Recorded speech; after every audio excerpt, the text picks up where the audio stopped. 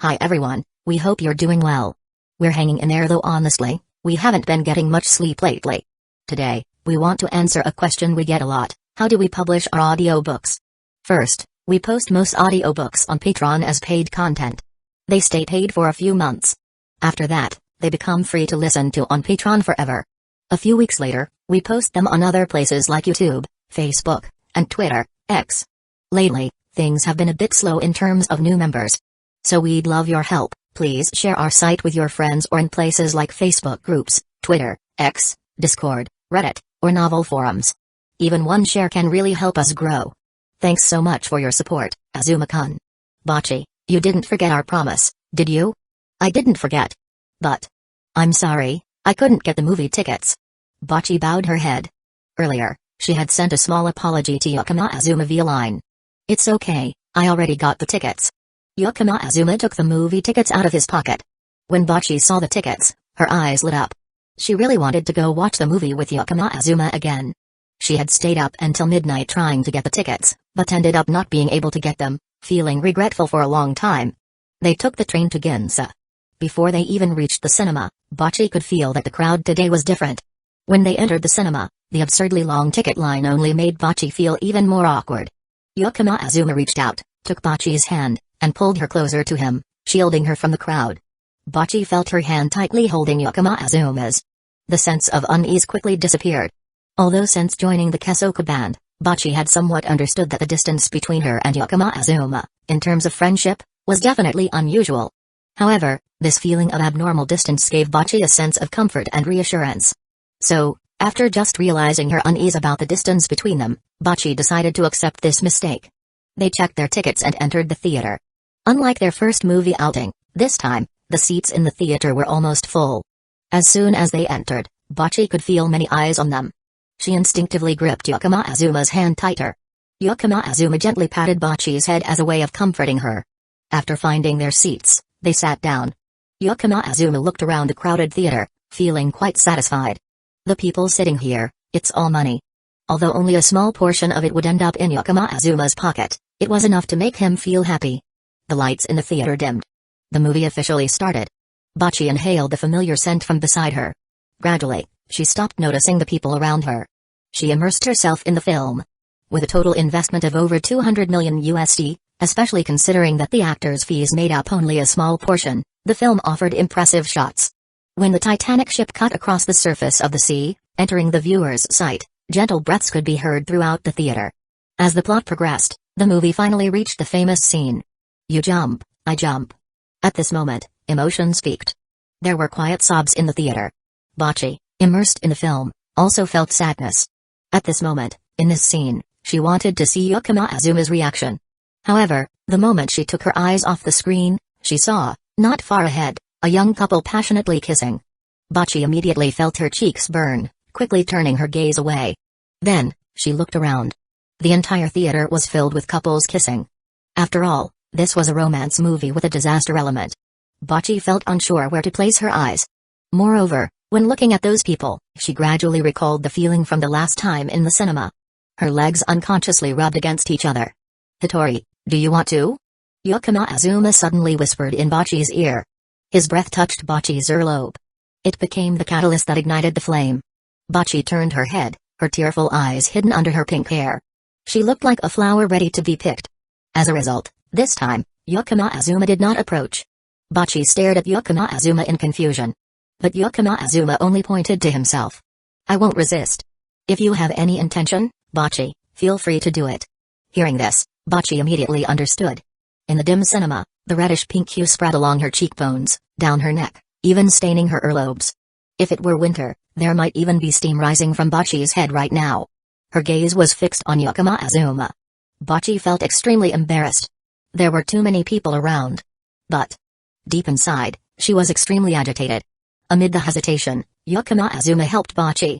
He raised his hand to cover Bocchi's eyes. So, when there was no longer any vision, Bocchi deceived herself, not caring about anything else. After all, she couldn't see anything. Therefore, there was nothing around her. Bocchi thought this to herself.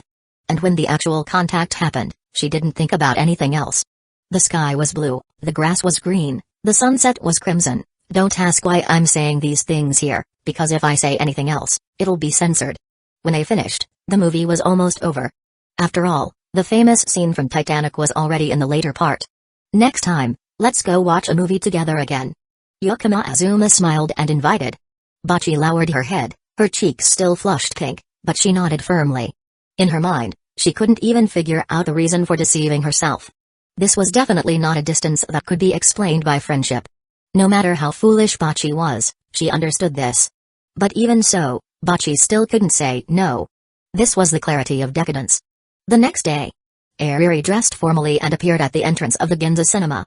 Yukima Azuma looked at the movie ticket in his hand. He had agreed before, but he hadn't paid attention. On the ticket, the seating was marked for couples. Yukima Azuma was very curious, wondering if Ariri had done this on purpose or by accident. And when they entered the cinema. What? What's going on? Ariri looked at the seat corresponding to the ticket and exclaimed in surprise. Yukima Azuma nodded. It was intentional but also accidental. Unlike the large cinemas at premieres, cinemas specifically for couples don't have many seats. And these couple seats were not just regular chairs. They were more like a double bed. There were no dividers between the two seats, and the backrests were connected, so the two people sitting could hug each other at any time. Ariri clearly didn't know this. After all, she had never been to a cinema for couples. Maybe Sayuri Obasan's friend bought the wrong ticket. Yukima Azuma cleverly helped Ariri out of this situation. Ariri immediately nodded rapidly. Yes, it must have been a mistake, but there's no other choice. After saying that, Ariri immediately sat down in the seat. Yukima Azuma also sat next to her. The movie began. In the summer, the air conditioning in the cinema was very strong. And when there are fewer people in the room, just sitting for a while makes it feel cold. Not even 10 minutes after it started, Ariri had huddled at the edge of the seat. Yukima Azuma found it both funny and helpless. If he didn't know Ariri was a silly girl, her actions today would really seem quite calculated. Purposely pretending not to know, buying tickets for a couple's cinema, and even wearing light clothing. Yukima Azuma put his arm around Ariri. Ariri stiffened, then her small hands pressed against Yukima Azuma's chest, trying to push him away. However, her resistance was really quite weak. Don't move, I don't have a jacket. The air conditioning is too cold in here. If you don't get close, I might catch a cold after the movie. Yukima Azuma said gently. You said that, so. I really have no choice, you should thank me, you know. By now, Ariri had completely stopped resisting, and instead, she curled up closer to Yukima Azuma. Her small, soft body, with a faint scent of pear filling the air. Yukima Azuma's hand started to grow restless. This is an emergency situation, this is an emergency situation. Ariri mumbled under her breath, pulling herself even closer into Yukima Azuma's arms. The movie was gradually reaching its climax. Ariri, curled up in Yukima Azuma's embrace, was crying uncontrollably. She was quite an emotional person. When the death of Jack came on screen, she couldn't hold back any longer and burst into tears. Yukima Azuma gently lifted her small head, which was rubbing against his chest. In Ariri's tear-filled eyes, he kissed her. Ariri could only make a choked sound. Then, she completely lost herself in the kiss. Strangely, not only did Ariri have the scent of pear, even in the kiss, she carried a slight sweet taste of pear. Yukima Azuma quite liked this flavor. So, he took his time enjoying it. Titanic was released globally, and it could be said that it was both highly praised and achieved immense box office revenue. In Yukima Azuma's original world, Titanic's global box office eventually stopped at $2.3 billion. But in this world, the release of Titanic was delayed by a few years. After the initial economic crisis, the movie was postponed until several years after the economy began to recover. In just a few years, the level of consumer spending had completely changed. Finally, when Titanic left theaters, its global box office was set at $3.4 billion. And Yukima Azuma's investment of $10 million, which accounted for 3.5% of the total revenue. 3.5%, this number might seem light before calculating the revenue. But after the calculation, it turned into $119 million. $119 million, which is 18.2 billion Japanese yen. Chapter 83, Yukino Shita. Yukino misunderstands until cries watching the same movie for the fourth time, one that he had already seen before. Yet Yukima Azuma didn't feel bored at all. The sparkling, water-like eyes of Bocchi and the conflicted boldness in her heart made it impossible not to tease her. Ariri's cute reactions, gradually shifting from arrogance to shyness, coupled with her pear-flavored sweet lips, also left a lingering impression. In contrast, The movie outings with Calamity Uchiha and Kato Megumi were relatively more peaceful. With Kato Megumi, things had only progressed to holding hands. But just sitting next to Megumi while watching a movie was enjoyable enough. As for Calamity Uchiha, nearly anything could be done. There was no need to do anything too extreme right inside the cinema. When Titanic ended its screenings, the box office revenue figures were released. Yukima Azuma's all-in investment had brought Laplace Corporation an enormous profit of $119 million. After subtracting the initial investment capital, the net profit still exceeded $100 million. For this investment, the return rate reached 1,000%. Converted to Japanese yen, the figure reached a staggering 18.2 billion yen. This unbelievable investment profit prompted Hayasaka Nao to take the initiative to call and report for the first time. It seemed Hayasaka Nao had also followed along with a small investment. But she didn't have the boldness to all in like Yukima Azuma. Even so, she still became a significant winner. But compared to the profits, Hayasaka Nao was even more amazed by Yukima Azuma's foresight. This man seemed to live up to his name. Just like Laplace's demon, he could seemingly foresee the future. During their conversation, Yukima Azuma and Hayasaka Nao briefly discussed the next investment plans. Among them, $20 million was allocated by Yukima Azuma to invest in a man named Michael Dell. This individual had registered his company 2 years ago with a capital of just $1,000. The product he aimed to develop was computers. 2 years later, he had launched his creation and was in urgent need of investment to validate it. Additionally, another $50 million was allocated by Yukima Azuma to invest in a computer operating system project by Microsoft. The founder of Microsoft, Bill Gates, was already a renowned entrepreneur and software engineer at this time. His company, Microsoft, had also captured a significant share of the software industry in the United States. Ordinarily, for a newly established venture capital firm like Laplace Corporation, without strong backing, it wouldn't qualify to participate in the initial funding rounds for Microsoft's projects. For a well-known company, when accepting investments, they don't just consider the money. They also focus on the value the investor can bring to them. Famous Wall Street venture capital firms, with just one investment, could generate media frenzy and massive advertising campaigns. Investors with a strong foundation and extensive connections could rely on personal networks to expand product distribution channels or even resolve issues related to sourcing cheaper raw materials. These were things that Laplace Corporation currently couldn't do. However, that was just the typical scenario. The computer operating system project by Microsoft at this time was an exception. Because the same year Microsoft began seeking investment, the U.S. government also announced that the Department of Defense would develop its own computer operating system and make it widely accessible. On one side was a civilian system, and on the other, a government-backed system. The trend clearly leaned toward the government. For this reason, most venture capital firms didn't see much potential in Microsoft's project. Thus, Laplace Corporation was able to secure this investment opportunity. The remaining funds, aside from operational costs for the overseas headquarters, were entirely used to invest in the branch in Japan. And finally, with money in hand. Today, Shita Yukino was sitting in an office building conducting interviews. Sitting across from her was a young woman named Ishiki Iroha. She was interviewing for a position in human resources.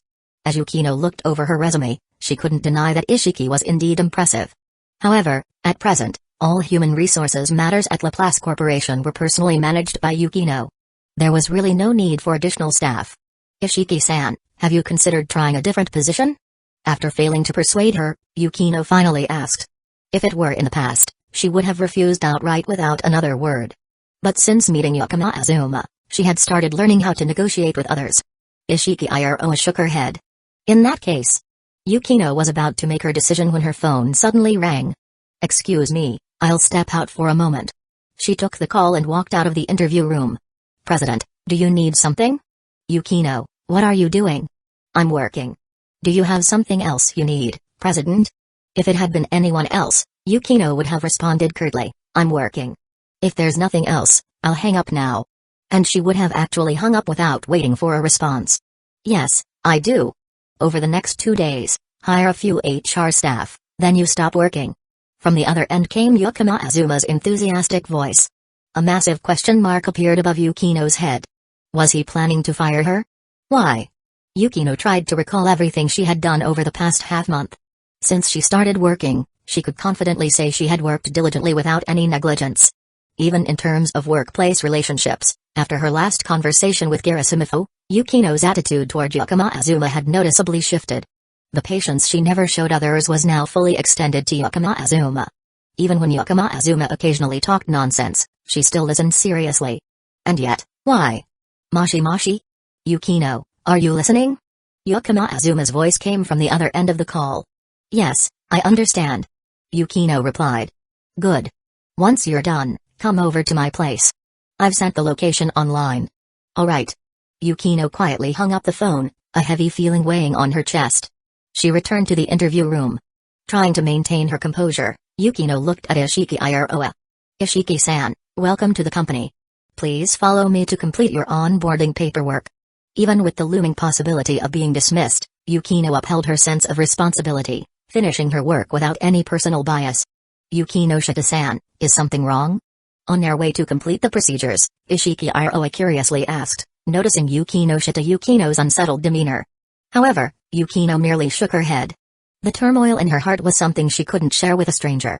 Once the onboarding procedures were completed, Yukino informed Ishiki Iroha that she would officially start work the next day. After that, Yukino left the company building. Following the directions on her phone, she made her way to the designated location. On her way there, Yukino's mind was in chaos.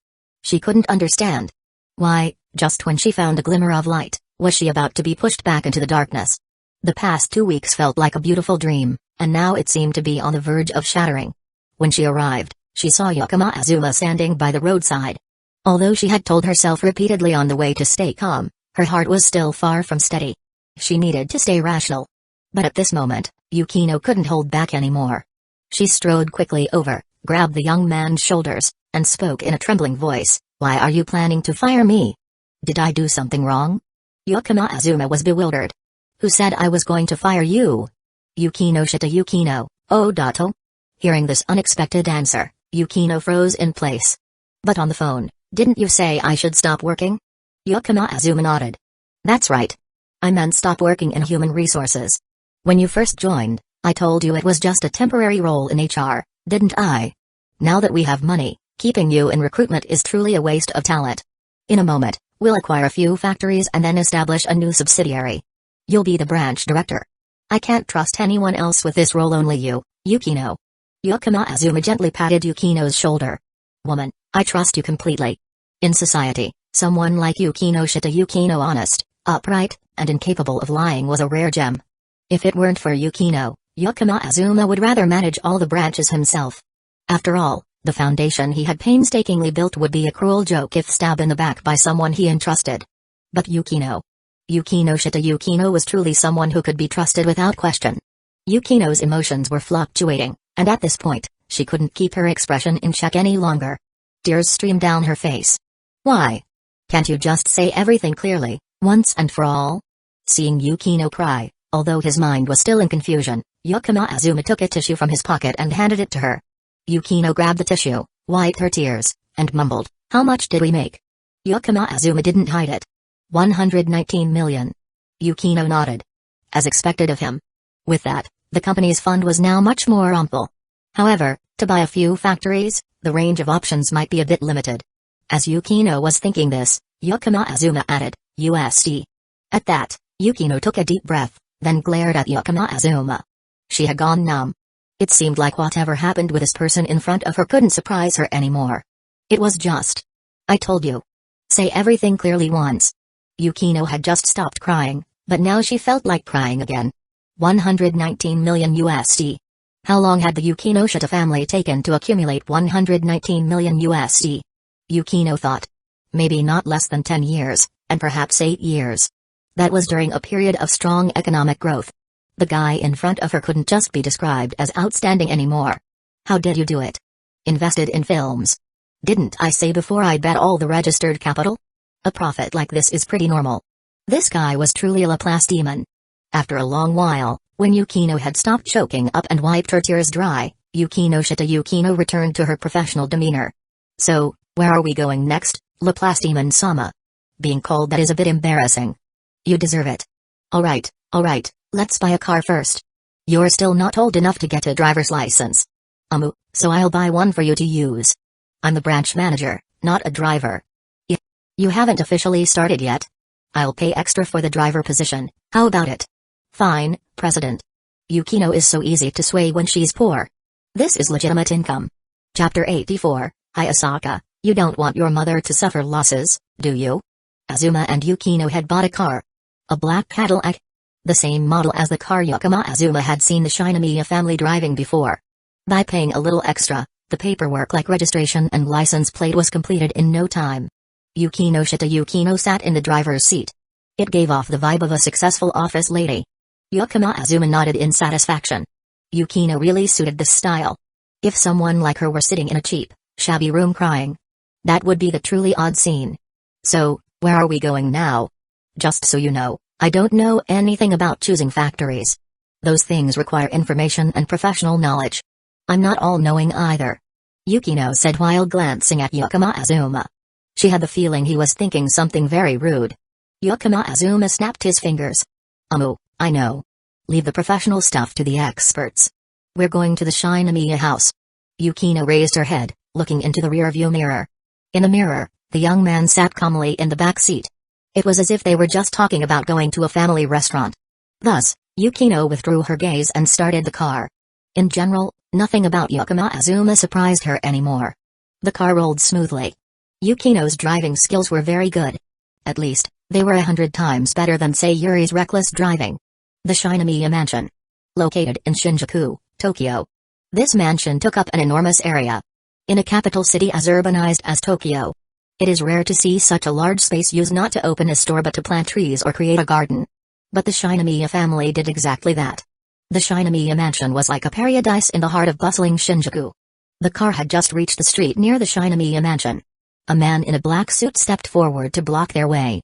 Azuma rolled down the back window. Hello, may I ask if you have an appointment or an invitation from the Shinomiya family? The man in the black suit asked with a respectful tone. I'm looking for Hayasaka. Azuma replied calmly. The man in the black suit took out his phone, checked it for a while. Then he lowered his head and asked again, may I ask your name, sir? Azuma. After receiving the answer, Azuma was allowed to pass. But only to the outer grounds of the estate. The main house of the Shinomiya family consisted of a central mansion, surrounding gardens, an outer grassy area, servants' quarters, and flower gardens. Currently, Azuma was still on the road outside this area. The car passed through the street, gradually heading into the outer garden. Azuma leaned against the window, gazing at the scenery outside. Yukino, how do you feel about all this? Yukino thought for a moment. In fact, the structure of the Yukinoshita mansion was quite similar to the Shinomiya. The only difference was that one was in Shinjuku, Tokyo, and the other was located in a less prominent area of Chiba. Moreover, the scale wasn't much smaller either. Therefore, the scenery along the way didn't surprise Yukino. If she had to describe her feelings. I'm curious, will you also build a mansion like this in the future? That was Yukino's impression. With Azuma's abilities, unless something unexpected happened, it was certain that he would have enough financial resources in the future to build a mansion like this. He wouldn't even need to wait for the future. Right now, as long as he wanted to, by recouping his investment, he could already do it in an area with cheaper land prices. Looking at the scenery outside the window, Azuma shook his head. Probably not. Yukino glanced at the rearview mirror again. The young man in the mirror still had a calm expression. Things like flower gardens. None of the people I know enjoy arranging flowers. A house this big, wouldn't it feel empty if you open the door every day? There's no atmosphere at all. If you can't open the door and call the person you want to see, then it can't be called home. It's simply just a place to live. Yukino withdrew her gaze. Her heart started pounding. She understood those words all too well. For all the time she had spent. Every day when she woke up in the Yukinoshita mansion. She didn't feel any warmth of what could be called home. Even though the mansion had a butler and servants. She didn't feel any living atmosphere. Yes, it was simply just a place to live. But her mother. For a home like this, she had almost sacrificed everything. The car stopped in front of the inner grounds of the Shinomiya mansion. A blonde girl in a maid uniform had clearly been waiting for a long time. Azuma opened the car door from the other side. He patted the seat next to him. Hayasaka, hurry up. Hayasaka smiled gently. But inside, she was full of Humphrey. Earlier this morning, she received a call from Azuma. On the other end, he asked, are you free today? As the closest maid to Shinomiya Kaguya, Hayasaka was someone who worked tirelessly 365 days a year. So, She quickly replied that she had work to do. As a result, Yakama Azuma told her to take a day off. Take a day off. Take a day off, my beep. However, in the end, Hayasaka did take the day off. Because Yakama Azuma told her there was something very important. He even said something like, Hayasaka, you don't want your mother to suffer losses, do you? Such words. In a situation with no other option, Hayasaka had to submit a leave request to her mistress. Even though she had never asked for a single day off in over 10 years. Getting in the car, Hayasaka politely greeted Yakama Azuma. Yakama-san, may I ask what important matter requires me to take time off and meet with you? Though polite, she emphasized the word important very clearly. It's urgent, help me make money. Yakama Azuma smiled as he spoke. A question mark appeared above Hayasaka's head. Why is helping him make money an urgent matter? And why should she help him make money? She was about to refuse. But just then, Hayasaka heard Yakama Azuma say, Hayasaka, you know, my company, Naao-san also has shares. Hayasaka, you don't want your mother to suffer losses, do you? Again, that line. Hayasaka wanted to kick him, make his head explode. But, being someone who loved her mother, Yakama Azuma had indeed provided a reason she couldn't refuse. So what do you want me to do for you? I want you to use the Shinomiya family's network to help me screen suitable electronics factories. Yakama Azuma made his request. Am I still supposed to be a servant of the Shinomiya family then? Hayasaka was furious, and this time, she couldn't maintain her politeness. You don't want your... Stop. I'll help. I'll help you find them, okay?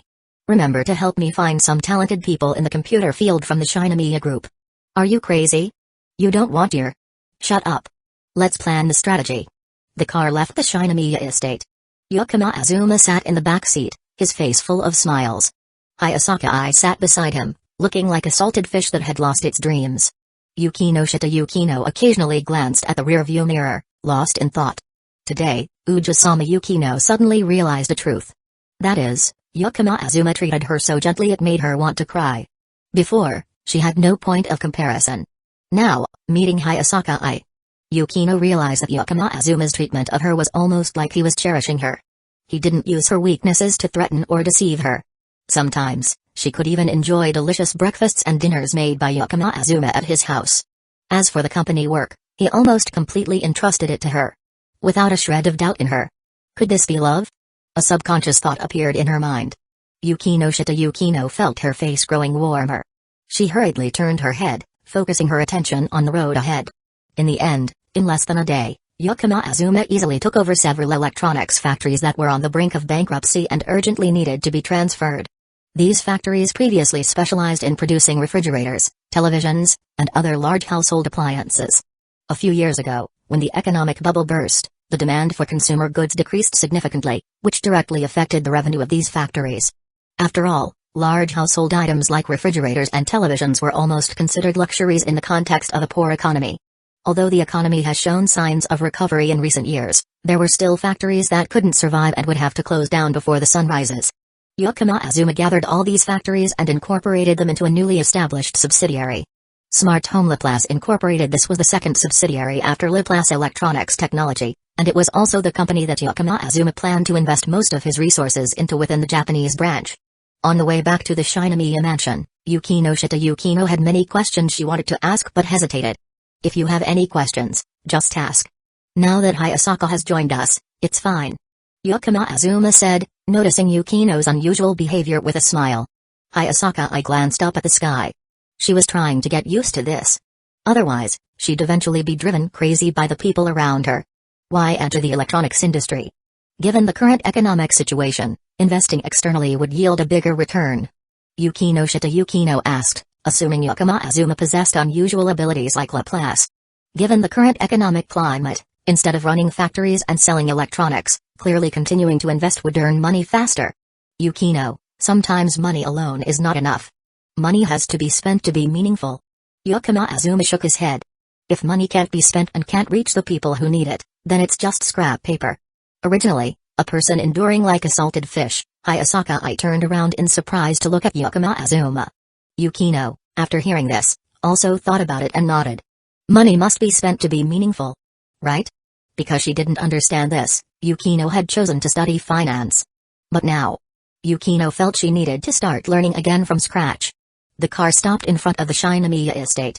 Hayasaka got out, stood outside for a while, looking at Yakuma Azumo before finally closing the car door. The car drove away, and Hayasaka turned around and walked into the inner courtyard of Shinomiya. Along the hallway, all the servants bowed respectfully to Hayasaka. After walking a short distance, Hayasaka arrived at Shinomiya Kaguya's room. She knocked on the door. Thud. "I'm back, Kaguya-sama. Come in." Hayasaka opened the door and stepped inside. Shinomiya Kaguya was sitting at the table, holding a red teacup. She had clearly been waiting for quite some time. "He called you? What did he want?" Before Hayasaka could even greet her, Shinomiya Kaguya hurriedly asked. Hayasaka paused for a moment and then said, "He asked me to use the Shinomiya family's network to take over a few factories." When Shinomiya Kaguya heard this answer, she raised an eyebrow. "Factories?" "Yes, factories. What's the plan?" "Looks like it's for household electronics." Hayasaka didn't lie. But the information she provided was even more vague than a lie. She had left out two crucial words. Smart devices. Chapter 85, Yakuma Azuma feels incredibly happiness, so he used 18 billion yen just to prepare some household items? Shinomiya Kaguya gently traced her finger along the rim of her cup. Shortly after their first meeting, Shinomiya Kaguya had ordered a thorough investigation into Yakuma Azuma's background. Of course, she also learned about Yakuma Azuma earning 18.2 billion yen from film investments. This was a figure large enough to draw the attention of the Shinomiya Corporation, particularly with the short investment cycle and the rapid return on profit. When she learned this, Shinomiya Kaguya was deeply astonished. This only strengthened her determination to recruit Yakuma Azuma. Shinomiya Kaguya was someone who, once she set her mind on something, would see it through to the end. No matter what obstacles she faced, she would find a way to overcome them until she achieved her goal. At the moment, that's all he's done so far. Hayasaka lowered her head. Due to the guilt in her heart, she didn't dare look Shinomiya Kaguya in the eye. Clearly, what Yakuma Azuma was involved in was insignificant compared to the Shinomiya Corporation. But Hayasaka still chose to conceal the truth. Because she and her mother shared the same belief. That person. That young man was far superior to the three sons of the Shinomiya family she had met. His future wouldn't stop here. One day, he might grow to the point of posing a real threat to the Shinomiya Corporation. As for her, ever since Hayasaka made her choice, there was no turning back. Fortunately, even if Yakuma Azuma truly became unpredictable in the future, at most, he would only affect a few sectors of the Shinomiya Corporation. And those sectors weren't particularly relevant to Shinomiya Kaguya's future. Thinking this, Hayasaka felt a lot more at ease. The rest of the Shinomiya family might not matter to her. But Shinomiya Kaguya was someone she didn't want to betray. Lifting her teacup, Shinomiya Kaguya took a sip of black tea and smiled faintly. There's no other way. That's the extent of his vision, but even so, it's already impressive. With a bit of guidance, he'll undoubtedly become a qualified assistant. There's no doubt about that. He's studying at Toei Agasaki, isn't he? Next semester, let Shuchin send him an exchange invitation. Hayasaka opened her mouth to say something but hesitated. In the end, she simply nodded. The student exchange program. This was a special program existing only between the three top private schools. In the second half of each academic year, students from Toei Agasaki Private Academy, Shuchin Private Academy, and Hyaka Private Academy could apply to study as exchange students at the other two schools. Simultaneously, the schools could also directly invite a specific student for the exchange program. However, the latter case was exceedingly rare. Yakuma House today wasn't the weekend, but Yakuma Azuma had taken a leave of absence from school. As soon as he got home, he saw 3 pairs of neatly arranged small leather shoes at the door. Peeking into the living room, he saw Kasumi Jouka, Ariri, and Kato Megumi sitting properly on the sofa. "I'm back. Welcome home." X3 After changing into house slippers, Yakuma Azuma curiously stepped into the living room. "What's going on? Is today some special occasion?" Ariri shot him a glare. "The day after tomorrow is the official release of White Album, and you're not even a little nervous?" Hearing that, Yakuma Azuma finally understood why the 3 girls were gathered. "Relax. I've already spent a ton of money on advertising. If it doesn't sell, I'll just hunt down the advertisers and demand refunds," Yakuma Azuma said with a shrug. Upon hearing this, the 3 girls could only shake their heads helplessly. How should they put it? Yakuma Azuma's words really ruined the atmosphere. But they had to admit. Such statements were far more reassuring than something like, "Our game is definitely flawless," or other overly optimistic lines that ignored objective reality. His words somehow instilled a strange sense of confidence. Anyway, let's do one last check of the game. Kato Megumi suggested. Yukima Azuma, of course, had no reason to refuse. Kasumijoka and Ariri also nodded in agreement. Thus, the four of them sat down together. Yukima Azuma in the middle, Kasumijoka on his right, Kato Megumi on his left, and Ariri somehow pushed aside sat sulking behind him, grabbing the mouse. Yukima Azuma opened the visual novel under the watchful eyes of the three girls. The feeling was a bit strange. It was like being in the middle of a happy ending without realizing it. However, Yukima Azuma quickly focused and took the game seriously. After all, this was everyone's hard work. Ariri's illustrations were truly exceptional. The characters on the screen were vivid and lifelike, making players involuntarily fall in love with them. Kasumijoka's script was top-notch as well. Though Yukima Azuma had provided the original storyline, the dialogue in the game ignited emotional sparks within players, perfectly aligning with the plot. It truly achieved the goal of using words to spark genuine feelings. The game had about 8 hours of content. Yukima Azuma played for 2 hours before stopping. Behind him, Ariri, who had been sitting quietly, suddenly let out an audible growl from her stomach. "You're even greedier than Shiretomaru." Kasumijoka Uchiha teased as she glanced at Ariri. "This is just a natural bodily response. It's not like I can control it," Ariri retorted, her face turning red with anger. Yukima Azuma pressed the pause button. "If even we, the creators, are so engrossed in this game, there's no way it'll fail. Now then, let's address a more pressing issue. No matter how good a game is, it can't substitute for a proper meal, right?" The three girls nodded in unison, wholeheartedly agreeing. "I want char-siu." Ariri was the first to raise her hand. "I want noodle soup." Kasumijoka voiced her directive. Yukima Azuma turned to Kato Megumi. "I'm fine with anything." Kato Megumi, as always, was easygoing. "Alright then, let's make mixed ramen with char-siu," Yukima Azuma concluded. Mixed ramen, also known as hot pot noodles, is typically made with ingredients like pork, pork blood, fish balls, radish, and noodles soaked in broth. The dish is topped off with a ladle of hot soup. In some places, pork intestines are added for extra flavor. Yukima Azuma began preparing the noodles at the stove, with Kato Megumi efficiently assisting him. Meanwhile, Kasumijoka and Ariri simply sat and watched. As the water began to boil, Yukima Azuma casually brought up the topic of midterm exams. "Speaking of which, how's everyone doing with studying? The midterms come right after the summer Conquest. Garasu-sensei mentioned that if you don't meet the passing standards this time, you'll have to attend supplementary classes throughout the summer." The reactions from the three girls varied. "Azuma-kun, who do you think I am? Exams at that level I can pass them with my eyes closed." Kasumijoka scoffed, her gaze shifting to Ariri sitting nearby. "As for a certain half-British someone, how's your English? I feel like the British blood in you is crying out in anguish at its owner's incompetence." Ariri froze in place, completely stunned. Summer school? She hadn't even heard of such a thing. Her precious summer vacation, how could it possibly be wasted on remedial classes? The fear of supplementary classes overwhelmed her, leaving her unable to muster a retort to Kasumijoka's taunts. "Help me." Ariri looked at Yukima Azuma with pleading eyes. Yukima Azuma could only sigh, rubbing his forehead. "Alright, after the summer Conquest, I'll tutor you." With that, he turned to Kato Megumi. "And how about you, Megumi?" Kato Megumi said nothing. Though she didn't reply, Yukima Azuma, who understood her well, could sense her unease. "In short, after the summer event, Megumi, you'll need to show up on time for study sessions too." Yukima Azuma made his decision. Kasumijoka finally realized something wasn't quite right. Her slender legs, encased in black stockings, began tapping restlessly against the wooden floor. Was she being excluded because she was good at studying? No, the real issue seemed to be her grade level. Garasu-sensei is upstairs, asking her to tutor would definitely be more effective. Kasumijoka quickly came up with an idea. Ariri glared at Kasumijoka in frustration. That fat woman. If she couldn't get her way, she'd sabotage everything, right? If they could understand Garasu-sensei's lectures, they wouldn't be in this situation. Ariri, go upstairs and call Garasu-sensei down for dinner. Yukima Azuma reluctantly made the decision, using the moment to change the topic. Hearing this, Ariri quickly ran up the stairs. No tutoring session for that fat woman, good. When she reached the door with the nameplate Garasu-mifu hanging on it, Ariri knocked. "Garasu-sensei, come down for dinner."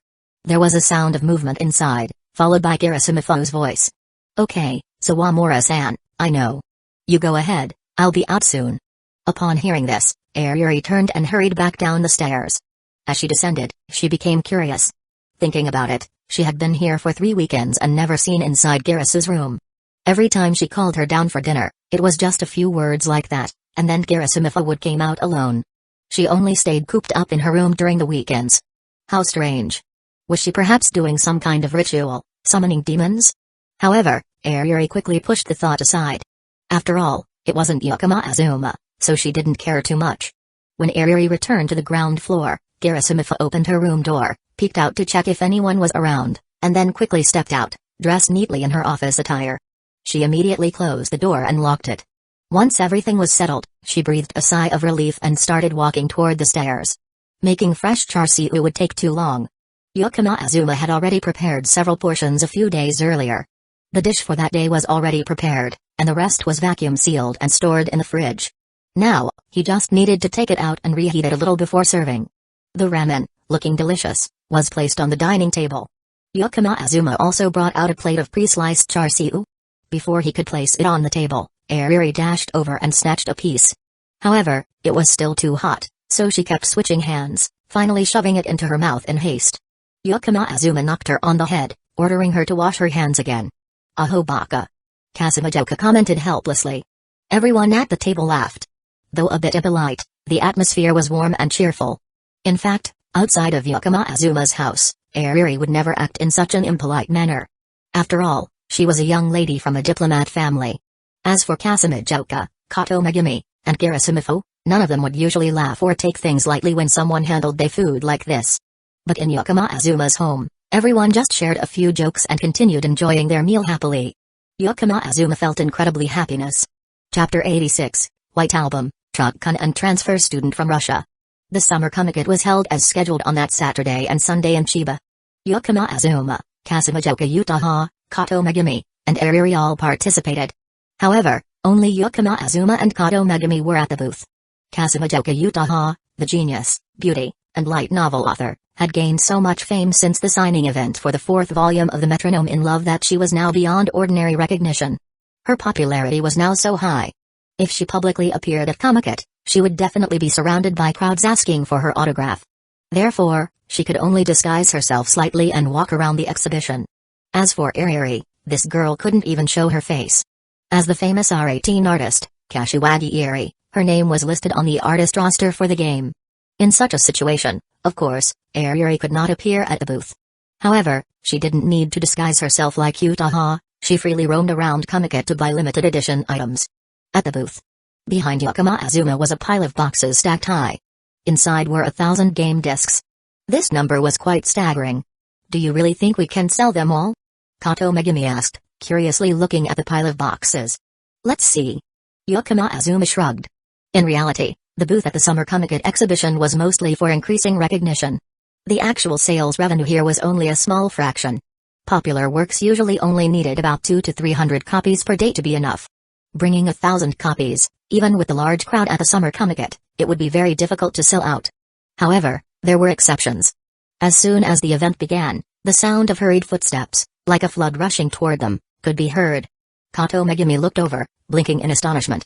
A large group of visitors was rushing toward them. Since running was prohibited in the exhibition area, the crowd was almost like participating in a race walking competition. Before even reaching the booth, they had already lined up in a long queue. They completely ignored the game experience area and went straight to the sales area of the two of them. "Hello, please give me 3 copies of White Album." The first customer, breathing heavily, quickly said. Yakama Azuma shrugged at Kato Megumi. It was as if to say, "See?" Kato Megumi hopelessly shrugged back. It was as if to say, "Fine." She packaged 3 copies of White Album and handed them over. Yakama Azuma took care of the money collection beside her. Most customers bought 3 copies at once.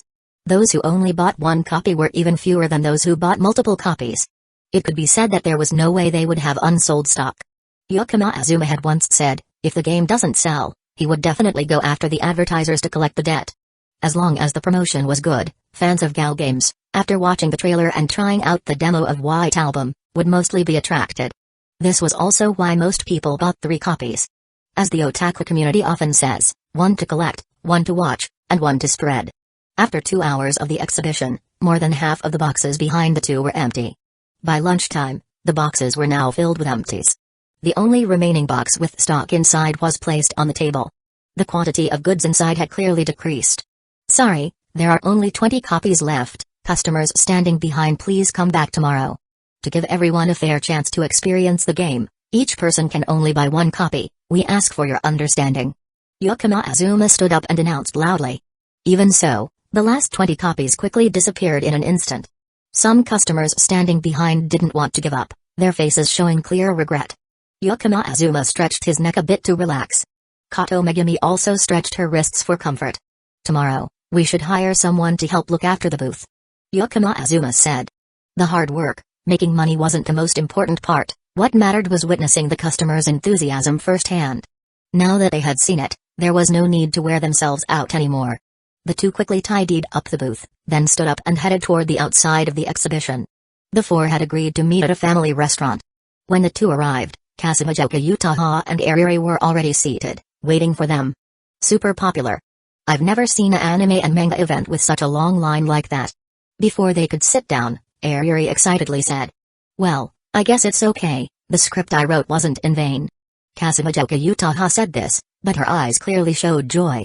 Now you two can relax, right? Yukima Azuma sat down and sighed. I wasn't worried from the beginning. Ariri looked up. I wonder who was running around like a headless chicken out there before the event started. Kasumijoka Uchiha mocked. The two started bickering again. Yukima Azuma realized that Kasumijoka Uchiha really liked teasing Ariri.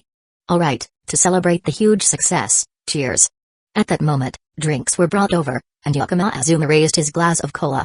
The three girls looked at each other for a moment, then also picked up their glasses. The four glasses clinked together, making a clear and pleasant sound. The three girls were clearly very excited.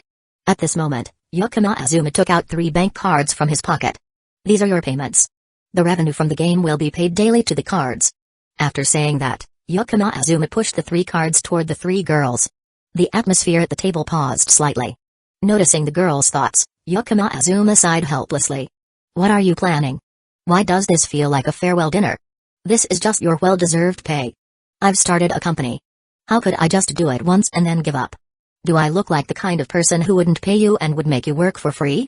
Yukima Azuma's teasing made the 3 girls unable to stop themselves from laughing. Actually, no matter how grumpy he is, Lonely-kun isn't really a bad person. Kasumijoka Uchiha was the first to take her card.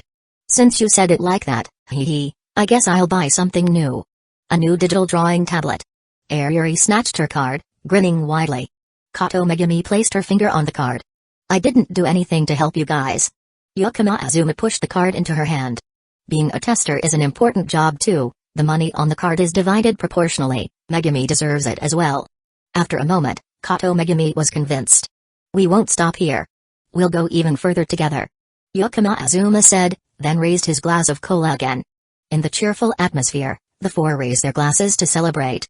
The next day, the sales for the first day of White Album were announced. The number of copies sold on the first day surpassed 200,000.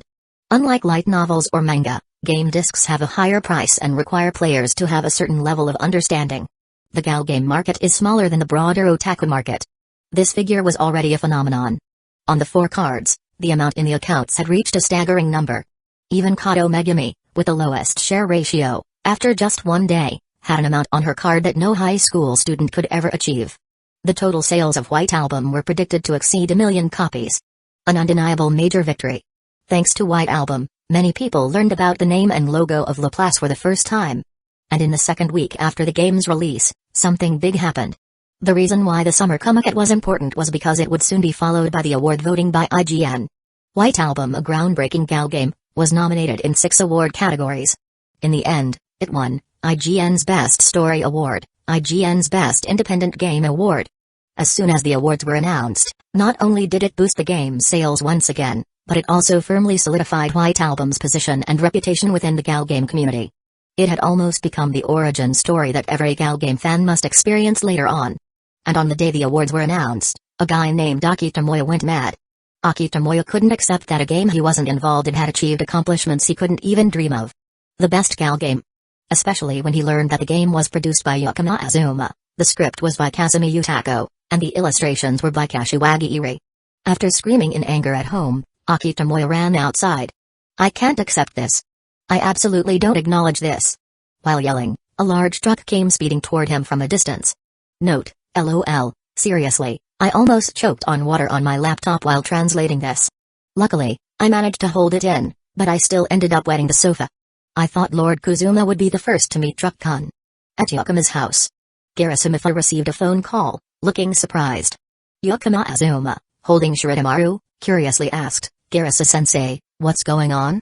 Garasamitha quietly nodded. She sighed, then spoke, Aki Tomoya from our class had a truck accident this morning. He was rushed to the hospital, but he didn't make it. He's dead. Yakuma Azuma blinked after hearing this. Who? Aki Tomoya really met Truck-sama? So, is this an Isekai situation now? Yakuma Azuma really wanted to make some excuses, saying that he brought it on himself. But if the police had the perspective of the reader, they would definitely keep Yakuma Azuma for questioning for 2 days. However, it wasn't Yakuma Azuma who ride the truck. It can only be said that there are thousands of vehicles on the road, but safety is the most important. If you don't follow traffic laws and go crazy in the middle of the street, you'll have to pay the price. So, do we need to organize a visit to his family? Yakuma Azuma asked. He's dead already. As a teacher, Garasamitha had to visit the family of the student. To help Garasamitha, Yakuma Azuma was also ready to act along. Garasamitha shook her head. A visit? Maybe it's not necessary. After all, he didn't really have any friends in the class. The parents also said there's no need to inform anyone else about his death. Just tell them next week that he transferred schools. By coincidence, we'll have a transfer student joining our class next week. With a new student coming and going, no one will really pay attention to it. Yakuma Azuma was a bit surprised after hearing this. A transfer student? At this time? The summer exams are almost here. Garasamitha rubbed her forehead.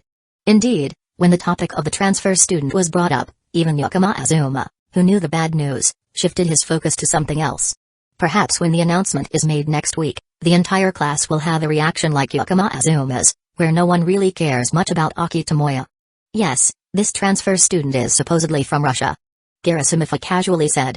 Yakuma Azuma blinked. Oh, from Russia. That's not too surprising. The school systems in Japan and other countries are not synchronized. If a student is from another country, it's normal for them to appear at any time. When she arrives, you should help her, assist her in adjusting to the class. Garasamitha instructed. We can't have another student isolated like the one before. Me? I'm really busy. Yakuma Azuma pointed at himself. Garasamitha raised her hand, ready to pinch Yakuma Azuma's ear. Yakuma Azuma quickly apologized and agreed to help. Chapter 87, Alice sometimes hides her feelings in Russian Monday.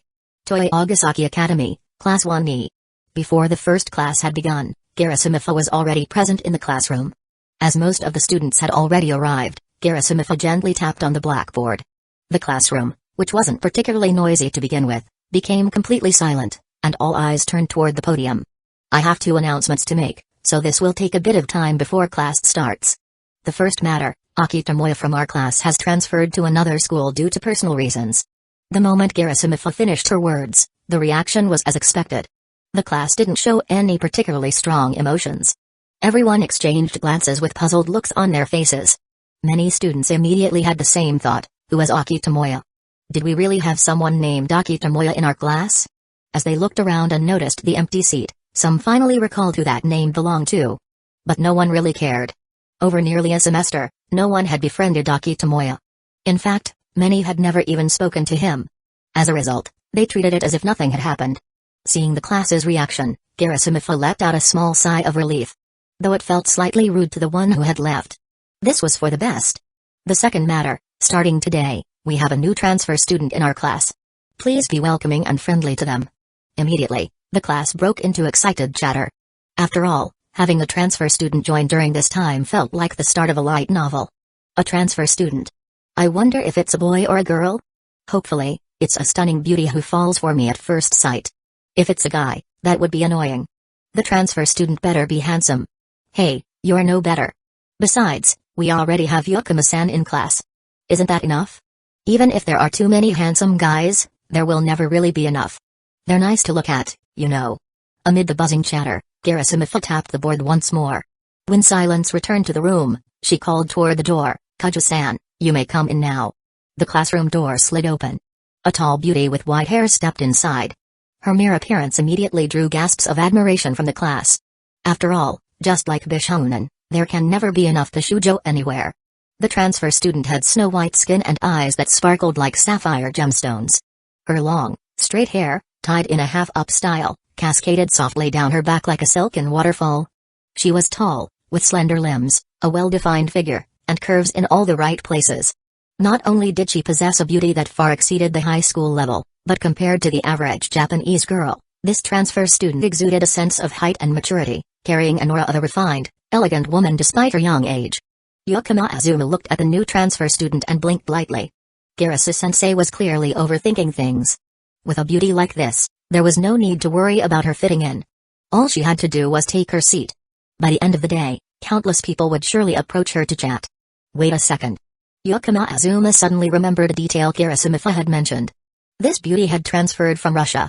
Her native language was Russian. Could it be that she wasn't fluent in Japanese? If so, would he be tasked with acting as her translator? At that moment, the transfer student stepped up to the podium and wrote her name on the blackboard. Elisam Kaila Nekaju. Her full name was even longer than Aries. You can call me Ella. I'm half Japanese, half Russian. Please take care of me. Ella introduced herself succinctly. Her Japanese was quite fluent. Yukima Azuma dropped his face onto the desk. Might as well sleep. Kirisu-sensei was definitely worrying for nothing. Kaju-san, you can sit over there. Kirisu pointed to the seat next to Yukima Azuma. That spot had been left vacant as announced earlier that morning. If you have any difficulties with your studies or anything else, feel free to ask the person next to you. Hey, Yukima Azuma, wake up right now. Kirisu-san's voice rose in irritation when she realized Yukima Azuma was already fast asleep. She had specifically reminded him over the weekend to help the new student. Yukima Azuma lifted his head, revealing a red mark imprinted on his forehead. Eri, seated nearby, couldn't hold back her laughter. Even Ella, standing at the podium, allowed a faint smile to escape. As the new student approached, Yukima Azuma, feigning charm, pulled out the chair next to him with a flourish and gestured invitingly. Thank you. Ella spoke softly in gratitude. Yukima Azuma waved dismissively and slumped back into his seat. Resting his face on the desk again, he felt the heat causing the hair on his forehead to stick to his skin uncomfortably. He brushed his bangs back, pushing his hair away. At that exact moment, Ella's gaze turned toward him. In the soft morning light, his casual gesture of sweeping his hair back revealed his clean-cut, handsome face, illuminated with an almost ethereal glow. Though his expression was somewhat lazy, that very laziness gave him an irresistible charm. The simple act of brushing his hair back was enough to accentuate his good looks. So handsome. Hearing the faint murmur, Yukima Azuma turned to look at Elisa. Ella remained composed, meeting Yukima's gaze directly. Her calm demeanor made Yukima wonder if he'd imagined hearing it. Excuse me, Kaju-san, what did you just say? I was just saying thank you. Ella replied calmly. Yukima Azuma's mind was filled with a big question mark. That clearly wasn't a simple thank you, it was a compliment about how handsome I am, wasn't it? What's going on here? Since most ordinary Japanese students don't understand Russian, does she think it's fine to just openly say whatever's on her mind in Russian? Isn't his a bit too bold?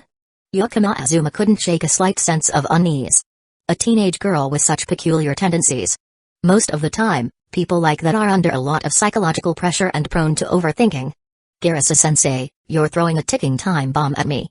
But maybe it's best to just act like I don't understand. Yukima Azuma nodded and responded with a gentle smile. You're really handsome. In Russian, Ella once again, without a hint of emotion, stated her honest thoughts. Yukima Azuma turned his head away, avoiding her gaze. Beside him, Eri finally stopped laughing. Even someone as oblivious as her could now sense the gravity of the situation. A transfer student had just arrived, not just any transfer student but a beauty far beyond the usual school standards. And she was seated right next to Yukima Azuma. On top of that, the two were chatting quite naturally. This. A metaphorical exclamation mark popped up over Ari's head. Wasn't this the classic setup of a girl who fell from the sky? And as for her, the childhood friend, wasn't she shaping up to be the typical loser character in a high school romance comedy novel? What's more, Ari realized a major problem. Her defining trait being a half-blood was now completely overshadowed. This girl who fell from the sky had the same trait. This is bad. My position is about to disappear entirely. Ari finally began to panic. As soon as the bell signaling the end of class rang, things unfolded exactly as expected. A large group of classmates gathered around Ella's desk, crowding an entire corner of the room. Naturally, most of those who approached were female students. High school boys in their prime youth, faced with an overwhelmingly beautiful girl, often felt too shy to start a conversation directly. Instead, they chose the indirect route. Ayuri sat off to the side, watching the scene unfold with mixed emotions. Fortunately, Yakama Azuma remained seated in place, which offered some comfort to the twin-tailed blonde. At that moment, two boys approached. Kunimayama and Satukazuma, two of Yakama Azuma's friends at school. The first, Kunimayama, was a key member of the basketball team, with a decent appearance, scoring around 6 or 7 points out of 10, and a healthy build that made him quite popular. The second, Satukazuma, was an otaku, but his personality was not as unpleasant as Aki Tomoya's. "Hey Yakama, after gym class, want to play some basketball?" Kunimayama asked, inviting him. Yakama Azuma nodded in agreement. He liked participating in sports activities like basketball, as it helped with his physical fitness. "You two really are a bunch of uncivilized brutes," Satukazuma remarked sarcastically. He had tried playing basketball with the two of them before, but the skill gap between them was just too big, like an insurmountable wall. So, Satukazuma had given up, choosing to live with the bitter reality of his own limits. "Kazuma, here's some advice. If you ever get eyes-keyed into another world." Yakama Azuma patted Satukazuma on the back, offering serious advice. "When you pick your cheat, don't think too hard. Choose something with average abilities, okay?" Satukazuma blinked in surprise.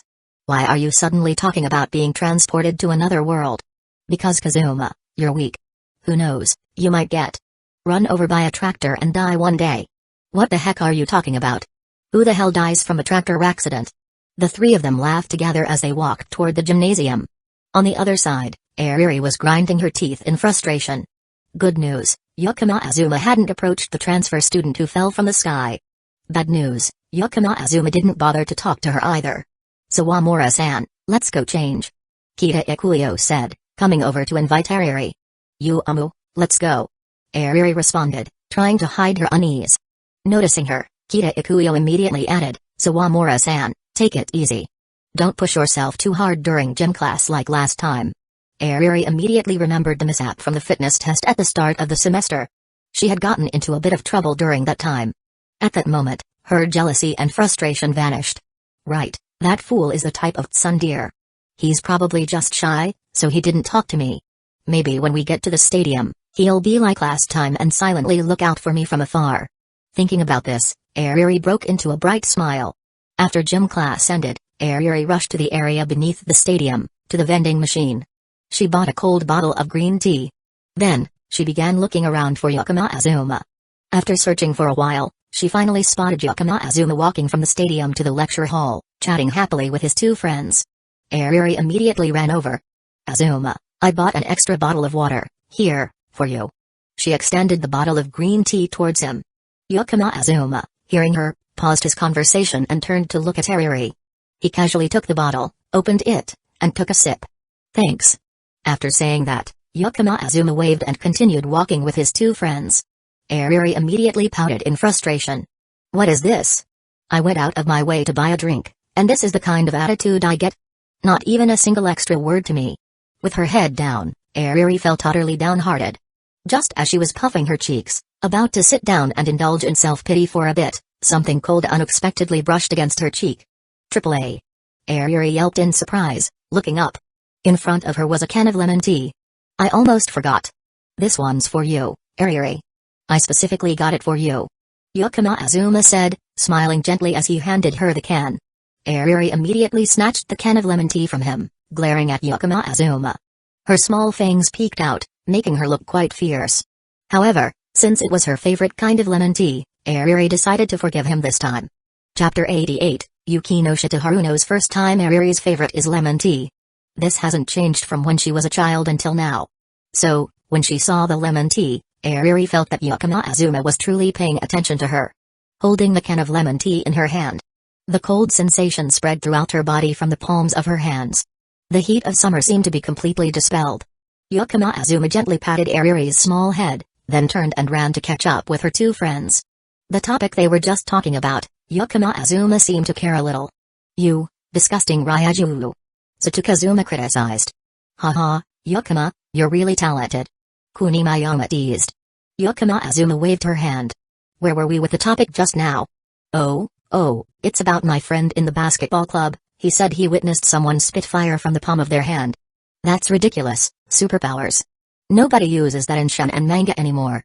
"Yeah, My friend said it very confidently, even pounded his chest, saying he saw it with his own eyes and heard it with his own ears. Kunimayama made a chest-pounding gesture. Satukazuma looked at him with the expression, "You believe everything your friend says? If superpowers really exist in this world, then please reincarnate me into another world. I don't want to be a bystander in a shonen manga. Those supporting characters in shonen manga never end up well." The conversation circled back to the topic of another world from earlier this morning. Yakama Azuma thought a little. Superpowers? Really? If it were last year, hearing this topic, he would have just laughed it off. But the problem is, he really met someone with supernatural powers, someone with an eye of yin and yang. That day, after school, Yakama Azuma walked out of the school gate and saw a red and white Porsche sports car parked in front of Toei Agasaki. Seeing this luxurious car, Yakama Azuma had a bad premonition. So, he immediately turned around, preparing to take a detour and leave by the sidewalk on the other side of the street. As a result, just as he turned around, a fragrant breeze hit him from behind. "Azuma-kun, long time no see." The sensation of a mountain pressing down on Yakama Azuma's back was quite striking. The alluring scent completely enveloped Yakama Azuma. Two slender, white hands stretched out from the side of the neck, intertwining before Yakama Azuma's chest. Her hair lightly touched the back of his neck, the itching sensation spreading to his back. Yakama Azuma was hugged from behind, with no choice but to stop. "Let me go. It's so cold. It's been a long time since we met. Is it because I did something wrong that made Azuma-kun angry?" Despite saying this, the person let go of Yakama Azuma's neck. Then moved to stand facing Yakama Azuma. This is a beauty almost beyond reproach. Short black hair, smooth white skin, with eyebrows and facial features that are extremely delicate. Her appearance resembles Yukino Shita Yukino, but she exudes a more mature aura. She wears a tight-fitting t-shirt and denim shorts. Her long, smooth legs are exposed to the air, so long that it's almost unbelievable. Her body, with distinct curves, can't even fully describe her beauty.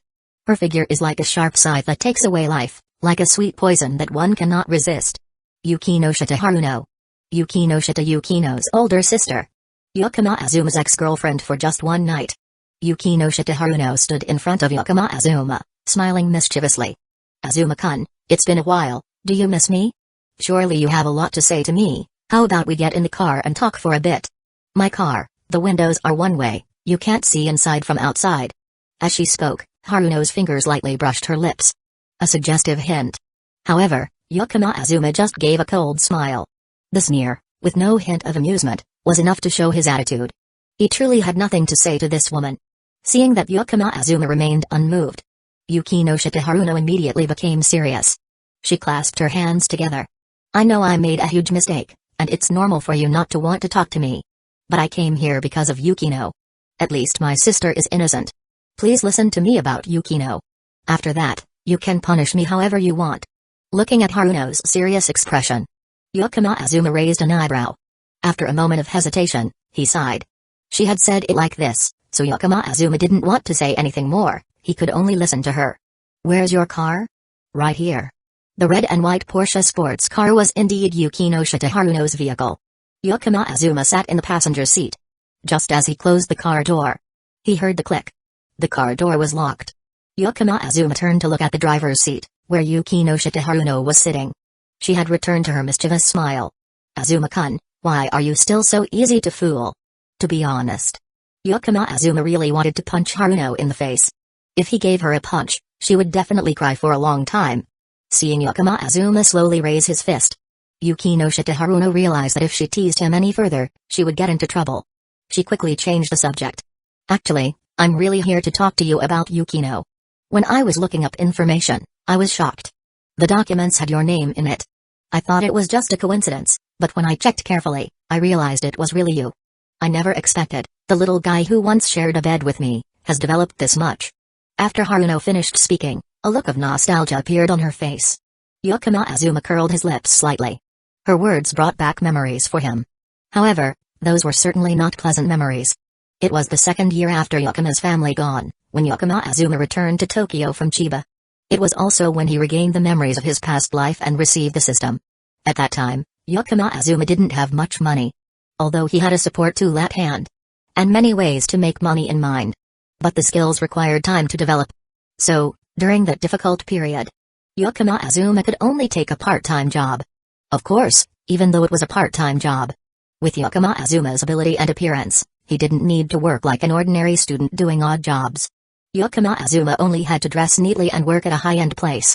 With his looks and proficiency in multiple languages, Yakama Azuma easily passed the interview.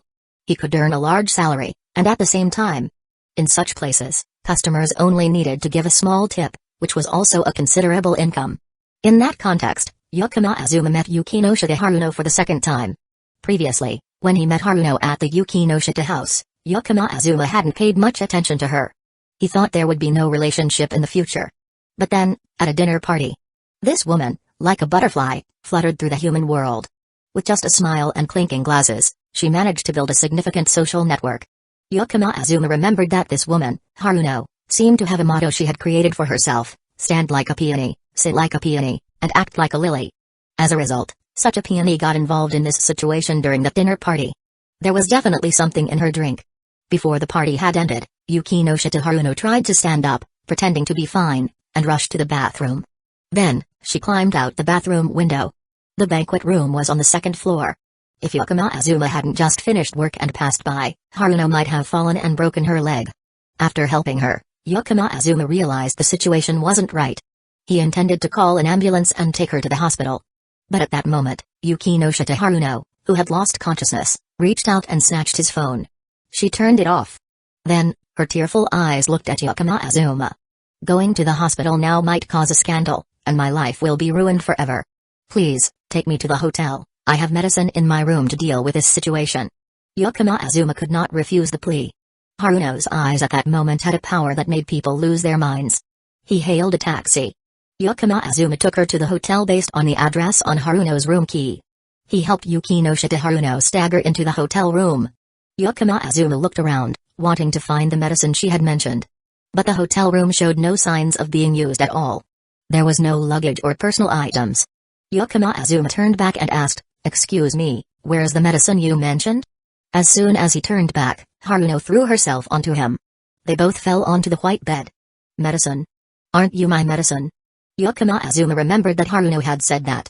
Then, Haruno really consumed Yakama Azuma. It was likely because Haruno had reached the age of sexual desire, or maybe it was due to the effects of the drug. She completely consumed him. As a result, Yakama Azuma had to wait until noon the next day to wake up. When he came to, Yakama Azuma saw fresh clothes hanging at the head of the bed. On the sheets, there was a bright red stain. On the bedside table, there was a pile of Japanese yen. Looking at these things, Yakama Azuma fell into thought. After a while, he realized something. It seemed he had been misunderstood. He quickly jumped out of bed, put on his clothes, and called the hotel staff. The staff said that Haruno had left early in the morning. She had also extended the room for 3 more days. Yakama Azuma asked the front desk for Haruno's contact information. The front desk replied that it was the guest's personal information. This answer could not fool Yakama Azuma. He immediately declared that Haruno had stolen from him and demanded an investigation. At the same time, he slipped some money into a hidden corner of the camera. Thanks to the reasonable change in reasoning and the power of money, Yakama Azuma finally obtained the real information. That morning, when Haruno left the hotel, she had used her status to erase her information from the hotel system. When he found this out, Yakama Azuma was furious. How could he contact her? Aside from going to Haruno's house to block her way, Yakama Azuma decided to give up. The money on the bedside table, Yakama Azuma put into an envelope. This envelope, along with a white bed sheet, was placed into a handbag. He threw it into the bottom drawer of the wardrobe in the bedroom. The purpose was to remind him of the humiliation and to push himself to strive harder. As a result, a few hundred days later, a woman suddenly appeared. And she stood blocking the school gate. She started with the words "long time no see." If Yakama Azuma could show a friendly attitude, that would be strange. He had never tried punching another woman, and didn't know if he could do it. But if it were a punch to Yukino Shita Haruno's face, Yakama Azuma was sure he would feel no guilt at all. That bitch, a punch to her face would surely make her cry for a long time. Chapter 89, Yukino, I can't be without you. Yukino Shita Haruno, the eldest daughter of the Yukino Shita family. The Yukino Shita family has only 2 daughters, and she is the elder. As the older sister and the one better adapted to society, Yukino Shita Haruno is almost a symbol of the Yukino Shita family. However, this prestigious lady who shines brightly on the outside is internally scarred and already in tatters. Yukino Shita Haruno understands her mother very well. Her mother, who is wholeheartedly devoted to inheriting and expanding the Yuki no Shita family, possesses strong ambitions and abilities. From a young age, Yuki no Shita Haruno understood her own mission. For the advancement of the Yuki no Shita family, Yuki no Shita Haruno honed her social skills to their peak. Every day, she wore a mask. Speaking human words to humans, demon words to demons. She was also prepared to sacrifice some personal freedoms for the sake of the family. However, that resolve was shattered into pieces by two events. The first. At an evening party, Yuki no Shita Haruno was drugged by her fiancé, who intended to commit an indecent act against her. Even though only 2 years remained until their engagement term, he could not wait even for that short time. He didn't even bother with sweet courtship, opting instead for the most despicable method. That day, although Yuki no Shita Haruno escaped, she still lost her first time. If there was any consolation, perhaps the fact that her first was with a younger, handsome boy made her feel a little less heartbroken. The young man working as a server at the venue was quite Haruno's type. This one thing could barely count as some small psychological comfort. The second. Yukino left the Yuki no Shita family. As someone who dearly loved her younger sister, Haruno's feelings toward Yukino were deeply complex. She didn't want Yukino to be hurt, but she also hoped Yukino could grow quickly, mature enough to no longer rely on her. During their youth, Haruno always played the role of the perfect yet terrible older sister. She acted as both an opponent and a target for Yukino to strive toward, guiding her forward. But due to the turmoil within the Yuki no Shita family, Yukino also had to bear the burden of an arranged marriage. Haruno didn't want to see that happen, but she was powerless to resist. The Yuki no Shita family was under the complete control of Mrs. Yuki no Shita. The 2 daughters born into this family were like 2 golden canaries trapped in a gilded cage. Haruno tried to play the role of an exceptional canary. One that could occasionally step out of its cage, earning applause and admiration for its master. But in the end, it was still tethered by a thin string around its leg. As for Yukino, the other canary, locked tightly in the cage since birth, suddenly, upon graduating from university, broke free from its chains and flew toward the sky. As if, under the vast blue sky, even if its feathers were singed by the sun, even if its wings were broken by fierce winds, even if it crashed into lush branches, bloodied and battered, Yukino would not care. Haruno was simultaneously astonished by her younger sister's strength and heartbroken by her fragility. Yukino was strong enough to break free from the mental chains and soar straight into the sky. But Yukino was also weak, unable to fully spread her wings under the blue heavens. Haruno was sent by Mrs. Yuki no Shita to Tokyo, tasked with forcing Yukino to return home. Thus, Haruno sought out the Fujikawa publishing house. She visited the companies behind the recruitment websites. She approached every company Yukino had worked for, forcing them to dismiss Yuki no Shita Yukino. When doing these things, Haruno sighed briefly. But it didn't change anything. Because even if Haruno didn't do it, Mrs. Yuki no Shita would come to Tokyo and do the same. And once Mrs. Yuki no Shita got involved, her actions would bring Yukino far more suffering than Haruno's ever could. Therefore, Haruno believed it was better for Yukino to obediently accept it, suffer less, and return home. Yet Yukino faced every hardship so resolutely. She endured and soared for an entire year under Tokyo's vast blue sky. Once more, Haruno traveled from Chiba to Tokyo, this time bearing an ultimatum. This time, she had to bring Yukino home. If not, Mrs. Yuki no Shita would come personally. But this time, when Haruno investigated her sister's circumstances, she discovered that Yukino was working for a company called Laplace Corporation. And the person controlling that company? The records clearly listed the name Yakama Azuma. Of course, Yuki no Shita Haruno knew this name.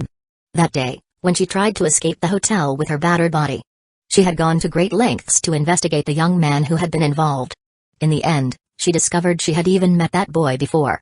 She had once marveled at his decisiveness. That day, the two had crossed paths on the narrow road near the Yuki no Shita household. Who would have thought there was such a connection between them? At that moment, Haruno truly wanted to find someone to cry her heart out to. And now, that boy had spread his wings to protect her younger sister. With a complicated mix of anxiety, emotion, fear, and sorrow, Haruno drove to the school gates where that boy was currently studying. Under the gentle light of the afternoon sun, the young man stepped out of the school gates, dressed neatly in his uniform, his hair tidy, and his demeanor calm. It was as though some significant transformation had occurred within him. Yet, at the same time, it felt as if nothing had changed. Yuki no Shita Haruno stepped forward. Initially, she had intended to simply greet him, then discuss Yukino's situation. But in the end, she couldn't stop herself from extending her arms and hugging him tightly. Now, the two of them sat inside the car. "Sai, you know the Yuki no Shita family's situation isn't great right now," and Yukino still has an engagement looming over her. Allowing her a year of freedom outside was already the limit. Now it's time for her to come home. So, Azuma-kun, hand Yukino over. Or if you can't bear to, I'll talk to her myself. As Yukino Shitaharuno spoke, her fingers played with the keychain dangling from the car keys. Meanwhile, Yukino Azuma treated her words as if they were nothing more than a passing breeze. Yukino Shitaharuno, this matter has nothing to do with our relationship, and I have no interest in opposing you. But Yukino Yukino, I must have her. No one else, only her. Yukino Azuma articulated each word clearly. It had to be Yukino Yukino. No one else. Laplace Corporation required someone as upright and principled as Yukino Yukino, immune to any form of temptation, to provide support. Yukino Shitaharuno could feel the unwavering determination in Yukino Azuma's words. She couldn't help but stare at him in confusion. She couldn't understand why it had to be Yukino. You've grown so much, so don't say such childish things. There's no one in this world who is irreplaceable. Before Haruno could finish her advice, Yukino Azuma interrupted her. Then there's nothing more for us to discuss. No one else, only Yukino. That might sound childish to you, but to me, it's an unchangeable truth. Next, I'm guessing you'll say that if I don't change my mind, your mother will come here next, right? That's fine. Even if it's Mrs. Yukino Shita or even Shinami again and standing before me. My answer will remain the same, and it will always be the same. If you want Yukino, try taking her from me. Yukino belongs to me. Only me. After finishing his words, Yukino Azuma stepped over Haruno's long legs without hesitation. He reached for the driver's side door lock, opened the door, and exited the car. Throughout the entire process, Yukino Azuma didn't spare so much as a glance at those alluring long legs. Watching Yukino Azuma's departing figure, Yukino Shitaharuno clasped her hands tightly together, her knuckles turning white from the pressure. A faint trace of Yukino Azuma's scent still lingered on her collar. She silently buried her head into her clothing, arriving at a conclusion. Her younger sister, Yukino Yukino, must have drawn the strength and determination to break free from the Yukino Shita family because of this young man's inspiration. Because, in this very moment, Haruno herself wanted nothing more than to escape her gilded cage and stay by his side. After taking a few heavy breaths, Haruno raised her head. And then, through the rearview mirror, she saw her younger sister embracing the young man. A surge of unprecedented jealousy welled up from Haruno's fractured heart. For the first time in her life, Haruno felt envious of her own younger sister. After getting out of the car, Yukino Azuma saw a girl with long, straight black hair running toward him in a hurry. The first button of her white shirt was undone, and the sleeves were rolled up in a messy fashion. Although she was still wearing high heels, she was running frantically, not paying any attention to the risk of twisting her ankle. This was the first time Yukino Azuma had seen Yukino Yukino lose her composure like this. Even when he had made her cry last time, she had still maintained her grace and dignity despite her tears. Upon seeing Yukino Azuma step out of the car, Yukino rushed toward him. She said something to you? I can explain, Her breath was frantic, her words disjointed, and she was speaking so fast that it was difficult for her to make herself clear. Yukino Azuma gently placed his hand on Yukino Yukino's head, then his fingers slid down, straightening her misaligned collar. Next, he carefully pulled down her sleeve, which was still rolled up, smoothing out the wrinkles. These actions caused Yukino to choke on her words, unable to continue speaking. After making the adjustments, Yukino Azuma nodded in satisfaction. Yukino, panicking like this isn't dignified at all. You're the branch manager of Laplace Corporation. Whatever others say to me doesn't matter, Yukino doesn't need to explain anything to me. Since you became the branch manager of Laplace Corporation, there's no turning back for you. If anyone tries to use threats or temptations to take you away, I'll be even more decisive than they are and offer better benefits. Even if you want to run away, I won't allow it. No matter where you go, I'll bring you back. Yukino, remember this. Laplace Corporation can't be without you. I can't be without you. Yukino Yukino opened her eyes wide, speechless in shock. Since learning that her sister had come to Tokyo, she had rushed here immediately. On the way from Toyogasaki Academy, due to traffic, she had left her car by the side of the road and ran here. As she ran, her mind was flooded with possible scenarios. Her sister might reveal her true identity to Yukino Azuma, using the Yukino Shita name to pressure him into letting her go. Or her sister could offer a high price for him to take the money and fire her. The young man, like a Laplace demon, might not care about money. He might also not fear the threats from the Yukino Shita family. But he had no reason to defy the pressure from her family just for her. In this encounter, the young man might wear a cold expression and tell her to go away. Or he might show a troubled expression and tell her not to blame him. But Yukino had never considered the possibility that this young man, Yakuma Azuma, would calmly step in front of her, fix her crooked collar, and then, with a determined look in his eyes, say to her, "Yukino, I can't be without you." Those words exceeded the most beautiful dreams Yukino had had in over 20 years. Because even in her dreams, there had to be some basic logic. But why would he say something like that? Yet reality was even more absurd than her dreams. This young man truly said those words. Yakuma Azuma stood before her, his eyes unwavering and resolute. "Yukino, I can't be without you." Yukino felt like she was about to lose herself in his gaze. Chapter 90, Master of Love Garasamifo, but the embarrassment that makes she want to die. Sitting in the car of Yukino, Yakuma Azuma stretched his hand comfortably, leaning back in the seat, looking completely relaxed. As expected, lying here is the most comfortable. However, in the driver's seat, Yukino did not have the same calm demeanor. At this moment, her cheeks were still flushed. Earlier, on the street, after hearing Yakuma Azuma's words, she couldn't control her emotions and rushed to hug him. Although school had ended a while ago, there were still some students from Toei Agasaki Academy passing by on the street, glancing over at them. Moreover, Yukino's older sister, Yukino Haruno's car, was still parked nearby. Clearly, it was Yukino herself who had initiated the hug, but in the end, she was blushing so hard that she didn't know where to hide her face. "Let's go home." Yakuma Azuma tilted his head and looked at Yukino, suggesting. Yukino didn't turn to look at him. By now, her mood still hadn't settled. If she looked into the deep eyes of this young man now, she didn't know what she might do. After all, she was at that age already. "I still have to go back to the company, the work is not finished yet." Yukino's voice was somewhat embarrassed. "Huh? You clearly finished at 5 o'clock though?" "It's because Yakuma. Because Azuma doesn't care about the development of the company. Right now, we're just starting, I need to make use of the time. It's just today, there won't be any problem." "But, Yukino, how long has it been since you went home for a meal?" The mention of home broke down Yukino's last defense. In the past, she had felt that the atmosphere at Yakuma's house was truly too captivating. That's why Yukino was always so busy and never went home.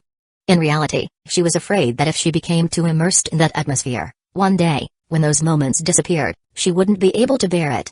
If she got used to life at Yakuma's home, then was pulled back into the birdcage called Yukino, she would definitely collapse. But now, Yukino realized that her resistance was actually no different from being useless. The car started, heading towards Yakuma's house. "Yukino, do you want anything to eat?" "I don't have any particular preferences." Yukino was the type of person who liked to cook. Most people who enjoy cooking are not picky, but they usually have a few dishes they like. But Yukino was the type of person who liked anything as long as it was delicious. Opening the front door, Shiritomaru was sitting obediently on the doorstep. If Shiritomaru could bark, it would definitely be a very good house guard. After changing into indoor slippers, Yukino bent down, reaching her hand out to Shiritomaru. Shiritomaru looked at Yukino. This mistress, who leaves early and comes home late every day, rarely gets to pet it. Carefully, it lifted one paw to test. Confirming there was no danger, Shiritomaru immediately jumped into Yukino's hands. Yukino's heart melted at the cuteness of Shiritomaru. She was, after all, someone who was extremely fond of cats. God knows how much willpower she had exerted over the past period to resist rushing to hug Shiritomaru. At this moment, as she picked Shiritomaru up, Yukino inhaled deeply, as if she wanted to swallow the cat whole. Yakuma Azuma stood beside her, watching the scene with a faint smile on his lips. He remembered when Shiritomaru first came home. Back then, it was as small as the palm of a hand, and one could easily pick the cat up with a single hand. Now, when lifting it up, its body had grown long like a cat's string. Now as long as a human arm. Because Shiritomaru was so smart, not even the cage or the room's door could contain it. Every day, it ran around the upper and lower floors. When hungry, it would bring its bowl out and knock it on the floor. Other than its own cat nest, it could sleep anywhere in the house. The dominant lifestyle could be summed up in one word: reckless. When it first arrived, "Shiritomaru, this is your house?" And now, "Shiritomaru, this is your house?" Fortunately, Shiritomaru didn't cause much trouble and was very friendly with everyone. So, Yakuma Azuma let it do whatever it wanted. Tonight, they had Coca chicken wings for dinner. After the meal, Yukino hugged Shiritomaru and ran straight to her room. Having not been able to inhale cat energy for a few days, Yukino decided she would make up for it double in the coming days. Note: I also want to be a cat. Yakuma Azuma could only smile wryly. Tonight, it was Gerasimafu's turn to wash the dishes. After finishing dinner, Gerasa-sensei grabbed a plate and walked to the sink. Yukima Azuma lay on the couch, sticking his head out to look toward the kitchen. He watched Gerasa-sensei, with her long pink hair tied in a low ponytail, working around the house. Yukima Azuma thought that in the future, Gerasa-sensei would definitely be a great wife. Crash. The sound of something breaking was clearly heard. Time seemed to stop. Gerasimafu froze, slowly turning her head to make eye contact with Yukima Azuma. Then, Gerasa bent down to pick up the broken pieces of the plate. Gerasa-sensei. Let me do it. Yukima Azuma immediately reacted, flipping off the couch and quickly walking toward her, pulling her hand away. Gerasimafu looked like she wanted to cover her face. Clearly an adult. Yet her domestic skills were truly a disaster. She had no idea how many plates she had broken at this point. Yukima Azuma led her to sit down on the couch. Then, he grabbed a broom from the other side and began carefully sweeping up the mess. The broken porcelain pieces were very dangerous. Gerasa-sensei, don't worry, everyone has something they're not good at. Gerasimafu really wanted to cover her face now. Not only was she useless when it came to housework, but now her student was the one comforting her. The feeling of embarrassment overwhelmed her heart. Sensei, just go to your room, leave the rest to me. Yukima Azuma's words were like a pardon that saved Gerasimafu. The teacher, Gerasimafu, hurriedly went up the stairs, as if fleeing. In fact, Gerasimafu really wanted to apologize and thank Yukima Azuma for his kindness. She genuinely felt comforted. But as a teacher, it was just too embarrassing. Next month's rent. I'll have to pay double. As she reached the second floor, Gerasimafu whispered to herself. But before she could reach her room, a door suddenly opened from the side. Gerasimafu was immediately pulled into the room. Yukino? What's going on? Pulled into the room, Gerasimafu was startled and confused. Looking back, she saw her student, staring at her seriously. That gaze made Gerasimafu feel quite awkward. Mafu-sensei, I have someone I like. Yukino spoke in a very serious tone, gently twisting the hem of her white shirt. Gerasimafu took a moment to understand the meaning behind Yukino's words. Her eyes widened. Yukino, her student. It turned out there was someone she liked. Gerasimafu couldn't help but be surprised. Because, back when Yukino was a student, her gaze toward other classmates always had a strange look, as if she were looking at an insect. Knowing Yukino, Gerasimafu couldn't imagine it. Who could this person be to make Yukino open her heart and say something like, I have someone I like? After collecting herself, Gerasimafu smiled. This is good news. Who is it? Is it a colleague from your company?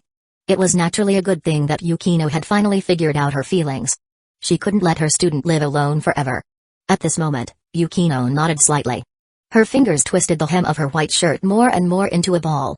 It's Azuma-kun. Yukino confessed her feelings. A topic like this, usually, girls would share with their close friends and discuss when they were still in school. But, during her student years, Yukino. Not to mention love. She didn't even have a same-gender friend. She had no experience in this matter at all.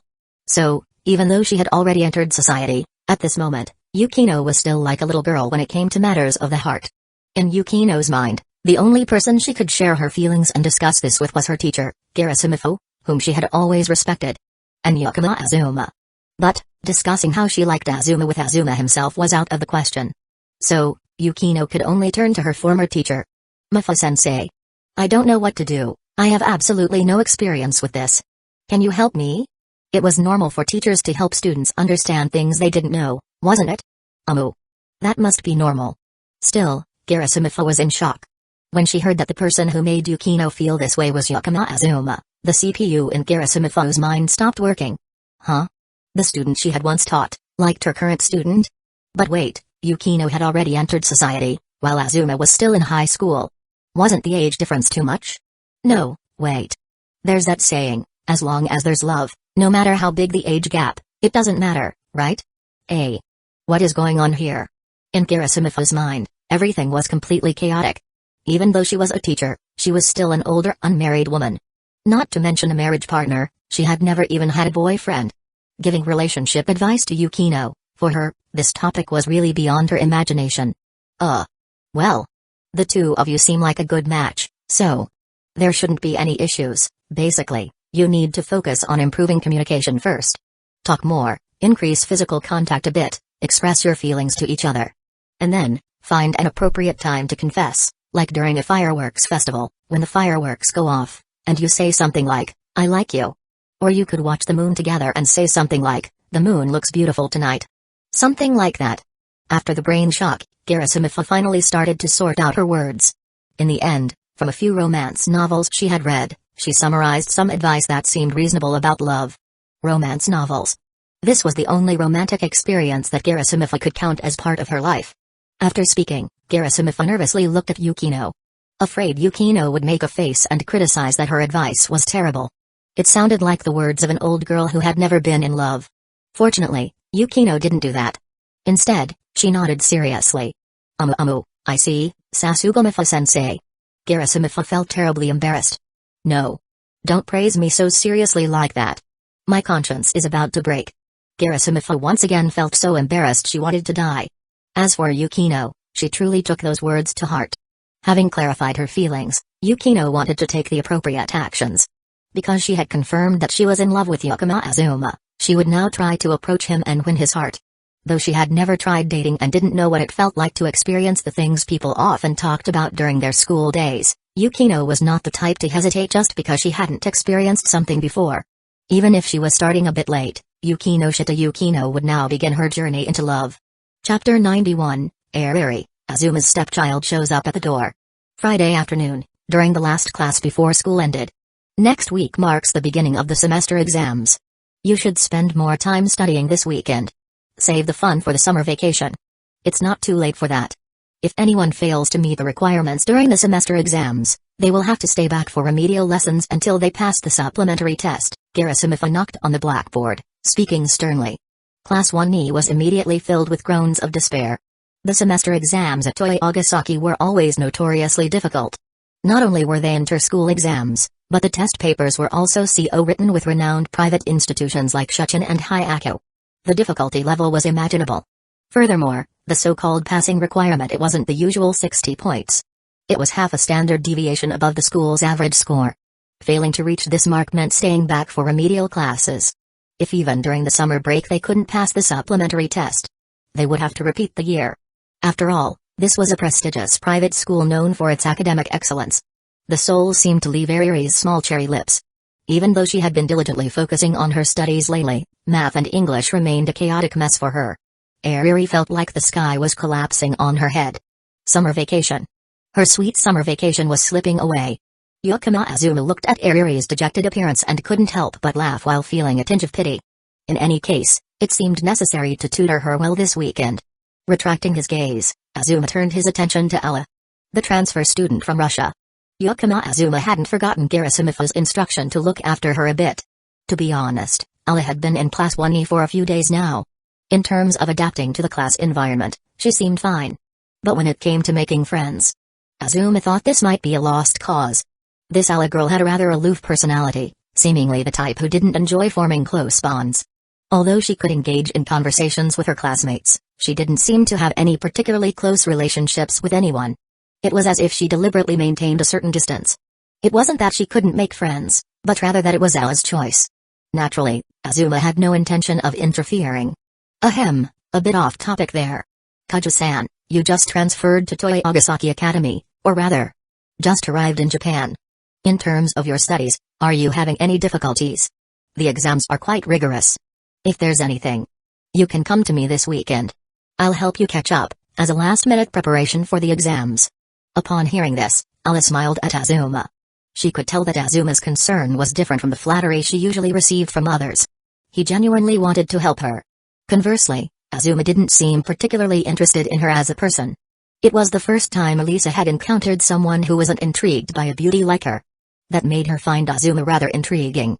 But about her studies, I'm fine, thank you for your concern, Yakuma-san. Ella replied. Yakuma Azuma nodded, not paying much attention. So gentle. Russian, once again, Ella spoke in Russian. Yakuma Azuma had a strong urge to throw out a teasing comment. But he restrained himself. What did you just say, Kaja-san? Just told you not to worry. After class, Ariri ran over and grabbed the corner of Yakuma Azuma's shirt. Azuma. Save me. Yakuma Azuma pinched Ariri's cheeks. If you study seriously this weekend, you should be fine. Don't worry. Really? Really? Really? Really? Really? Really? Zunjudu really? Her rapid-fire questions became a jumble as Azuma continued pinching and teasing her cheeks. Sawamura-san and Azuma-san have such a good relationship. A soft voice sighed from a seat behind them. The usual response would have been, well, we're childhood friends, after all. But Azuma's response was different. He reached out his other hand and pinched Kato Megumi's cheeks. Megumi and I are also really close, and tomorrow Megumi has to study seriously too. No escaping. With her cheeks pinched, Kato Megumi blinked her eyes, which resembled tuberose flowers. She looked unbearably adorable. After school, back at home, Azuma told Kasumijoka that he'd be hosting a group study session tomorrow. Kasumijoka Utaha merely snorted lightly. But she didn't seem to mind much. Since the book signing event, their relationship had progressed rapidly, growing more affectionate by the day. It was as if the brief separation had made their reunion even sweeter. Now, they were more loving than ever before. Such a passionate love scene couldn't be looser. At that moment, while they were chatting, Garasamitha returned home. Garasa-sensei, we're hosting a group study session at home tomorrow. Would you like to join and help out? Azuma casually asked. I'm afraid I can't. I'll be at Shuchin tomorrow, spending the weekend there preparing exam papers. Sorry for the trouble. Garasamitha shook her head. Toei Agasaki's semester exams were indeed incredibly rigorous. Garasamitha had been selected as one of the exam designers. She needed to stay at Shuchin's faculty dormitory over the weekend to work with other teachers on the preparations. The next day, early morning, Azuma returned home after his morning jog. He found Ariri squatting at the door. Ariri, why aren't you going inside? Azuma asked curiously. I don't have the key. Ariri looked a bit sheepish. Only then did Azuma remember. He had forgotten to give Ariri a key to the apartment. Come to think of it, Megumi, despite not renting a place in Yakuma's house, had a key. So why had he forgotten to give one to Ariri? Azuma fell into thought. Taking the key from his pocket, he unlocked the apartment door. Ariri took a deep breath, savoring the cool air from the air conditioner inside. Finally alive again. Ariri sighed in relief. Waiting outside this morning, she had nearly been roasted into a gyro. Azuma opened his room door and retrieved a folding fan from the wall. A shogi player's home always had a few folding fans around. He unfolded the fan and gently fanned Ariri. Enjoying Azuma's service, Ariri felt a sweet warmth rise in her heart. She suddenly remembered how often Azuma had taken care of her like this in the past. I should do something to repay him. I'm not the same Ariri as before. With that thought, Ariri suddenly stood on tiptoe and kissed Azuma on the cheek. After all, she'd done the same at the cinema. This time, it was just a kiss on the cheek. Nothing to be embarrassed about. Right? Ariri's face turned red like a ripe apple. Azuma touched his cheek where he had just been kissed, looking a little surprised. It seemed Ariri had truly grown. Flustered, Ariri quickly changed the subject. Wow, your place even has a shogi board. She picked up a small shogi board from the corner of the room. Azuma raised an eyebrow. Even if she'd matured, she was still a bit of an airhead. Watching Ariri start fiddling with the shogi pieces, Azuma reminded her, Ariri, you came over today to catch up on your studies. Ariri shook her head, her golden ponytail swaying. It's fine. It's still early. Besides, Kato-san hasn't even arrived yet. Let's play a game. I'll have you know, I'm a shogi pro. Azuma clicked his tongue in helplessness. At that moment, Kasumijoka Utaha, woken by the noise, stepped out and chuckled. As expected of you, Sawamura-san. Kasumijoka, what's that supposed to mean? I mean, you're an idiot. You're looking for a fight, huh? It seemed the two were about to start their usual Tom and Jerry quarrel. But this time, Kasumijoka didn't argue with Ariri. Instead, she nudged Azuma to the other side of the shogi board, her face brimming with anticipation for the show. Sitting down, Azuma decided he might as well tease Ariri a bit. After all, she was his ex-girlfriend. And yet, she didn't know anything about him. If she had bothered to ask why Azuma often skipped school, wouldn't she have discovered that he was a shogi player? So, Azuma set up the board, but he removed 4 of his pieces, the left lance, the bishop, the rook, and the right knight. Seeing Azuma handicap himself by 4 pieces, Ariri immediately angry, baring her small teeth. What is this? Azuma. Do you dare look down on me? Watch me crush you without a single piece left. After the bold declaration, Ariri began playing shogi. The result? Not even half a cup of tea had passed. The pieces in front of Ariri were nearly all gone. And this was because she was playing the game very slowly, prolonging the time. Otherwise, perhaps by now, Ariri would have only had the king left. How could this happen? Ariri threw herself onto the tatami mat in the room, abandoning the game, her gaze blankly staring at the ceiling. She looked like someone who had just been badly bullied. Kasumijoka beside her couldn't hold back her laughter any longer. Yakama Azuma quietly began to clean up the pieces. Everyone had seen it. Ariri was the one who had asked me to bully her like this. I've never heard a request like that in my life. At this moment, the doorbell from the entrance area rang. Yakama Azuma set aside the cleaned-up pieces and stood up to walk toward the door. Ariri and Kasumijoka didn't pay much attention, thinking it was Kato Megumi. But Yakama Azuma opened the door. Standing in front of it was a silver-haired young girl and a cute little girl. Ginkgo, what are you two doing here? Yakama Azuma was somewhat surprised, mixed with joy. Sora Ginkgo put a hand on her hip, using a folding fan to point at Hinitsuru I beside her, helplessly saying, "This little brat got a break and insisted I bring her here." At that moment, Yakama Azuma suddenly remembered. Elementary and middle school vacations often started earlier than high school. So, Sora Ginkgo and Hinitsuru I had already started their break now. Who's a little brat? I have a name, you know. It's Hinitsuru I, you old woman. Hinitsuru I puffed out her cheeks angrily in rebuttal. Since Hinitsuru I had become Yakama Azuma's apprentice, Ginkgo and I had often bickered over their way of addressing each other. In terms of rank, Sora Ginkgo, as Yakama Azuma's senpai, was indeed older than Hinitsuru I by one generation. But calling Ginkgo old woman when she was only in middle school? Alright, come in and talk. Yakama Azuma waved her hand. Shizu? I'm here to visit you. Hinitsuru I dashed in to hug Yakama Azuma, the ouch on her head wobbling up and down. It was shaking so much it almost looked like an airplane propeller. At this point, the two people in the room finally stuck their heads out. Ariri had a giant exclamation mark above her head. A woman. Where did this strange woman come from? And she directly came to Azuma House. Seeing Hinitsuru I jump into Yakama Azuma's arms, a bold guess suddenly popped into Ariri's mind. Could it be a lover bringing their child along? If Yakama Azuma knew what Ariri was thinking, he would surely scold her immediately. What the hell, a child of a lover? Not to mention whether Yakama Azuma and Hinitsuru I looked alike, there was also Sora Ginkgo standing next to her. With her age, how could she be the mother of someone else's child? Don't think such absurd things. Chapter 92, The Yakama household is particularly lively today. Wait. You guys, wait for me a moment. Ariri finally snapped back to her senses and quickly ran to the door. She pulled Hinitsuru I out of Yakama Azuma's arms. Who are you people? And what is your relationship with Azuma?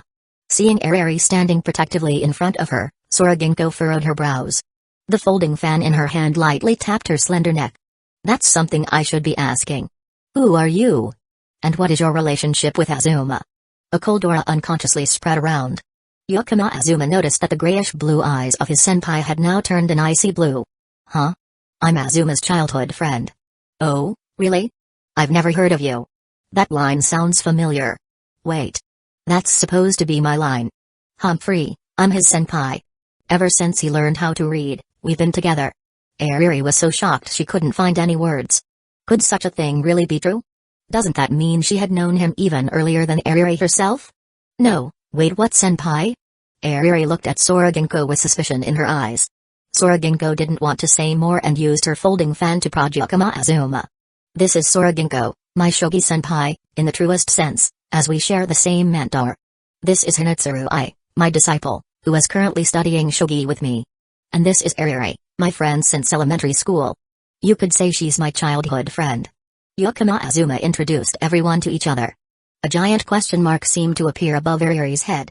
Azuma studied shogi? How did she not know anything about this? Standing behind her, Kasumijoka Utaha couldn't hold back her laughter. Ariri turned around, glaring angrily. Kasumijoka Utaha, what are you laughing at? Don't tell me you knew about this. Kasumijoka shot her a disdainful glance. Of course I knew. I've been acquainted with Sora Ginkgo over there for a long time now. Moreover, the fact that Lonely-kun is a professional shogi player is something even Kato-san knows. And yet, someone who claims to be his childhood friend knows absolutely nothing about it. Listen closely, the person standing before you is none other than Japan's greatest shogi genius. The youngest 7-dan professional shogi player in history, a legend with only one loss in his career, a symbol of overcoming the strongest Yakama Azuma, 7-dan. Ariri was utterly stunned. She thought back to everything that had happened. No wonder Kasumijoka had that smug expression, like she was watching a play, when Ariri played shogi against Yakama Azuma. No wonder she had been completely crushed, even with a 4-piece handicap. At that moment, Ariri felt like a total fool. Hello, everyone. The tension at the doorway was broken by a soft voice. Soroginko was startled by the unexpected sound. Like a startled kitten, she stepped back and hid behind Yakama Azuma, looking in the direction of the voice. Zenitsu, meanwhile, was so frightened that the tuft of hair on her head stood upright. Neither of them had realized when a petite, gentle-looking girl had quietly appeared behind them. Seeing Kato Megumi arrive, Yakama Azuma introduced everyone once more. Afterward, the 5 girls sat around the table. Ariri glanced at Soroginko with a stay-away, stranger look. She leaned over and quietly asked Kato Megumi beside her, "Kato-san, did you know Azuma is a professional shogi player?" Kato Megumi nodded. "Of course. Every time Azuma-san participates in official tournaments, I'm the one taking care of Shirotamaru." Under the table, Shirotamaru, hearing its name, trotted over to Kato Megumi and rubbed its head against her leg. Ariri looked up at the ceiling. She truly felt like an idiot. Oh, vast blue sky, why are you so unfair to Ariri? Yakama Azuma popped his head out from the kitchen. "Megumi, come help me prepare the ingredients. There's too much stuff." Hearing this, Kato Megumi got up and walked into the kitchen. Zenitsu immediately hopped off her chair and ran after her. "Shizu, I will help too." The 3 remaining in the living room began to wonder if they should pick up some cooking skills themselves. Are these century eggs? Wow, this is my first time seeing them. Looking at the glossy black eggs on the cutting board, Kato Megumi blinked curiously. This was something she had only ever seen on variety shows before. She'd heard it was a culinary specialty from China. But in Japan, nobody dared to eat it. Even on variety shows, it only appeared as a punishment. Zenitsu wasn't much different. Standing on a small stool, she stared intently at the century eggs on the cutting board, the on her head swaying gently. "Yeah, I ordered them internationally. The shipping cost more than the eggs themselves." Yakama Azuma confirmed with a nod. Kato Megumi reached out to touch a century egg lightly, then brought her fingertip to her nose to sniff. Immediately, her small, delicate nose wrinkled. Seeing Kato Megumi's adorable reaction, Yakama Azuma couldn't help but chuckle softly.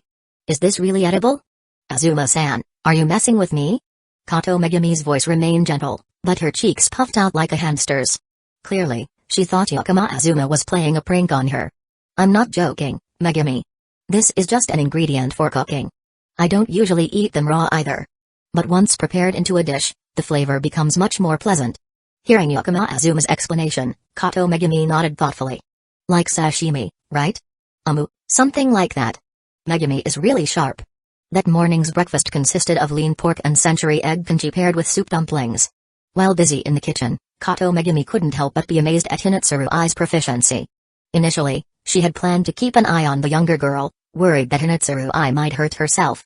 To her surprise, Hinatsuru's cooking skills seemed even better than her own. "Hinatsuru-chan, you're amazing." "Of course. I is the young lady of the Hinatsuru family, owners of a hot spring resort. I've been learning to cook since I was little." "Hee, Shizu, don't you think I'm great too?" Very impressive, very impressive." When the pot of lean pork and century egg congee was finally ready and served into bowls, Kato Megumi took her bowl, brought it up to her nose, and sniffed. This time, there was only the sweet aroma of rice and the light freshness of pork. The strong pungency from earlier had completely vanished into the congee, becoming a subtle enhancement to the dish's fragrance. As the bowls and dishes were laid on the dining table, the 3 girls stared curiously at the dark, semi-translucent bits mixed into the congee. "What is this?" Kasumijoka Yuta asked, looking toward Yakama Azuma. Yakama Azuma smiled gently. "Try it first, and then I'll tell you." So, one by one, they tasted it. The first thing they noticed was the gentle fragrance of rice and a mild saltiness, without any unpleasant flavors. The strange ingredient had a texture akin to a slightly salty jelly when eaten. "This is delicious." Ariri's eyes sparkled. "Surprising. Very tasty." Kasumijoka nodded in approval. Soroginko simply bowed her head and focused on eating. Being naturally shy, especially with Ariri and Kato Megumi present, Soroginko felt a bit out of her comfort zone. Seeing everyone's reactions, Yakama Azuma chuckled softly and said, "Actually, that's century egg." Upon learning the truth, the 3 girls widened their eyes in shock. No way. Ariri had tried century egg before when her mother bought some out of curiosity. It was a traumatic memory she'd vowed never to repeat. Kasumijoka and Soroginko had similar reactions. Though they'd never tasted it, they were well aware of its infamous reputation from online shows. "It's true. Yukima Azuma shrugged. The bad reviews online are just because of poor preparation methods. Breakfast continued in a lively and cheerful atmosphere. Everyone seemed quite satisfied. Well, except for the part where Ariri burned her tongue. Yukima Azuma had clearly warned everyone that the soup inside the dumplings was hot, so they should be careful when eating. But Ariri, being the clumsy one, still managed to burn herself. Now, this silly girl stood outside the kitchen, sticking out her small pink tongue. Yukima Azuma retrieved some ice from the fridge to help cool her tongue. Fortunately, he had prepared small ice cubes earlier for chilling drinks. Come to think of it, Ariri sticking out her tongue looked somewhat alluring. Yukima Azuma couldn't help himself and lightly touched her soft, pink tongue with his finger. Ariri immediately let out muffled sounds of discontent. At that moment, the sound of knocking came from the front door. Yukima Azuma and Ariri exchanged puzzled glances. The girls in the living room also looked curious. Who could it be this time? Garasu-sensei was at Shuchen. Yukino had already left for work early in the morning. Logically, there shouldn't be anyone else visiting. Yukima Azuma wiped his hands and headed toward the front door. When the door opened, he saw a blonde girl with shark-like teeth standing outside. At that moment, she was flashing a malicious smile at Yukima Azuma. TCH. A sound of annoyance clicked from the hallway, where Sora-ginko was standing. Sei Nakami-ike, why are you here? Hearing Sora-ginko's question, Sei Nakami-ike tilted her head. Her golden eyes, adorned with a lightning bolt pattern, stared intently at Sora-ginko. Of course, I'm here to play shogi with Azuma. As for someone untalented like you, just shut up. Sora-ginko's face instantly darkened. In terms of reading ahead in a shogi game, she was indeed slightly inferior to Sei Nakami-ike. She had once been mocked by this person at the game table. However, this time, before Sora-ginko could retort, Yukima Azuma reached out and gave Sei Nakami-ike's head a light flick with some force. Ow! Even an eccentric girl like Sei Nakami-ike clutched her head and whined at this moment. If you say something like that again, then leave. Get out of my sight forever. After saying this, Yukima Azuma motioned for Sei Nakami-ike to come inside. After Yukima Azuma's stern reprimand, Sei Nakami-ike noticeably became much more obedient. She hadn't expected Yukima Azuma, who had always kept a distance from her, to be this assertive from the start. Who's she? Kazumajoka Utaha walked over to Sora-ginko and asked in a low voice. Azuma's ex-girlfriend. Sora-ginko replied casually. As a result, after hearing this response, all the girls in the apartment simultaneously turned their sharp gazes towards Sei Nakami-ike. Sei Nakami-ike? Ginko, stop saying weird stuff like that. She just confessed to me but got rejected. Yukima Azuma sighed helplessly. After letting Sei Nakami-ike inside, Yukima Azuma took a pair of disposable slippers from the bottom shelf and pointed to his room. You want to play shogi with me, right?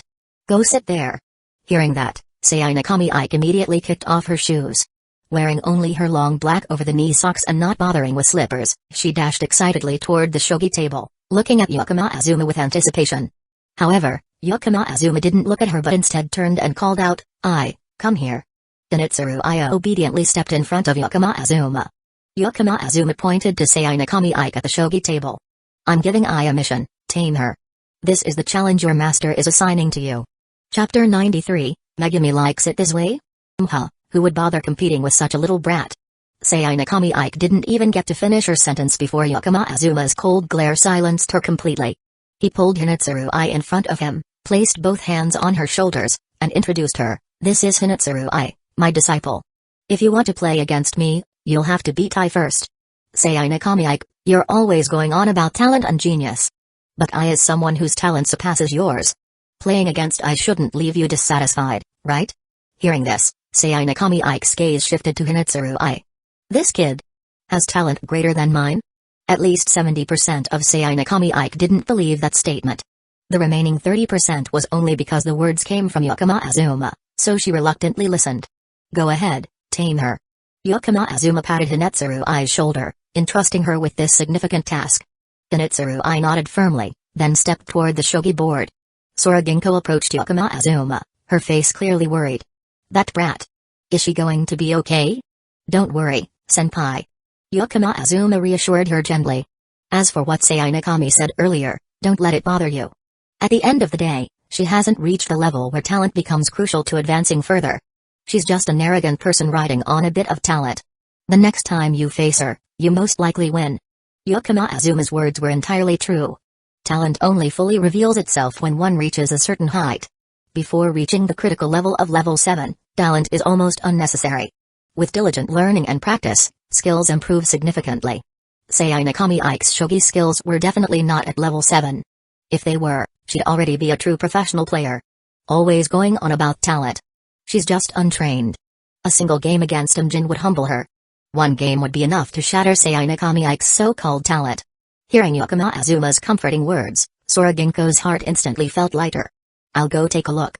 You carry on with your work. After saying this, Sora Ginko walked over to the shogi board to act as referee.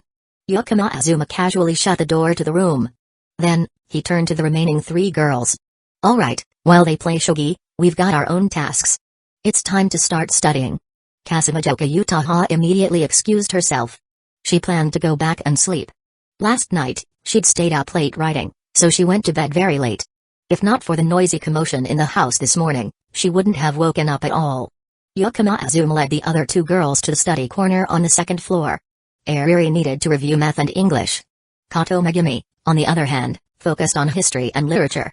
Sitting at the study desks in the corner, Yukama Azuma grabbed a test prep book from a nearby shelf. It was a collection of exams he had organized with Garasamitha earlier, practically the gold standard for test prep. Ariri, start with math. Megumi, work on literature. Once you're done, I'll explain any mistakes. English and history are more about memorization, so I'll supervise you 2 this afternoon. Yukama Azuma had planned out the entire day. Thus, the 2 girls quietly began working on their assignments. Time passed slowly. Ariri was the first to put down her pen. It wasn't because she finished faster than Kato Megumi. She just gave up earlier. When people are pushed to their limits, they can accomplish almost anything. But math problems are a different story. With math, if you can't solve it, you simply can't solve it. Ariri's test paper was left with large sections blank. Yukama Azuma helplessly picked up the test paper. First, he looked over the questions Ariri had answered. Sigh. Utterly unbearable. Ariri, let me see your scratch paper. As I suspected, the problem lies in your calculations. Remember, multiplication and division come first, followed by addition and subtraction. Even with more complex problems, don't forget the most basic rules. Yukama Azuma meticulously pointed out Ariri's mistakes. He also retaught her how to properly use scratch paper. This scatterbrain had written all over her scratch paper in a chaotic mess. There were calculations she could have gotten right. But because her scratch paper was too cluttered, she misread numbers from earlier steps, leading to errors in later calculations, ultimately ruining the entire problem. After correcting all her mistakes, Yukama Azuma began explaining the blank questions Ariri had left unanswered. Once he had gone through most of the problems, Yukama Azuma closed the test paper. Alright, Ariri, you can take a 10-minute break. Afterward, we'll move on to the next test. Hearing this, Ariri asked in surprise, what about these questions? Don't I need to learn them? She pointed to the final fill-in-the-blank question and the last long-form problem. No need. These 2 questions don't significantly impact your overall score. But studying them would drain more energy than the entire test combined. Knowing when to skip is the smart choice. After hearing this, Ariri naturally didn't insist. All she wanted was to pass the exam, not aim for the top of the school rankings or anything like that. She got up from her seat and ran downstairs. The test had drained her, she wanted to play on her phone and eat some snacks. Yukama Azuma's fridge was always stocked with delicious treats. Once Ariri left, Kato Megumi handed in her literature test. Yukama Azuma scanned through it from start to finish. The results were much better than Ariri's. With her current level, Kato Megumi would probably scrape a passing grade in her exams. But to be safe, it was better to study a bit more. This blank space, didn't you have any ideas? Yukama Azuma pointed to a question left unanswered. I didn't quite understand it. Since it's just a practice test, I didn't want to guess randomly. Kato Megumi nodded. Yukama Azuma took the question and rewrote it on scratch paper in a simpler form. I can, blank, Megumi will have a happy future. Our life together will be, blank, secure. Filling in the blanks, Yukama Azuma provided an explanation. On the scratch paper, he wrote down 2 potential answers. Guarantee and protect. In Japanese literature, this word means to commit or guarantee, while this one means to protect. Note, I don't speak Japanese, Yukama Azuma explained. Kato Megumi nodded. So it should be, I can guarantee Megumi will have a happy future. Our life together will be protected. Is that correct? That's right. Next question. Yukama Azuma pointed to the following problem. But while explaining, Yukama Azuma suddenly felt something, Kato Megami's leg lightly brushing against his calf. Azuma blinked in surprise. Then, he smiled gently and said, "Megami, you need to focus when studying." Kato Megami nodded. Her response sounded like a soft, delicate murmur. What's more, the sensation on his leg didn't go away. As he continued explaining, Kato Megami quietly murmured, "Azuma-san. I'm finding it hard to focus." Azuma couldn't help but feel exasperated. Pulling stunts like this under the table and still expecting to concentrate? That's rich. Megami, do you enjoy this kind of thing? But you really need to focus on your studies right now. Even if you say that, the person making it hard for me to focus is Azuma-san. Huh? Are you blaming me now? No, I'm not. Kato Megami poked Azuma's side with her finger. Azuma started to feel that something wasn't quite right. Her words and actions didn't match up. So both of them looked down under the table. What they saw was Shirotamaru. The white cat was under the table, rubbing its head against Azuma's leg while its tail softly brushed against Kato Megami's. Azuma picked Shirotamaru up and gave it a light pat on its rear. Nyan. Shirotamaru nyaned, then leapt away to a corner. The two refocused their attention on the test. But the atmosphere had turned a bit awkward. As Azuma continued explaining, he couldn't help but think back to their earlier exchange. How should he put it? It was a little embarrassing. But when he had asked if Megami enjoyed it, she had replied with So. She liked it? Liked what, exactly? While pondering this, Azuma shifted his leg slightly toward Kato Megami. But just as he moved a little, he felt something soft again. Shirotamaru. Both of them called out at the same time. Nyan? Shirotamaru peeked out from behind a bookshelf nearby. Seeing that Shirotamaru wasn't under the table this time, the two looked at each other in silence. Shirotamaru, noticing that no one was paying attention to it, tilted its head in confusion. Then, it trotted down the stairs and out of sight. Ayuri rushed upstairs holding a plate of pastries, spoon in hand, and immediately took a bite. This cake is delicious. Huh? How are you two doing? Weren't you supposed to be studying? She noticed the strange atmosphere between the two of them. A question mark appeared over her head as she continued to eat her cake without missing a beat. The morning study session quickly passed. Ayuri was still a bit worried about her math, but she was likely to pass the test. She planned to reinforce it tomorrow. Before the actual exam, she would review the practice work, and it should be fine. As for Kato Megami's literature, there were no issues at all. She made fast progress. Azuma let both of them review their mistakes. He then headed downstairs. He ran into Sora Ginkgo coming out of the room. Azuma walked up to her, looking into the room. Sainakami Ike was lying on the tatami, her shirt disheveled, looking like she had been playing around too much. Azuma couldn't help but feel a little helpless. That pervert still hasn't given up on the habit of stripping while playing shogi. On the other side of the board, Zenitsu had tears all over her face, clearly having cried. However, her expression now was one of determination and joy. Just by looking at their faces, it was easy to guess what had happened on the chessboard. Zenitsu was the best at reading the endgame. Sainakami Ike must have pressured her tightly in the first half of the game.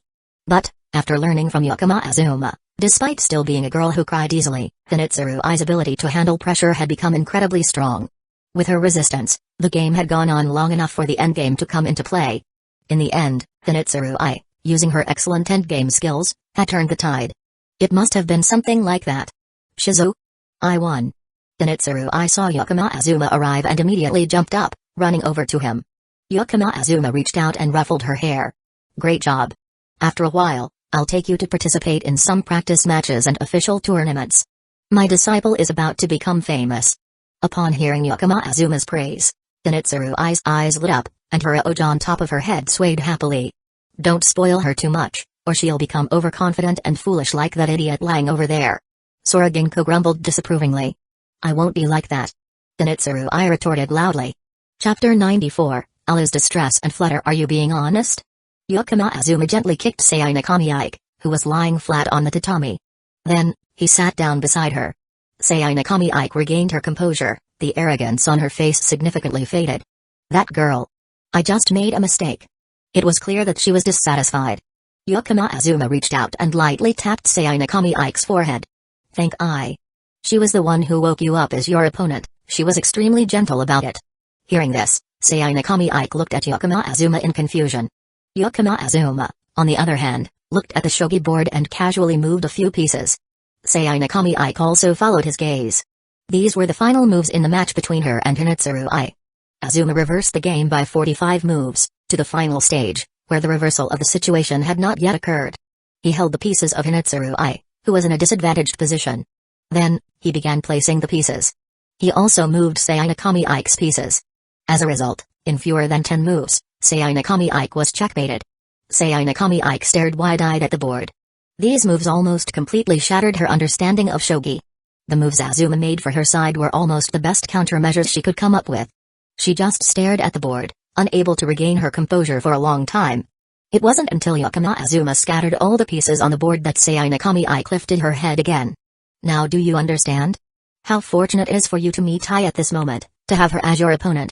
If you had kept the mindset you had before, facing an opponent like me, you would have at least been mentally crushed for months. If you were unlucky enough to face Njin, I fear you might never want to play shogi again in your life. Azuma's words were not an exaggeration. That Njin, a person with shogi skills that could very well be at level 9. Currently, he was focused on one thing. That was using the techniques of the best player to fight against that same opponent. His goal was to explore the very core of victory and defeat in shogi through this method. Specifically, if both sides use the optimal strategy in the same game, would the player going first win, or would the one going second win?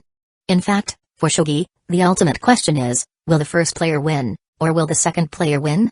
This leads to a consequence. That is, everyone who has faced Njin has the feeling that their shogi ability has been crushed into dust. Because the person sitting across from you uses the exact techniques you're best at, but then demonstrates a power you never even dared to imagine before. The solution you thought was optimal. That person only needs one move to show you that it's wrong. To explain it more simply, you think that when the apple falls from the branch, it will hit the ground. But Njin steps forward, slaps you. Then, kicks the tree trunk, causing the apple to fall from the branch, fly into the sky, and disappear without a trace. This mainly serves to make you doubt your own life. If your mentality for playing shogi isn't strong, just one game with Njin can leave you in a state of confusion for a while. As for people like Sainakami Ike, always boasting about their talent, full of arrogance and impulsiveness.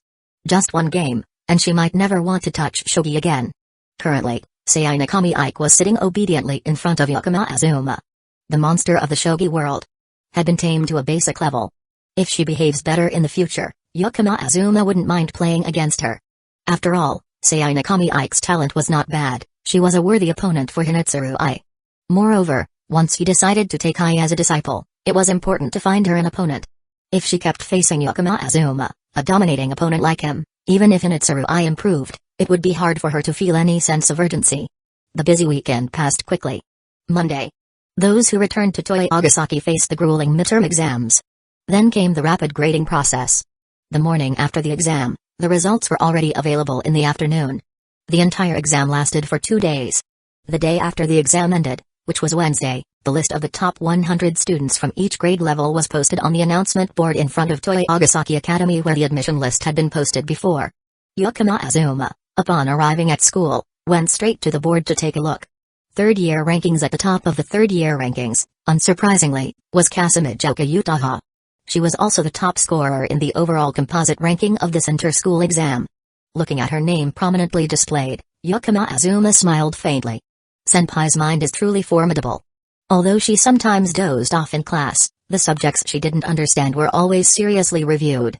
She only focused on other tasks once she had mastered the knowledge. There was no doubt that Calamity Uchiha's admission to the University of Tokyo was guaranteed. Furthermore, Calamity Uchiha didn't intend to study medicine, so she would likely choose the Faculty of Literature. In that case, she wouldn't need to put in any more effort. After a brief reflection, Azuma's gaze shifted to the second-year rankings and then stopped at the first-year list. That's so unfair. You keep skipping class, but your grades are still so high? Is this the wall of difference? The wall called genius? How annoying. Satukazuma suddenly appeared, attempting to rush at Azuma and use the chokehold. Azuma easily dodged, then counterattacked with an arm lock. As a result, Satukazuma bitterly realized that not only was his troublesome friend smarter, but also much better at martial arts. Haha, I told you it was impossible. You just had to keep trying to ambush him. Kunimayama, standing beside him, gently patted Kazuma on the back. Looking at the reactions of his two close friends, Azuma guessed that his results must have been expected. Looking at the rankings. Sure enough. Yakuma Azuma's name was prominently displayed at the top of the board. Moreover, just like Kasumijoka Utaha, Yakuma Azuma was also the top scorer in the composite standardized value of this inter-school exam. Just below Yakuma Azuma, there was a very long name. Of course, it wasn't Hariri. It was Ala. Second place at Toei Agasaki, ranked third in the composite standardized value rankings. A white figure quickly passed by in the corner of his eye. Yakuma Azuma glanced over, and it was Ala. Kaja-san, you're amazing. You just came from Russia to Japan and already achieved such great results. Yakuma Azuma complimented her politely. Upon hearing this, Ala looked away from the rankings. She gave a polite smile to Yakuma Azuma. You're still better, Yakuma-san. Your composite standardized value far exceeds mine. Though she said that. I'm so frustrated. In Russian, Yakuma Azuma pretended not to hear. Class 1E. Garasamifo, who had been absent for a while, finally appeared. Garasa-sensei, usually as cold as an iceberg. Today, she was clearly in a much better mood. The atmosphere in the class had also become livelier. Everyone did great. This time, no one in our class failed. Also, Yakuma-san has taken the first place in the composite standardized value ranking. Let's all give him a round of applause. The class erupted into cheers. After all, the composite standardized value was a competition between prestigious private schools like Shuchin and Hueco. The top student in the class. A student from Toei Agasaki, a member of Class 1E, everyone felt proud. And also, Kaja-san, second place in the entire grade, ranked third in the composite standardized value ranking. Well done. Garasamifo also complimented Ala a little. However, at this moment, Ala raised her hand. Kaja-san, do you have a question? Garasa-sensei, I want to know who is second in the composite standardized value ranking. Ah. I remember it's Shinomiya Kaguya-san from Shuchin, with a standardized value of. Garasamifo said a number. It was very close to Yakuma Azuma's result. The two of them, Azuma and Kaguya, formed a clear gap from the Ala behind them. Alright, I understand now. Ala said, then slightly lowered her head. I'm so frustrated, really frustrated. In Russian, her whispered words reached Yakuma Azuma's ears. Yakuma Azuma tilted his head and looked at Ala. After spending some time together, he had started to pick up on a few things. This girl. She took everything very seriously. In fact, perhaps too seriously, to the point of being stubborn. She had just moved from Russia to Japan. Her academic results would naturally have some fluctuations. Being third place was probably already an outstanding achievement. But Ala clearly still felt like she hadn't tried enough. The class was noisy for a while, but Garasamifo didn't stop them. The exam was over. A bit of noise at the beginning of the day was fine. After most of the students had settled down, Garasamifo continued speaking. The remaining classes will focus on reviewing the semester exam. Also, the highly anticipated school festival will start on Friday. You all have the next 2 days to prepare actively. What is our class's theme again? A butler cafe. Everyone responded in unison. A question mark appeared above Yakuma Azuma's head. Why didn't he know about this? Garasamifo tried to suppress a smile and glanced at Yakuma Azuma. That's what you get for skipping school all the time. This is the consequence. Ahem. After a slight cough, Garasamifo continued, well, anyway, after the school festival, you'll have an official break.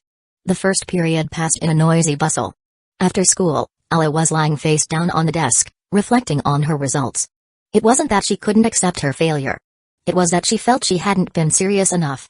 If she had been, even if she lost, she shouldn't have been so far behind the others in terms of the score gap. She thought about it endlessly, and soon tears began to slip from the corner of her eyes, soaking into her sleeve. Quickly, her sleeve became damp. In the midst of blaming herself, Ala suddenly felt someone poke her in the side. Instinctively, she immediately lifted her head. Her silver hair, like a waterfall, fluttered in the air. She hastily wiped the tears from her face in a fluster. Ala glared fiercely in the direction of the attack. As soon as she turned her head, her cheek collided with something cold. You are. She let out a cute squeal, took a step back, and looked more closely. In front of her was a can of red bean soup. Despite the scorching summer heat, the can was still emitting cold vapor, and droplets of water had gathered on its surface. Ala tilted her head, peered around the can of red bean soup to see more clearly. Ala looked toward the culprit. Yakuma-san, what are you doing? Yakuma Azuma shook the can of red bean soup in his hand. I saw Kaja-san looking a bit down, so I bought a little gift to cheer you up. I thought Kaja-san might like red bean soup. I've seen you buy it often. Hearing this, Ala's face turned slightly red. She hadn't expected her small habit to be noticed by the guy sitting next to her. Moreover, this thoughtful gift, given at just the right moment. This timely concern is too crafty, it's bound to make one's heart flutter. In Russian, Alla murmured softly. Chapter 95, The School Festival, Bocce Dream and Maid Kazuma. This timely concern is so cunning, it will make people moved. In Russian, what did Kuju-san just say? I said that sweets really do help improve one's mood. I see. Truly clueless. In Russian, Yukima Azuma almost blurted out a perfect Russian reply. His language skill level is level 6, don't mess with him. His pronunciation might even be better than Ella, that silver-haired girl. But Yukima Azuma still held back. Pretending not to know would make things more interesting later. Yukima. Come over here, the suit is ready. You're really not treating me like a human. From another direction, Kunimayama called out loudly. Yukima Azuma, frustrated, raised his fist. Ella looked up. Everyone in the class was holding a black outfit, resembling a butler costume with a tail. The theme of Class 1E's school festival was a butler cafe. In other words, this was the reverse version of a maid cafe. The main reason this plan was approved was mainly due to Yukima Azuma's existence. More importantly, when the vote for the plan took place, Yukima Azuma had taken a day off. You guys should act like humans. How can you decide something like this without even consulting me? Yukima Azuma tried to resist.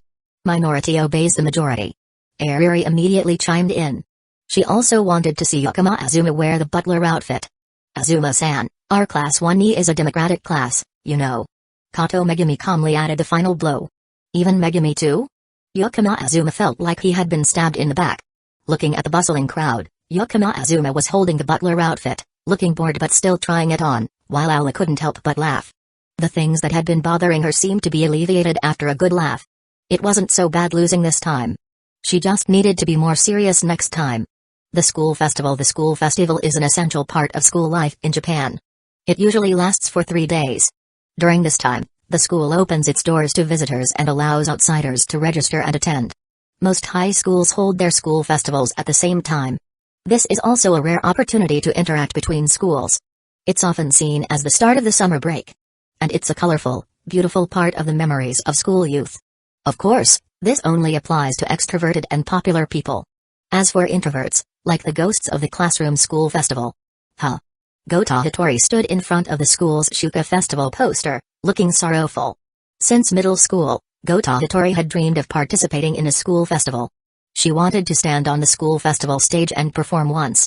In fact, the main reason she learned to play the guitar was for this. If she could stand on the school festival stage and shine with an excellent performance, then she would become the center of attention in the entire school. That was the final dream Gota Hitori had during her school days. However, since she started learning guitar, 3 years of high school had passed. She still didn't have the courage to sign up for a performance at the school festival. Just the thought of so many people watching her from below the stage made Gota Hitori want to crawl into a hole and hide from the embarrassment. At this point, she no longer dreamed of being the most beloved person in the school.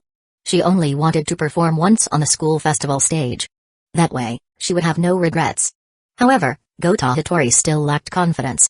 Even though she had joined Kesoka Band, she had performed twice at the Starry Live House. But the space there was really too small to accommodate many people. More importantly, there was no one she knew there. As for the school festival, the audience under the stage would be her entire class. Just thinking about it made her scared. Gota Hitori shivered. She then turned around, preparing to quietly head home. Next time, she would definitely try. She was just starting high school, there was still over 2 years left. However, she had also had this same thought back in middle school, and in the end, she graduated without ever following through. Just as Gota Hitori was about to step out of the school gates, her phone buzzed. She took it out to check. It was the Kesoka Band chat group online. They were probably discussing the school festival participation, right? With that thought, Gota Hitori opened the chat. Azuma, her school dream is to participate in the school festival and perform on the school stage once, Azuma, so let's help her achieve her dream. In exchange, I can introduce some commercial performance opportunities for Kesoka Band, Kita, huh? Really? Yukima-san, you don't have to pay us anything, we'll definitely help, Najuka. That's right, because it's Pachi-chan's dream, it's also Kesoka Band's dream, Ryo. Yukima, just be our manager. That way Kesoka Band will have an easier time making income, Najuka, Ryo. Don't be so rude, Bachi, huh? Come in, Najuka, Bachi-chan has appeared. Bachi-chan, go sign up, we'll go up on stage with you, Kita. That's right, let's use our Kesoka Band name. Let's hit the stage, Ryo, Gambear, Gambear. Gota Hitori stared at the chat interface, unable to speak due to the shock. Why was Yakuma in the Kasokaban chat? Wait a minute. The important thing is, how did Yakuma know she wanted to participate in the school festival? Is it really telepathy? Gota Hitori exclaimed in amazement, starting to stammer. Looking at the situation in the chat, it was clear they hadn't discussed anything with her. Everything had already been decided, and they had even started choosing songs for the performance. Her dream suddenly felt so close. Gota Hitori felt a little flustered, almost as if she had received an unexpected gift from the sky. Her thoughts became a mess. Unconsciously, her fingers opened a conversation with Yakuma. When Gota Hitori didn't know what to do, her first reaction was to ask Yakuma for advice. She typed out a message, then deleted it. Deleted and then retyped. In the end, Bachi sent just one line. Bachi, Azuma-kun, someone like me, can I really perform on stage? Azuma, what are you saying, Bachi? Aren't you a guitar hero? Bachi, but when I face the audience, I get so scared I can't even open my eyes. Azuma, it's okay, Bachi, even if you say that, Azuma-kun, Azuma, when you get on stage, Bachi, you'll find yourself again. The school festival will be busy, but I'll find time to cheer for you, Bachi, I'll try my best. When she saw Yakuma Azuma say he would find time to cheer her on, Gota Hitori suddenly became determined. She had to get on stage. Not just for her own dream, but just to play the guitar for him to hear. She had to get on stage. Looking back at Bachi's messages, Yakuma Azuma smiled. He really couldn't bear to watch Gota Hitori be alone. The sight of her sitting alone on a swing in the park. It made Yakuma Azuma feel like he had seen it before. It seemed like he had also sat alone on a swing in an empty park, without swinging. Then, Yakuma Azuma met Kasamijoka Utaha Senpai. And then, that familiar feeling led Yakuma Azuma to approach Bachi. He pulled her off the still swing. If Bachi didn't want to make friends, Yakuma Azuma definitely wouldn't interfere. But still, she longed for someone to step into her world. Yet, she remained alone. Even though Yakuma Azuma didn't like interfering in others' affairs, he didn't want to leave her alone. In the end, he'd push her onto the stage. He'd let Bachi step into the light that was meant for her. Just a little push. The rest, Bachi and Kasokaban would handle. They would follow the path that had already been set. With their music, they would draw special notes across the sky of Tokyo. And so, the school festival officially began. On Friday. Hey, you guys understand what youth is, right? Yakuma Azuma struggled to hold back his laughter as he spoke those empty words. It was as if his face was about to write the two characters really serious. At that moment, Yakuma Azuma was dressed in a black, form-fitting tuxedo paired with custom-made trousers. Underneath, he wore a white school uniform shirt from Toei Agasaki Academy. His hair was slicked back and styled with gel, giving him a refined, sophisticated look. This appearance truly resembled the protagonist of a shoujo manga. From 7-year-old girls to 40-year-old housewives, no one could meet this boy without feeling their heart flutter. It's no exaggeration to say that if Yakuma Azuma were to join the male host of a club, after just 3 months, the sales could surpass 1 billion yen. Many girls would likely lose themselves and spend their fortunes on him. And standing in front of a young man like that were two mischievous friends, dressed in maid uniforms, Sato Kazuma and Kuni Mayoma. These two troublemakers had caused the most commotion when voting for the class's theme. They had secretly teamed up with classmates, keeping the idea of a butler cafe a secret from Yakuma Azuma. If these two troublemakers ended up getting their way, it definitely wouldn't be Yakuma Azuma's style. So, on preparation day, the boy in the tuxedo stood in front of his classmates and made a suggestion. Since they had decided to make it a butler cafe, it couldn't just be about having good-looking guys. They had to showcase their own unique traits. With his good looks, Yakuma Azuma had charmed almost everyone in the class. Thus, this scene unfolded. Yakuma Azuma stood before the two troublemakers and talked about youth. What the hell is youth? Yakuma. Are you even human? Kazuma. How dare you talk? Who here is actually a person? You're so handsome, what's wrong with using your looks? I think you'd look great in a maid uniform too. What's wrong with taking advantage of that? It must be said, Sato Kazuma, with his slim frame, looked surprisingly fitting in the maid uniform and wig, without a hint of awkwardness. Yakuma Azuma casually picked up 2 pineapple buns from the table. Here, this is for you, consider it compensation. Yakuma Azuma said as he pointed to Sato Kazuma's chest. Sato Kazuma lunged forward, intending to pull Yakuma Azuma down with him. Sato Kazuma fell, and Yakuma Azuma easily caught him. Alright, Kazuma, winner takes all, loser takes the fall. Kuni Mayoma was the type of person who had a psychological game plan. Once he teased someone, he was prepared to be teased back. Note, exactly, I hate people who are fine with teasing others, but get angry when they themselves are teased. Unlike Sato Kazuma, Kunimayama was the captain of the basketball club. He was not only tall but had a giant frame. The traditional maid uniform he wore was given a distinctly masculine touch when Kunimayama wore it. Sato Kazuma, who was held by Yakama Azuma, could only face the reality. Damn it, winner takes all, loser takes the fall. After realizing the truth, Sato Kazuma stood up. But through the window of the classroom door, he saw a long line of people waiting outside. Sato Kazuma almost wanted to jump out of the back window. One could die physically, but you couldn't die in the eyes of society. Kazuma could only cry silently. Chapter 96, Yotsuya Maiko, I am Azuma-sama's dog. 2 special sweet cream sauce omelette rice dishes, please. Sure, just a moment. Not long after, Yakama Azuma brought 2 plates of omelette rice drizzled with white sauce to the students who had ordered. Enjoy. Yakama Azuma flashed a commercial-grade smile as he spoke. The atmosphere in the classroom became noticeably lighter. When Yakama Azuma moved to the next table, the 2 female students who had ordered omelette rice couldn't help but squeal softly. Oh my god. Yakama-kun is so handsome. That smile. Just looking at his smile is worth the price of the omelette rice. He's so good looking. Plus, he's smart. And incredibly athletic. How can such a perfect person even exist? I want to marry him. What should I do? I can't control my thirsty for Yakama-kun anymore. The quiet murmurs of the female students buzzed through the classroom. Yakama Azuma held the menu in his hand, making his way around the tables. The menu, in reality, only featured omelette rice. There were various styles. Of course, but in truth, the special sweet sauce was just omelette rice with white cream sauce. The tangy sweet delight was omelette rice with tomato sauce. The lively love was simply extra tomato sauce. Yet despite this simplicity, the line outside the classroom seemed never-ending. It's worth noting that the marketing strategy of Class 1E was undeniably brilliant. Most of the budget for this school festival had been invested in costumes, with only a small portion spent on pre-made frozen omelette rice. A true marketing victory. Azuma-san is really popular, isn't he? From the partitioned kitchen, Kato Megumi poked her head out with a smile. The Yakama Azuma she had gotten to know always shone brightly. Seeing him like this made Kato Megumi genuinely happy. However, another girl didn't share the same sentiment. Directly below Kato Megumi, Ariri also poked her head out. Watching the crowd of female students glued to Yakama Azuma, she was nearly biting through her handkerchief. After serving one last plate of omelette rice, the kitchen finally declared its operations closed.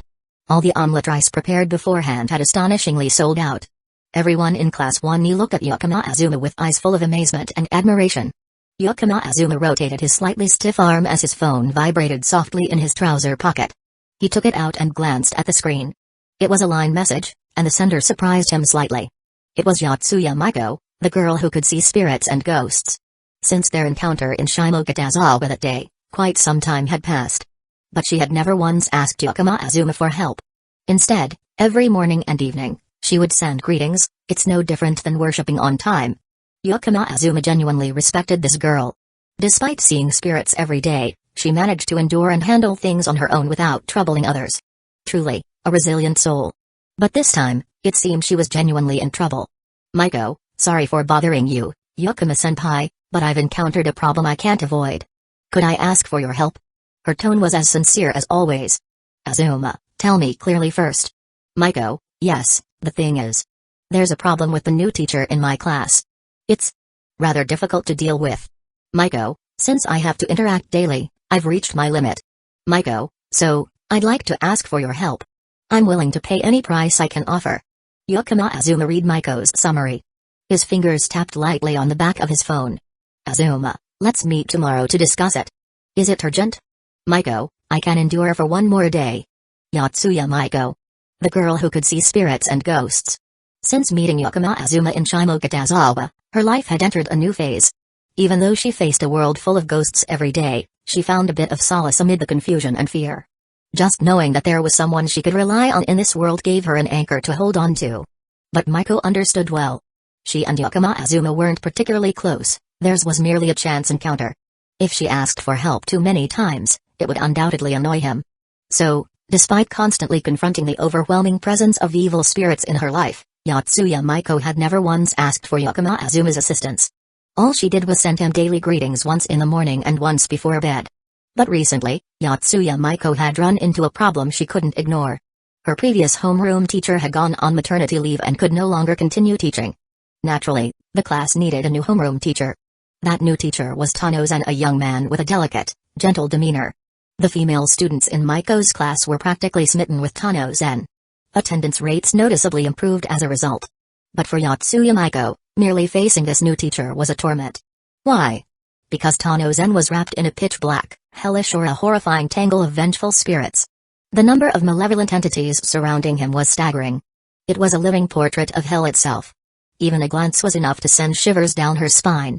Since gaining the ability to see spirits, this was the first time Yotsuya Maiko had seen someone enveloped by so many terrifying entities. In both number and sheer intensity, these spirits far surpassed any other haunting presence she had ever encountered. Most of them appeared as warped, shadowy cats. Beyond the massive swarm of ghostly cats, Tano-zen was also overshadowed by a colossal humanoid spirit. This being resembled a spider and was so large that it could fill an entire room. Its horrifying aura far exceeded that of the malicious spirit Maiko and her best friend had once encountered in a narrow alley. Every day, this spirit loomed over Tano-zen, shielding him. If anyone dared to look at Tano-zen, the spirit would immediately roar, "Don't look! Stay away from him!" Its ferocious screams were powerful enough to obliterate weaker spirits nearby. Since Tano-zen's arrival, each school day had become pure agony for Yotsuya Maiko. She could only try to keep her head lowered, her gaze fixed firmly on the textbooks in front of her. She didn't even dare to look up. This had even started to affect her academic performance. If that was all, Maiko might have gritted her teeth and endured it. After all, Tano-zen was only a substitute teacher. Once the previous teacher returned from maternity leave, he would leave. A few months perhaps she could get through it. But what Maiko couldn't bear was discovering a terrifying truth. Her best friend, Yurikawa Hana, had started feeling hungrier and hungrier ever since the new teacher arrived. Maiko had long noticed that Hana tended to eat much more than an average person. At first, she thought her friend simply had a big appetite. But recently, through a chance encounter, Yotsuya Maiko discovered an important fact. Yurikawa Hana, her best friend, was an extraordinary girl with a vast amount of life force. Every day, a large amount of life energy radiated from Hana, creating a protective effect against all evil forces. This was why Yurikawa Hana always had an enormous appetite. However, recently, the reason Hana had been getting hungrier than usual was because of Tano-zen. The malevolent spirits surrounding Tano-zen, along with the massive, terrifying presence of the spider-like humanoid vengeful spirit, drained Hana's life force whenever it came near her. This week, Hana had even fainted from hunger once. This was not something that could be solved by simply ignoring it. In desperation, Yotsuya Maiko had sent a distress message to Yukina Azuma. When sending the message, Maiko also prayed fervently, hoping that Yukina Azuma wouldn't refuse. If he did, she truly wouldn't know who else to rely on. Fortunately, while Yukina Azuma didn't immediately agree, he still accepted her request to meet and discuss the matter. Yotsuya Maiko sighed in relief. She glanced at her friend Yurikawa Hana, who was completely unaware of what was happening, and silently made up her mind. Whatever Yukina Azuma might ask, she would agree to it as long as she could. She couldn't let her friend fall into danger. Yurikawa Hana, with a suspicious expression, looked at Maiko, whose hands were clenched in the air. She felt that her friend had been acting strangely lately. Ever since their encounter in Shimokitazawa, Maiko's sudden shift into a masochistic behavior had shocked her. Fortunately, after that event, there didn't seem to be any other odd situations. Day after day, as they went to and from school together, Yurikawa Hana didn't see her friend sneaking to the Love Hotel or anything like that. And so, time quietly passed, leading to Saturday. Yukina Azuma had taken a day off. Everyone in class was understanding, since Azuma had been busy all day the previous day. His dedicated attitude was more than enough. Shuka High School, where Maiko studied, was really far from Shibuya Station. Yukina Azuma took more than half an hour by bus to get there. One could only say that it was truly a botchy move avoiding meeting acquaintances during high school by enduring such a long commute every day. What a decisive person. When he arrived at the gates of Shuka High School, Yukina Azuma saw Yotsuya Maiko walking slowly toward him. "Yukina-senpai." Maiko called out loudly, bowing at a 90-degree angle. The incredibly respectful gesture left the surrounding students confused. Yukina Azuma immediately helped Maiko straighten up. "Let's go, we'll talk while walking and, while we're at it, check out your school festival." Upon hearing this, Yotsuya Maiko eagerly nodded repeatedly. The two of them entered the Shuka High School campus together. Many students turned to look at them. Yukima Azuma's striking appearance truly drew attention. As for Yotsuya Maiko, she was walking on air. So happy. It was such a thrill. It wasn't because she was being noticed that she felt excited. Yotsuya Maiko didn't have such particular preferences. It was because she was walking alongside Yukima Azuma. This was just amazing. Normally, one could spot a few malicious spirits scattered around the school. But right now, nearly all of them had disappeared. The young man beside Yotsuya Maiko seemed like a moving barrier. From the moment Yukima Azuma appeared, Maiko had noticed this. The malicious spirits that usually latched onto people, asking, "Can you see me?" As Azuma got closer, it was as if they wanted to grow 2 more legs, frantically running away as fast as they could. In her sight, an almost spirit-free zone had formed. There was no trace of any malicious spirits left. Walking beside Yukima Azuma, Yotsuya Maiko even felt as if she had returned to the time before she could see ghosts. A normal, mundane life. In Maiko's eyes now, it was like a blessing from the heavens, as sweet as honey. Even being Yukima Azuma's dog would be far better than the days of facing those terrifying things. While Maiko was lost in her thoughts. Yotsuya-san. Yes. I want to be Yukima-sama's dog. Hearing Yukima Azuma call, Maiko responded quickly, but she accidentally blurted out what was truly on her mind. Yukima Azuma paused for a moment and then responded, "Everyone has their own preferences. If Yotsuya-san really desires it, I won't object. Preferences can be vivid, but people might die from embarrassment." At that moment, Yotsuya Maiko just wanted to find a hole to crawl into. Chapter 97, Yotsuya Maiko, the Cats, and the Spirits. After inadvertently saying "I want to be Azuma-sama's dog," Yotsuya Maiko decided to completely let herself go. She, who was usually quiet and obedient, now just diligently followed Yukima Azuma. A submissive demeanor, ready to obey orders. After all, as long as she wasn't facing evil spirits. Even if Azuma intended to put a collar around her neck, Yotsuya Maiko would not resist. Yukima Azuma reached out to gently stroke the head of the girl with amber eyes. "In short, let's invite that teacher of yours to a quiet place for us to talk." Upon hearing this, Yotsuya Maiko nodded obediently. But soon after, she felt a little difficulty. Because teacher Uno-san usually did not communicate with anyone. Every day, he only arrived on time for class and left after class. As soon as the school bell rang, he immediately left. Any attempt at conversation outside of studies, he completely ignored. Yotsuya Maiko could not think of a way to invite him to a quiet place. After all, she didn't even have a way to contact Uno-san. Just as Yotsuya Maiko was feeling confused, she suddenly spotted a figure in the distance slowly walking out of the school grounds. That person. "That's my temporary homeroom teacher, Uno-san." Yotsuya Maiko pointed at that figure and said. Yukima Azuma looked in the direction Yotsuya Maiko pointed. Due to the distance, Yukima Azuma couldn't smell anything. "Let's follow. That teacher is surrounded by the spirits of cats. Recently, there have been a lot of missing cat reports in Tokyo," Yotsuya Maiko said with a worried tone. She didn't want to see more cats harmed. Yukima Azuma nodded. Bocce's performance would take place in the afternoon, near sunset. There was still enough time now. So, the two of them followed Uno-san's figure. They exited the school gate. Uno-san entered a nearby alley. This action further confirmed the suspicion Yotsuya Maiko voiced. Because stray cats usually operate in alleys like this. The two quietly followed Uno-san from a distance. Yotsuya Maiko hoped to catch him in the act. If they could gather evidence, maybe they could get Uno-san arrested. After all, many cats had gone missing, and in Japan, it was illegal to kill cats. With that, the problem would be solved. They passed through a few small alleys. The three of them still did not see a single stray cat.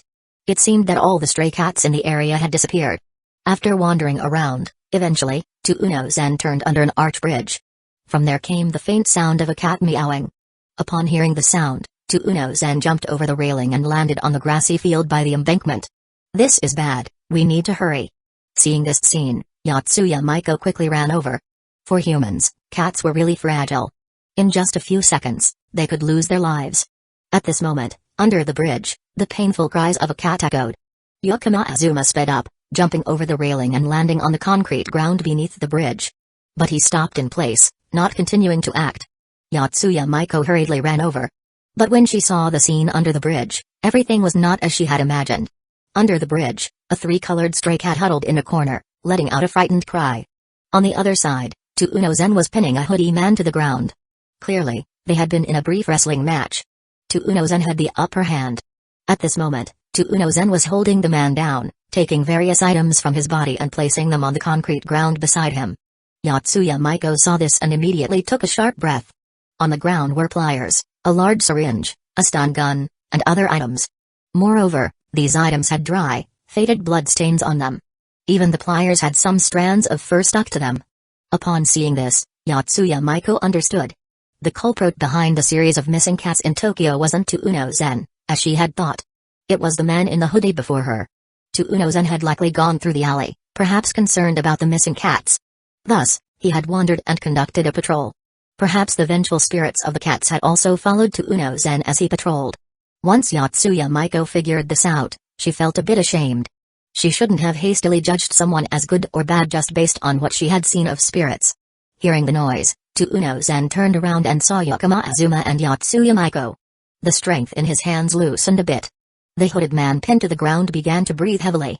Yakama Azuma looked at this scene, raising an eyebrow. Humans always have many sides to them. Unozen in front of them might not be evil. But he certainly wasn't as good as Yotsuya Maiko had believed. If the two of them hadn't shown up here, Unozen might have directly killed the hooded man. The way he had restrained him earlier left no room for breathing. It truly seemed intended to kill. "What's your name again?" "I think you're one of my students." "How did you end up here?" Unozen asked Yotsuya Maiko. Clearly, he wasn't very good at communication. He couldn't even remember the names of students in his class. "My name is Yotsuya Maiko, I have something I want to say to Uno-sensei." Yotsuya Maiko wanted to explain but didn't know where to begin. At that moment, in her line of sight, a massive humanoid spider suddenly emerged from Unozen's body. Its enormous claws covered Unozen. The terrifying face roared toward them. "Don't look." Yakama Azuma stepped forward, grabbed the stun gun from the cement ground, and threw it to Unozen. Unozen understood and stood up. As he pulled his body away from the hooded man, he switched on the stun gun and pressed it against the back of the hooded man's neck. Accompanied by the man's screams and the smell of burning flesh, the hooded man instantly passed out. After finishing everything, Unozen looked at Yakama Azuma with a deep gaze. Yotsuya Maiko stood frozen in place. Uno-sensei seemed to be different from what she had thought. "Yotsuya-san, what did you want to say to me?" Unozen stood up and looked at Yotsuya Maiko. Yotsuya Maiko thought for a moment. Then, she looked at Yakama Azuma. Yakama Azuma bluntly said, "If you have something to say, just say it, it's fine." Yotsuya Maiko nodded. Then, she lifted her head. The terrifying humanoid spider was now screeching wildly. Yotsuya Maiko understood. The vengeful spirits of the cats were swirling around Unozen. They weren't following him out of hatred. On the contrary, they were thanking him. That's why they surrounded Unozen, trying to keep him away from the massive humanoid spider. The spider kept growling, "Don't look. Stay away from it." Although Yotsuya Maiko didn't know exactly what was going on, she felt that the reason Unozen didn't communicate with others might be because of the influence of this humanoid spider. So, whether for friends or out of kindness, enough, let Uno-sensei go free. She faced the massive humanoid spider, several meters tall, and spoke these words. The humanoid spider, which had been screaming wildly, seemed to be paused at the press of a button. Its head slowly turned, its huge, fierce eyes staring at Yotsuya Maiko. It seemed to be confirming something. Confirming whether Yotsuya Maiko could see it. After a moment of silence, the gigantic creature with 8 spider legs began to charge wildly on the ground, rushing toward Yotsuya Maiko. Unozen furrowed his brows. He couldn't understand Yotsuya Maiko's words. But in that very moment, he felt his body become light as a feather. A corner of his vision seemed to have something passing by. Yotsuya Maiko took 2 steps back, her legs already trembling. Normally, she would try not to acknowledge the existence of these spirits. But now, facing a monster that might be the most terrifying thing she had ever seen, Yotsuya Maiko wanted to provoke it. Her courage was shouting, but her legs were truly weak. Yakama Azuma caught a disgusting smell. It was like the smell of rusted iron fences. He tried activating his special vision that came with his cooking skills. But within that strange vision, Yakama Azuma still couldn't catch sight of any ghostly figures. It seemed that Yotsuya Maiko's yin-yang eyes were an extremely special skill. At this moment, the disgusting smell began to move. Yakama Azuma raised his right index finger. It was as though he was positioning a chess piece. He pointed downward. Through Yotsuya Maiko's eyes, the massive humanoid spider suddenly bore an invisible pressure. It was violently forced down to the ground. The spider's 8 legs emitted a series of screeching, unpleasant sounds. They were bent and twisted into a heap. The monster, once several meters tall, now. At this moment, the humanoid spider, pressed to the ground by the invisible force, was no taller than Yotsuya Maiko's calf. Seeing this scene, Yotsuya Maiko breathed a sigh of relief. It seemed that such a terrifying evil spirit, in Yakamisama's hands, could be suppressed with just a flick of a finger. However, after waiting for a while, Yotsuya Maiko noticed that the invisible pressure still couldn't destroy the humanoid spider. Immediately, she looked at Yakama Azuma with concern. As a result, she saw Yakama Azuma seem to be lost in thought. He didn't appear strained or tense at all. On the contrary, he seemed to be examining something. When Yotsuya Maiko was about to speak, Yakama Azuma slowly raised his hand. He made a gesture of gripping space toward the area where the humanoid spider was. Yotsuya Maiko saw that an invisible pressure from all directions suddenly pressed in. The humanoid spider, which had been crushed into a heap, hissed from its throat. Its massive body continued to be compressed. As Yakama Azuma's fingers closed, a black-red orb fell to the grass beneath the bridge. Yotsuya Maiko blinked. It felt like Yakamisama was far stronger than when they were in Shimokitazawa. What just happened? Finally, Tuuno-zen couldn't help but ask. Yotsuya Maiko snapped back to reality and waved her hand at Tuuno-zen. Tuuno-sensei, just consider what I said nonsense, but if you like cats so much, why not adopt it? She pointed to the three-colored cat huddling in a corner beneath the bridge. Hearing this, Tuuno-zen also looked in that direction. I don't exactly like them. I wouldn't call it liking. But I'll give it a try. Halfway through, Tuuno-zen suddenly changed his tone. He had a feeling. Perhaps he could adopt a cat. His mother had long abandoned him, and there would be no one left to harm the cats he took care of. Tuuno-zen walked toward the three-colored cat and gently embraced it. In Yotsuya Maiko's vision, the vengeful cat spirits that had surrounded Tuuno-zen now began to dissipate. From dark red and gloomy colors, they shifted to a golden hue like sunlight, transforming into soft points of light that gently faded away. Chapter 98, The Answer Must Be Yes or Wolf Notification. Your shogi skill has been specially affected, proficiency has been fully achieved. Shogi, level 8, shogi, level 9. Before Yakama Azuma's eyes, a notification from the system appeared. At the same time, Yakama Azuma also saw golden yellow specks of light quietly rise from Tuuno-zen's body. Among them, a few golden yellow specks automatically gathered towards Yakama Azuma. Yakama Azuma opened the system's control panel. According to logic, his shogi skill proficiency was still lacking in some areas. But when he opened the system's control panel, Yakama Azuma saw that the last empty part of the progress bar for the shogi skill had been filled with golden yellow light. Then, the progress bar slowly filled up. Finally, the portion of the progress bar that was previously missing to complete was completely filled. The shogi skill officially reached level 9. A stronger aura erupted from Yakama Azuma's body. However, unlike the previous time when the skill leveled up, he had to suppress it with effort.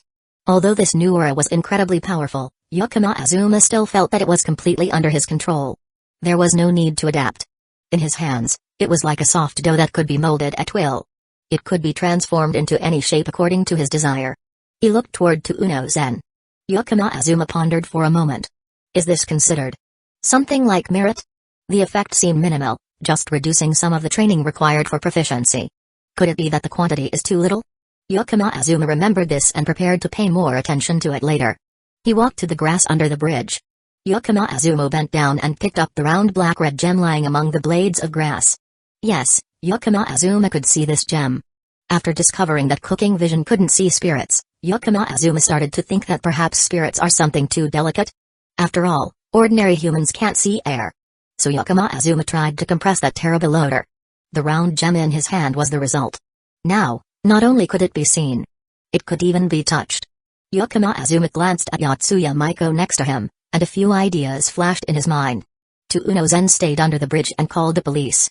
He was preparing to hand the man in the hooded sweatshirt over to the police. Meanwhile, Yakama Azuma and Yotsuya Maiko walked ahead, heading back to Shuka High School. On the way, Yakama Azuma handed the compressed gem from the humanoid spider to Yotsuya Maiko. When she took it, Yotsuya Maiko's eyes widened in astonishment. She had witnessed the process of the humanoid spider being compressed into the round gem. But she didn't expect that this gem could actually be touched. Yakama-senpai. Hey, Maiko said she wanted to be my dog, right? Yakama Azuma smiled and said. Yotsuya Maiko swallowed her saliva. Everything was going in a different direction than she had imagined. Yes. Yotsuya Maiko couldn't deny it. After all, she owed Yakama Azuma a great favor. Before, She had been ready to sacrifice anything she could to repay Yakama Azuma. Good. Yakama Azuma snapped his fingers. Swallow this. Yotsuya Maiko looked at the round gem in her hand. Yakama-san. Yakama-sama, this. The answer must be yes or woof. And call me by my name. I'll call you Maiko. Woof. Yotsuya Maiko closed her eyes, gathering all her courage, and swallowed the round gem. With the movement of her throat, everything was over. Yakama Azuma raised an eyebrow. After his shogi skill leveled up to level 9, the aura he could control became more fluid, like water. Telling Yotsuya Maiko to swallow the round gem wasn't without protection. Yakama Azuma had enveloped the gem with his aura, surrounding it. If anything unusual happened, Yakama Azuma could immediately crush whatever was inside the gem. He wouldn't let Yotsuya Maiko get hurt. But when Yotsuya Maiko swallowed the gem, the aura surrounding the gem faded. How does it feel? Woof. You don't need to do that often. It feels like swallowing a rag. Ugh. Yotsuya Maiko's face turned unpleasant. But her body seemed to have no serious problems. Yakama Azuma took a piece of orange candy from his pocket. He peeled off the wrapper and popped it into Yotsuya Maiko's mouth. The sweet taste of orange quickly spread through her mouth, making her feel much better. Once Yotsuya Maiko had recovered, Yakama Azuma asked, "Do you feel any changes?" Yotsuya Maiko closed her eyes, concentrating for a moment. It seems like I can spit something out." Saying that, Yotsuya Maiko turned to the side and tried spitting. Then, the giant humanoid spider reappeared in Yotsuya Maiko's sight. She was so scared that goosebumps covered her body. At the same time, the terrible smell from before rushed into her nose again. Yakama Azuma squinted. "Maiko, try to see if you can control it." Hearing this, Yotsuya Maiko tried to suppress her fear and spoke to the humanoid spider in front of her, "Go destroy that pile of dirt over there." If Yakama Azuma hadn't been there, Yotsuya Maiko would never have dared to try. The humanoid spider obeyed the command and rushed quickly toward the pile of dirt by the riverbank in the distance. Yakama Azuma saw the soil being tossed into the air from far away. It was indeed controllable. However, it seemed that even when controlling an evil spirit, they still had to follow basic rules. Before being seen, the level of destruction they caused was extremely limited. "Can you retract it?" "Let me try." Yotsuya Maiko took a deep breath toward the humanoid spider. The humanoid spider quickly shrank down. Yotsuya Maiko let out a small dry retch. "I feel like I just ate a rag again, Azuma-sama, hic." Yakama Azuma gently ran his hand through the girl's amber-eyed hair. He had only intended to test things out, but he didn't expect it to succeed. As expected, Yotsuya Maiko possessed the most powerful clairvoyant ability among all curators in the original works she belonged to. Whether the evil spirits were strong or weak, Yotsuya Maiko could see them clearly. Her talent was truly amazing. It seemed that there was still a great potential to be unlocked. Could this be called soul control magic? The two of them walked back to Shuka High School. On the way, Yotsuya Maiko several times wanted to say something but hesitated. Upon entering the school grounds, they stopped in front of a takoyaki stall. Takoyaki, being easy to make with a simple process, was always the top choice for student-run stalls during school festivals. Yakama Azuma ordered a portion with mayonnaise and Thousand Island sauce. The takoyaki had just been taken out of the pan and was still steaming, causing the bonito flakes on top to gently sway. He skewered a piece of takoyaki, blew on it to cool it down, and then offered it to Yotsuya Maiko. Yotsuya Maiko stared at the takoyaki being held in front of her, a little dazed, but in the end, she opened her mouth and took a bite. The taste wasn't anything special, but Yotsuya Maiko ate it happily. She hadn't had breakfast when she left the house this morning. When she woke up early, her mother called her and her sister to the breakfast table. Yotsuya Maiko immediately saw a giant lizard-like monster lying on the table. It even stuck its long tongue out to lick a piece of her toast. Although the evil spirits, before being seen, couldn't affect the material world, the sight still made Yotsuya Maiko unable to swallow her breakfast. She could only say, "I'm not hungry," and rush to school. After a busy morning, she was now finally able to have a bite of takoyaki. No matter how ordinary the dish was, Yotsuya Maiko still ate it with delight. "If you want to say something, just say it directly. You don't need to hide it from me, Maiko." Watching Yotsuya Maiko enjoy the takoyaki, Yakama Azuma smiled. Hearing this, Yotsuya Maiko suddenly felt like she wanted to say woof. Heaven knows how every day she had to pretend not to see, and talk in vague riddles. It was truly painful. "Azuma-sama, I want to move closer to your house." Yotsuya Maiko finally voiced the reason she had been hesitant about throughout the journey. If she could move closer to Yakama Azuma's home, at least every night when going to bed, Yotsuya Maiko wouldn't have to face the evil spirits in her room anymore. Every time she went to sleep, as soon as the lights went out, strange things would crawl out from the wardrobe or under the bed. She had to pretend not to see anything and force herself to sleep as if nothing had happened. At times, the evil spirits would even crawl into her blanket. If this continued, Yotsuya Maiko felt that her mental state would collapse. After making this request, Yotsuya Maiko nervously looked at Yakama Azuma. "That's fine, there are a few apartments near my place that are up for sale," Yakama Azuma said. "But don't you have your mother and younger sister at home? Can you convince your family to move?" he asked. Yotsuya Maiko let out a sigh of relief upon hearing Yakama Azuma's words. As long as Yakama Azuma agreed, that was all that mattered. "Yes, I think I can convince them," she replied. In her mind, Yotsuya Maiko was already thinking about how to bring up the conversation with her mother. Seeing this, Yakama Azuma immediately sent the address of his house and the contact details for the apartment owner nearby to Yotsuya Maiko's phone. He skewered a piece of takoyaki and tasted it, only to immediately lose interest. It seemed that ever since he leveled up his cooking skill to level 7, his taste buds had become more selective. Therefore, Yakama Azuma handed the rest of the takoyaki to Yotsuya Maiko. Yotsuya Maiko took it without hesitation and finished it all. "Speaking of which, Azuma-sama, what's the thing behind you that you've been carrying since this morning?" she asked curiously, eyeing the instrument case on Yakama Azuma's back. "Oh, this is a magical tool that will be used later," Yakama Azuma replied with a smile, patting the guitar on his back. Yotsuya Maiko didn't fully understand, but she trusted that Azuma-sama had his reasons for everything he did. In the afternoon, the two of them walked through the small stalls around Shuko High School, filling up with snacks. Then, they both headed toward the school's gymnasium. The performances for the festival would be held in the gym, starting at 1 p.m. Arriving early would give them the chance to pick a good spot. As soon as they entered the gym, their eyes caught a glimpse of a blonde-haired figure. Yakama Azuma walked toward the temporary stage and greeted the blonde-haired person. "Manager Aijichi, you're here early." Aijichi Sayaka, Najuka's older sister, who was 12 years older than her, was also the manager of the live house Starsea where Kesoka Band performed. The last time Yakama Azuma went to see Bachi's performance, he had met and greeted Sayaka backstage a few times. Upon hearing his voice, Aijichi Sayaka turned around. When she saw Yakama Azuma, she waved back. "Najuka kept pestering me to come watch the performance, so I had no choice but to come," she said. Yakama Azuma couldn't help but chuckle. Manager Aijichi Sayaka had a cute, somewhat proud attitude. "Oh, you're Yakama, right? Hello." A woman with purple hair, standing beside Aijichi Sayaka, staggered toward Yakama Azuma to greet him. The strong smell of alcohol hit them immediately as she spoke. Yotsuya Maiko widened her eyes in shock. Where did this drunkard come from? Chapter 99, Thorough Prevention. Looking at the older sister with purple hair, smelling of alcohol, greeting her. Yakama Azuma blinked, turning her head to look at Aijichi Sayaka. "Aijichi-san, is this your friend?" Aijichi Sayaka looked a little awkward. She raised her hand to rub her forehead. But in the end, she nodded. "She's a junior of mine from college, Hirokakure.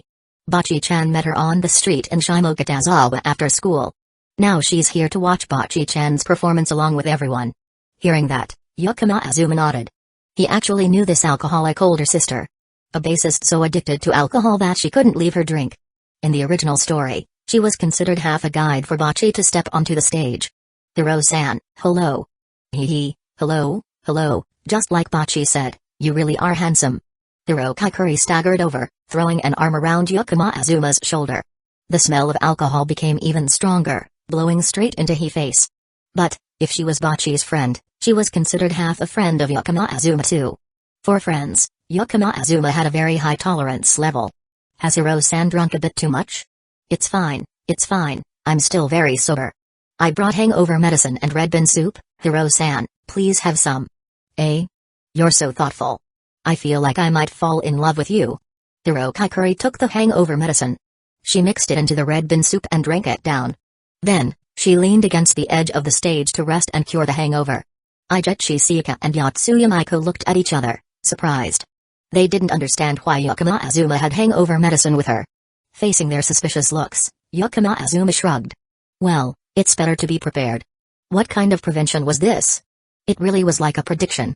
This thought appeared in their minds. "Yakama ani Aizen." The voice of a child rang out. Yakama Azuma felt his thigh being hugged. Turning around, it was the cute little girl with pink hair. Yukima Azuma reached out to pick her up and introduce her. This is Gota Futari, Bachi's little sister. Gota Futari Disu. Gota Futari was small and bright. She's Bachi-chan's little sister? Ijetchi Sika looked at the cute Futari, a little amazed. Although they looked about 70 to 80% alike, in some ways, the two sisters were completely different. The manager always felt that all the positive energy of the older sister was poured into the younger sister. At this moment, the Mr. and Mrs. Gota also came over. Clearly here to watch their eldest daughter's performance. Mr. Gota even brought a video camera. They were very well prepared. For the first friend their eldest daughter had made, the couple showed great enthusiasm. As time passed, the auditorium gradually became more crowded. Amidst the crowd, Yukima Azuma recognized faces he had seen at the live house. They seemed to be fans of Bachi and Kesoka Band. Although they had only been on stage twice so far, the group's guitarist, Bachi, truly had a strange allure. There were also some unfamiliar faces. Wait a minute, our classmate Gota is going to perform on stage, right? It seems like she'll perform with the band. I didn't expect Gota-san to know how to play an instrument. She seems really talented. Could it be because she's so immersed in music that she doesn't communicate much with others? Whispers floated through the crowd. Many had gathered here because of Gota Hitori. In just half a year, from the spring break to the summer break, Bachi had overcome many struggles and was no longer alone. Yukima Azuma couldn't help but smile faintly. On stage, behind the curtain, the equipment had been neatly arranged. The four members of Kesoka Band were making final adjustments to their instruments. Bachi's heart was pounding so hard it felt like it might leap out of her chest. Why is there a drum sound already, even though it hasn't started yet? Yamada Ryo spoke up, confused. Bachi-chan. You should also take a deep breath. Kita Ikuyo, having found the source of the drum sound, hurried to comfort her. After finishing the adjustments, the four of them stood in a circle, placing their hands on each other. Kesoka Band, let's do our best together, and enjoy the school festival together. Najuka said the slogan with enthusiasm. The hands of everyone were pressed down and then lifted up. With the announcement of Kesoka Band's upcoming performance, the heavy curtain was slowly lifted. The four of them squinted slightly, adjusting to the bright light in the auditorium. Then, they saw the scene below the stage. This auditorium, several times larger than the live house, was packed with people. The orange light sticks glittered below the stage. After swallowing a gulp, the overwhelming noise suddenly erupted into their ears. The scene when standing on stage was far more impressive than anything they had imagined. Bachi was so nervous that she wanted to close her eyes, but she forced herself not to avoid it. Fortunately, just at that moment, good luck, On-chan. Following the voice, Bachi saw the energetic figure of her little sister, along with the light sticks of her parents cheering her on. Good luck. It was Bachi's fans.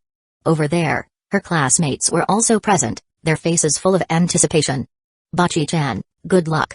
Kakurion-san came to watch you. Do your best, Bachi-chan. Near the stage, the older sister with purple hair, like a ball of energy, waved her arms enthusiastically. It was clear she had been drinking, and there was a glass bottle of alcohol beside the stage. Bachi decided to pretend she didn't see her. Finally, her gaze stopped at the teenager in front of the stage. The teenager wasn't shouting loudly, he only mouthed words to her. But his voice resonated deeply in Bachi's heart. Bachi, do your best. It was that voice. Najuka started tapping the drumsticks on the drum, signaling the performance to begin. At the right moment, the bass blended in. Bachi also played the first note of her song in the school festival. The sound of the guitar spread throughout the auditorium. The skillful playing, the waves of sound connecting without any gaps. It was Bachi's first time stepping onto such a large stage, but she exerted 120% of her strength. The drum beat quickened, the bass deepened, and the guitar roared like a raging storm. The entire band blended together perfectly. The entire auditorium, every eye, was completely captivated by this band. No matter the unhappiness or fatigue, everything could be blamed on the weather at this moment. I like dark, cramped spaces, so I'd bury my face deep in my hood. My eyes resented the heartless world, but yearned for love. I liked being soaked by the rain, because my face looked better clouded over. I pretended to be afraid of the storm while waiting for the sky to burst. Strum through the light's distortion. I want to make thunder roar. Drum beyond the pain. What can I do? This fierce pounding is out of control. Strum in a harmonizing quartet. I want to cause a revolution. Drum in a lamenting forte. What can I do? My savage nature is beyond wild. Kita Ikuyo's clear voice rang out, like a skylark soaring through the space of the auditorium. The lyrics that Bachi wrote always carried her unique style. And when those words were sung by Ikuyo under the sunlight, it created a particularly lively feeling. Or perhaps, one could call it the feeling of rock. There was no conductor. The light sticks in the auditorium swayed up and down in rhythm with the guitar. After the instrumental break, a stronger wind blew. The music swept away the scorching heat of summer, clearing everything in its path. The first song ended with a skillful sweep of the strings from Bocchi. This is our first song, Seishan Complex. We are Kesoka Band. Currently active in Shimokitazawa. Naruto, the part-time mech, began introducing the band. In this brief moment of musical pause, Hirokakure curiously looked at the guitar bag behind Yukima Azuma. Yukima-kun, will you be performing on stage later? Is there a bass in the bag? Or a guitar? Upon hearing this, Yukima Azuma pulled the guitar bag from behind to his chest. Through the fabric, he gently rubbed the strings beneath. It's not that, this is just for precaution. Hirokakure tilted her head slightly, puzzled.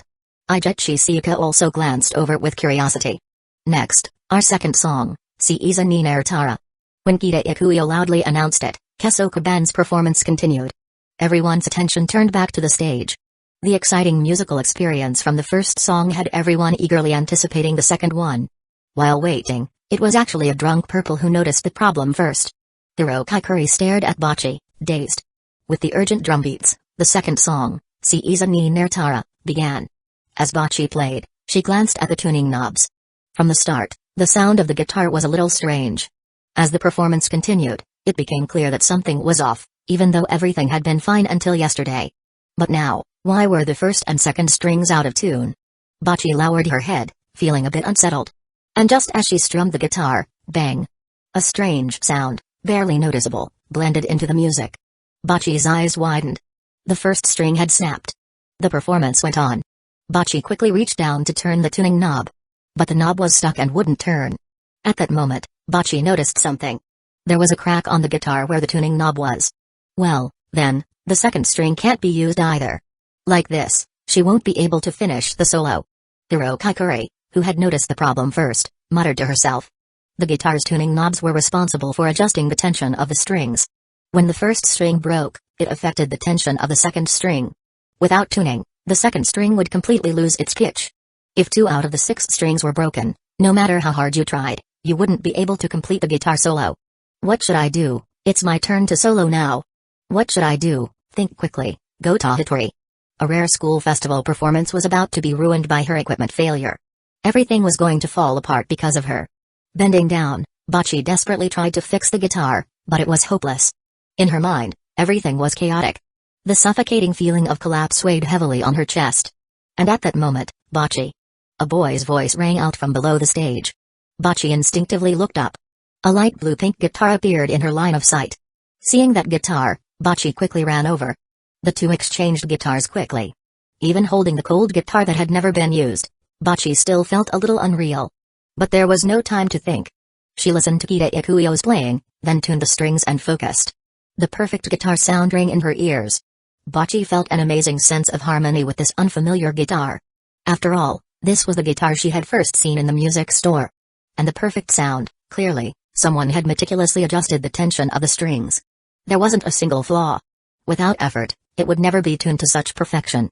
Bocchi could clearly feel that, as she played, it was as if another pair of hands were pressing the strings with her. Chapter 100, Yay, Bocchi's first time the guitar solo begins. Bocchi uses her new guitar, playing a solo melody that stirs the heart. The sound waves swirl around the space in the stadium.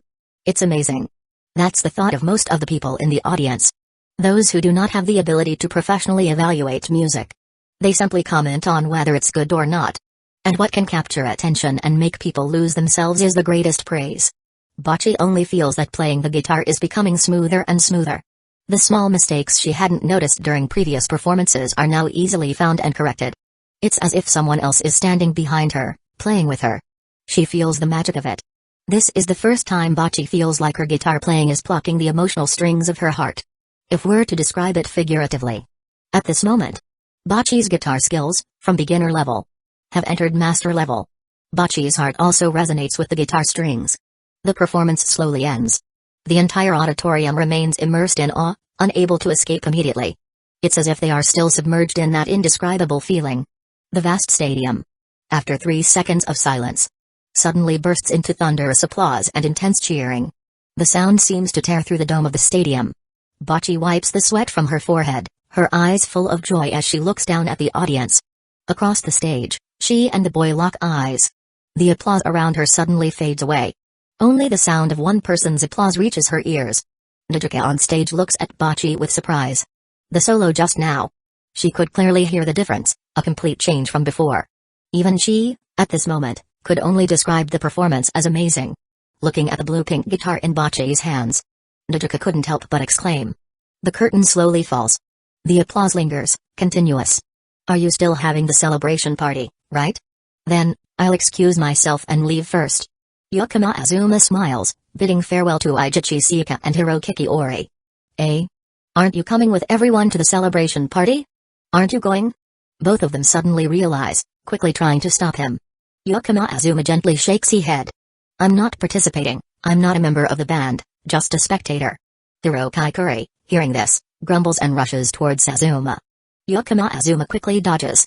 That being said, aside from Bocce and Kita Ikuyo, Yukima Azuma isn't particularly familiar with the others. And getting too close could make them uncomfortable. Aijichi Sika watches Yukima Azuma leave, unsure of what to say. He's prepared for everything. He definitely cares a lot about Bocce. After Yukima Azuma left, Aijichi Sika and Hirokiki also exited through the back door of the stadium. This door is closer to the backstage area. As soon as the two of them stepped outside, they saw Gota Hattori running toward them, holding her guitar. Even the other three members of Kesoku band were left behind. This scene made the two of them exclaim in surprise. Because Gota Hattori usually makes sure to stay behind the other members of Kesoku band. She tries to avoid standing out too much, keeping a low profile. How could she do something so attention-grabbing? Bocce ran up to them, stopped, and panted heavily. She could hardly catch her breath, but she quickly looked up, searching around. But after scanning the area, she couldn't find the person she was looking for. Gota Hattori's joyful expression suddenly dimmed a little. Manager, do you know where Azuma-kun went? Gota Hattori tried to steady her breathing and asked that question. Seeing Gota Hattori's expression, Aijichi Sika and Hirokiki exchanged a smile. Yukima-kun went in that direction. You can still catch up. Run. Bocce-chan. Run, hurry up. Gota Hattori nodded and headed in the direction Yukima Azuma had gone. But after running a few steps, she suddenly remembered something and turned back. Everyone, Manager, Kakuri-san, I'm really sorry. Because she had promised, after the school festival performance, they would celebrate together. At that moment, the three little friends had just arrived. Naruto looked at her, as if to say, why are you apologizing now? With an irredeemable expression. Still apologizing at this hour? Hurry up and go. Kita Ikuyo waved her hand. Go, Bocce-chan. Ryo also waved her hand. So, Gota Hattori continued running ahead. She passed through the crowd. Crossed the empty school corridor. When she set foot on a corner of the grassy field, Gota Hattori couldn't stop apologizing to the grass in her heart. She passed through the gate of Shuka High School. Finally, the figure of the boy appeared within her sight. At that moment, Bocce stopped thinking and rushed forward. In the surprised eyes of Yukima Azuma, she opened her arms and threw herself into his embrace. The cars moving on the road. The people walking down the street. The students passing by the roadside. Everything seemed to disappear. In Bocce's world, there was only the boy left. Why are you chasing me, Bocce? Aren't you supposed to be celebrating with the band? Yukima Azuma was genuinely a little surprised. I came to return the guitar to Azuma-kun. Bocce, with only the image of him in her mind, could only awkwardly say that reason. Hearing that, Yukima Azuma shook his head and smiled softly. This guitar, Bocce, you can keep it. Unexpectedly receiving this answer, Bocce took the blue-pink guitar, her mouth slightly open in surprise. Seeing her cute expression, Yukima Azuma reached out, gently lifting Bocce's chin and softly brushing it. This was originally a gift for Bocce. That day, when you walked into the music store, you stared at this guitar for a long time, right? Bocce's guitar seems to be quite old. I heard from Mr. Gota that it was the guitar he used back when he was a student. So, I thought about buying this guitar and giving it to you at the right time. And you don't need to worry about money, because it was your money that paid for it. You gave me money with great meaning, like a dowry. And I promised to use it at the right time. Looking back, I think I chose the right time, don't you think? Hearing Yukima Azuma's words, Bocce finally couldn't hold back anymore. Tears began to flow freely, dropping onto the hand that was lifting her chin. No wonder the guitar she loved appeared at the exact right moment when the strings broke. It felt like winning the lottery, this unexpected moment. It must be because the boy in front of her had woven a bit of care for her. This care didn't feel like a burden.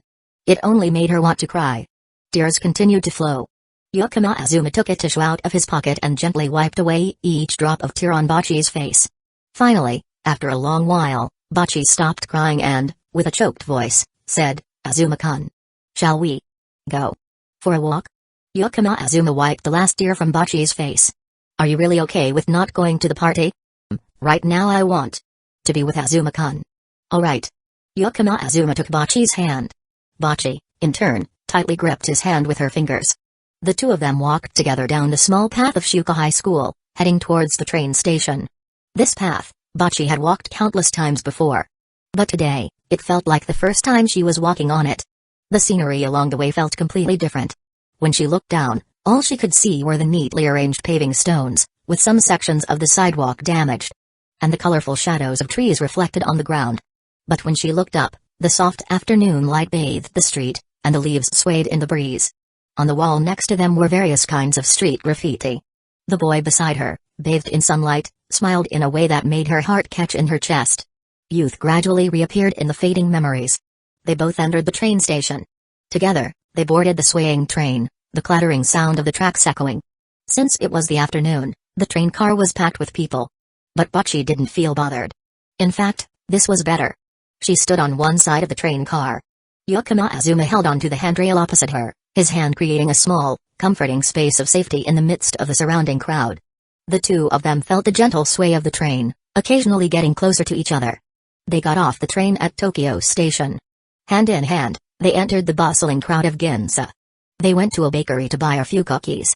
Then, they entered a bubble tea shop and ordered plain milk tea and mango pomelo sago. Of course, Yakama Azuma took care of the ordering.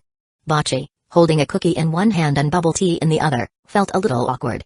At that moment, Yakama Azuma suddenly brought the straw to her mouth. "Try it, it's really good."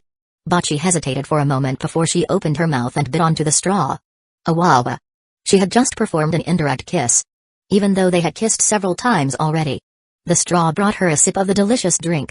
Unlike the usual milk tea or drinks from vending machines, Bocce, who had never been to a bubble tea shop and didn't have the courage to stand in front of the staff, just stared at the menu. So, she ended up ordering plain milk tea. As the two walked past a hair salon in Ginza, Bocce stopped. Yakama Azuma blinked in surprise. Bocce took a few deep breaths. Then, she took off the hair tie with a strand of hair attached to it and handed it to Yakama Azuma. Yakama Azuma looked at the hair accessory, which resembled a fruit-flavored bourbon candy, in his hand. Wow, has Bocce become more outgoing today? Not really. Her tense mood was easily eased by that comment. They entered the hair salon. Yakama Azuma communicated briefly with the hairdresser. It was just a trim of her bangs and a slight adjustment to her long hair. No special styling, no need for curling or blow-drying. A hair salon that could exist in Ginza seemed trustworthy enough. Bocce sat in the chair, closing her eyes because of the tension. After hearing the sound of scissors snipping, the cute face that had been hidden under the long pink hair was finally revealed. After the hair was washed and dried, Bocce shyly stepped in front of Yakama Azuma. How do you feel about it?" Her deep blue eyes were no longer hidden by her bangs, looking a bit flustered. "Really cute, and now, I feel like if I don't see you for a day, I'd miss you terribly," Yakama Azuma said seriously. "Yeah. Then, I'll send you a photo every day, Azuma-kun." "Alright, let's make it official then." With such a pleasant surprise, of course, Yakama Azuma happily agreed. Yeah, Yakama Azuma had even gotten a membership card for this hair salon. When they walked out of the salon, hand in hand, the sky had begun to darken. In the distance, the sun slowly set, painting the evening clouds with a red hue. The orange-red color gradually faded away. A cool summer breeze gently blew, making the hair by the girl's ear flutter lightly. "What should we have for dinner tonight? Or do you want to go home and eat, Bocce?" Yakama Azuma asked. But this time, there was no immediate answer. When he turned his head with a puzzled expression, Yakama Azuma's eyes met Bocce's sparkling gaze. Bocce's eyes seemed to be speaking. "I don't want to go home tonight." Those deep blue eyes were how she conveyed that message to Yakama Azuma. Yakama Azuma paused for a moment, then took out his phone. Well, anyway, he would find a nearby luxury hotel. "Bocce, do you have your ID with you?" Bocce felt lucky because this morning, when she left the house, she had put her ID in her skirt pocket. At that moment, she had thought that if the band's performance at the school festival failed, she would change her name and run away. Oh, and also change her hairstyle. But anyway, Having it with her was definitely a stroke of luck. Yukima Azuma chose a hotel and called to book a room. Since it wasn't a holiday or peak tourist season, the luxury suite was still available. He directly booked the room over the phone. After that, the two followed the GPS directions and headed toward the hotel. Passing by a pharmacy, Yukima Azuma stopped. The hotel. It should be have it. Bachi's voice was as quiet as a mosquito. But if we prepare, we won't have to worry. Yukima Azuma left Bachi outside and entered the pharmacy by himself. When he came out, one of the bags was slightly bulging. The two of them checked in at the front desk. The receptionist looked at the black card Yukima Azuma handed her and smiled brightly. Your room is on the 11th floor. The elevator is to the right. Have a pleasant evening. They received the room key. Yukima Azuma pulled Bachi, who was covering her face with her hand, into the hotel elevator. He swiped the keycard to open the room. The first thing that caught his eye was the lavishly decorated lobby. This luxurious suite had a shower room, and outside, there was a separate 2.5 hot spring pool. The towels and new pajamas were high-end and available for free use. Bachi ran straight to the bedroom. She sat at a corner of the pristine white bed. What should we do next? I'm so sorry, but I really have no experience. Yukima Azuma really wanted to say that not having experience wasn't a problem. Well, maybe Yukima Azuma didn't have much experience either. But right now, it felt like anything he said would only embarrass Bachi more. First, let's take a bath. Yukima Azuma made a sensible suggestion. Hearing this, Bachi quickly ran into the shower room. Yukima Azuma sat on the bed, letting out a sigh.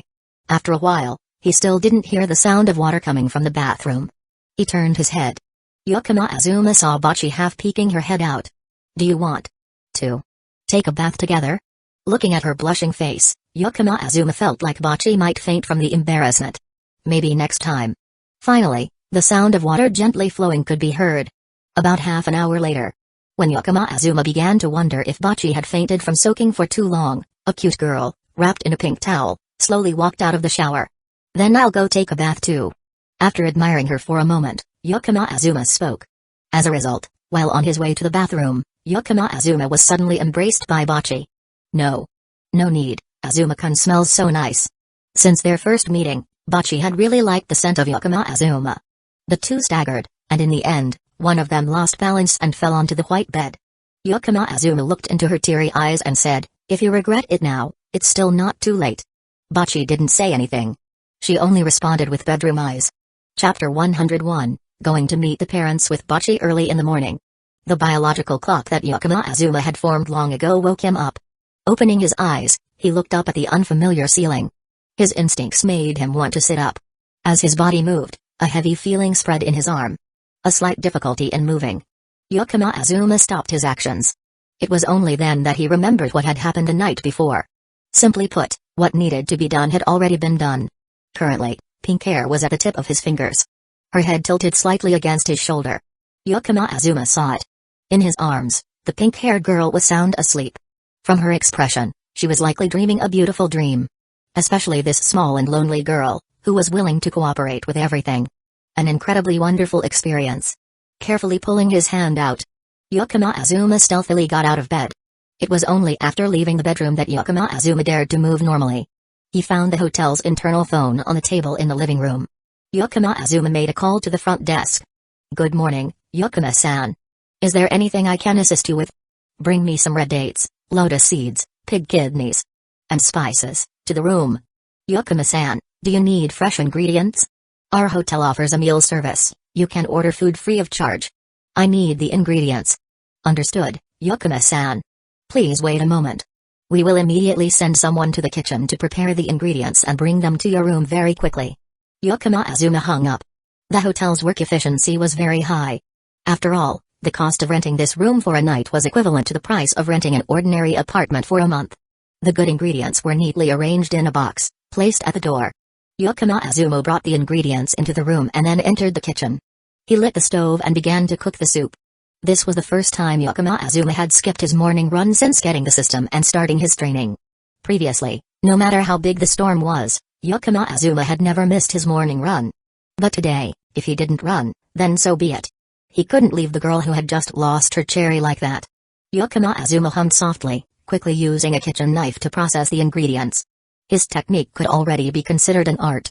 Pour crib soup with red dates and lotus seeds. A dish that tonifies chi and blood, very delicious, with no ingredients that Bocce didn't like. My love story, it may sound very gay. Girlfriend say I'm loser scare tomorrow lose her memory no more, cry like baby say bye bye, I become single guy the boy's gentle singing voice. Like the seasoning for this morning. The morning light shone through the window, casting the boy's shadow long in the room. The bedroom door was pushed open, carrying a light breeze. Yukima Azuma stopped singing. Did I make noise and wake you up? He turned around, smiling gently and asking. Gota Hitori shook her head.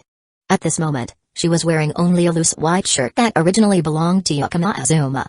The delicate white shirt was stretched tight, forming an exaggerated curve, and the button on the shirt had to bear a lot of pressure. As they say, the material creates gravity. That's the law of universal attraction in science. So, it was perfectly natural for Yukima Azuma's gaze to be drawn by the gravity of her presence. Girlfriend find another. Find another one like Taylor Swift. We break up today, I think I okay. Gota Hitori sang along to the song that Azuma hadn't finished yet. She stretched her arms out, wrapping them around the boy's waist from behind. So, Yukima Azuma followed her and sang along. Even without instruments, to their ears, it sounded like nature itself was the music. When Gota Hitori just woke up, she noticed the pillow beside her was empty. Her mood was a little complicated. A bit disappointed, but not because she was blaming Azuma. Azuma was the best in the world. If she woke up in the morning and saw him holding a diamond ring on his knee, that would definitely make Gota Hitori feel awkward. She wouldn't be able to control her thoughts, wondering how could she possibly deserve him? In the days ahead, would she be able to bear the responsibility of being a good girlfriend, or even a good wife? Compared to receiving, Gota Hitori tended to lean more towards giving in a relationship. Receiving too much would actually make her feel scared. She thought about a bunch of meaningless things in her head. Gota Hitori vaguely heard the gentle singing from outside the bedroom. She grabbed the white shirt at the head of the bed and put it on. Gota Hitori poked her head out of the bedroom. The boy was busy in the kitchen. Steam gradually rose and spread through the air like an invisible cloud. Her heart felt light and fluttery, just like that. Back to the present. Yukima Azuma gently tapped the slender hand on his waist. Bocce, hurry and wash your hands, it's almost time to eat. Bocce's fingers were very long, and despite years of playing the guitar, she didn't have any calluses. When holding her hand, one couldn't help but want to caress it. Like a work of art, extremely beautiful. Now, Yukima Azuma somewhat understood Kira Yoshikage's thoughts. Bocce obediently ran off to wash her hands. When she returned, the aroma of the ribs had filled the living room. Upon smelling the fragrance in the air, Bocce seemed to have turned into a rock art. Azuma-kun, even if there's poison in the bowl, I'll still finish it all without leaving a single drop. What a weird declaration, come here and try it. Slap. It's so delicious, really so delicious, it feels like I might cry. Must be because you touched the hot tongue, take your time eating. Yukima Azuma raised his hand and gently tapped Bocce on the head. Bocce, as usual, lowered her head. But this time, her long hair didn't cover her eyes. Her bright and lively eyes, a bit shy, gazed up from below. It made one want to tease her even more.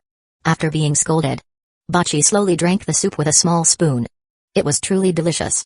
She had never tasted such a wonderful dish before. Bocce's limited vocabulary couldn't express how she felt at this moment. The soft bed, the marks on the sheets, the morning kitchen steam, and him by her side. Before the spring break. Even in her dreams, Bocce couldn't have imagined this scene. If an ordinary person reflected on all these changes, they would probably feel like they were living in a dream. But Bocce understood clearly. Her former self could never have had this kind of thought. The sweet days of youth, sweet to the very marrow. They were scenes that, even just glimpsed on a television screen, made her heart ache. But only after half a year. Bocce was already in it, immersed in it, lost in it. The breakfast lasted nearly an hour. Bocce couldn't help but yawn loudly. Her once flat stomach was now slightly expanded. Yukima Azuma smiled lightly and reached out to poke her. Bocce covered her face with her hand, feeling a little embarrassed, but she didn't stop him away. Do you want to sleep more? Yukima Azuma asked. After all, Bocce had been tired all night yesterday and only managed to sleep close to dawn. A little. I guess it won't hurt. Bocce calculated the time. Hearing this, Yukima Azuma was momentarily stunned, then immediately pinched Bocce's cheek in displeasure. I said sleep, aren't you tired? Only then did Bocce realize her misunderstanding. Her fair skin suddenly turned bright red. Ah. Actually, I got a message at home asking how I'm doing, so it's better to go home earlier. Your family already asked, and you still say a little won't hurt. Bocce, are you not worried? No. No, it's just that if we delay a bit, we might still make it in time. I want to flick your forehead, but I can't bring myself to. Eh? The hotel staff had been assigned to go to the Ginza shopping center to buy new clothes. They both changed into their clothes. In front of the mirror, Yakama Azuma adjusted Bocce's dress collar slightly. As for Bocce, her skills were still not proficient, and she was helping Yakama Azuma tie his tie. Then, they held hands and first went to a high-end fruit shop to buy gifts. Afterward, they both headed to Bocce's house. As soon as they rang the doorbell, the front door in the foyer immediately opened. Yakama Azuma was used to this scene. Seeing the Gota couple, Yakama Azuma slightly bowed and greeted, then said, Mr. Gota, Mrs. Gota, as promised, I've came to visit. The two of them noticed Yakama Azuma holding their daughter's hand. And their daughter was now wearing a new outfit. Unlike when she left home yesterday morning. They probably understood the situation. There was no awkwardness as they had imagined. Their grown-up daughter had a boyfriend, and both of them felt very happy. After all, Gota Hitori had always been an introverted girl, often hiding at home. Since meeting Yakama Azuma, the smile on her face had appeared more and more often. They were a typical family. They hoped their daughter would be happy and content in the future. Moreover, the young man in front of them really seemed trustworthy. Naturally, there was no discomfort. Maybe when their younger daughter, Gota Futari, finds a boyfriend in the future. They might try to scare their son-in-law then, but for now, they'd be polite. Come in, come in.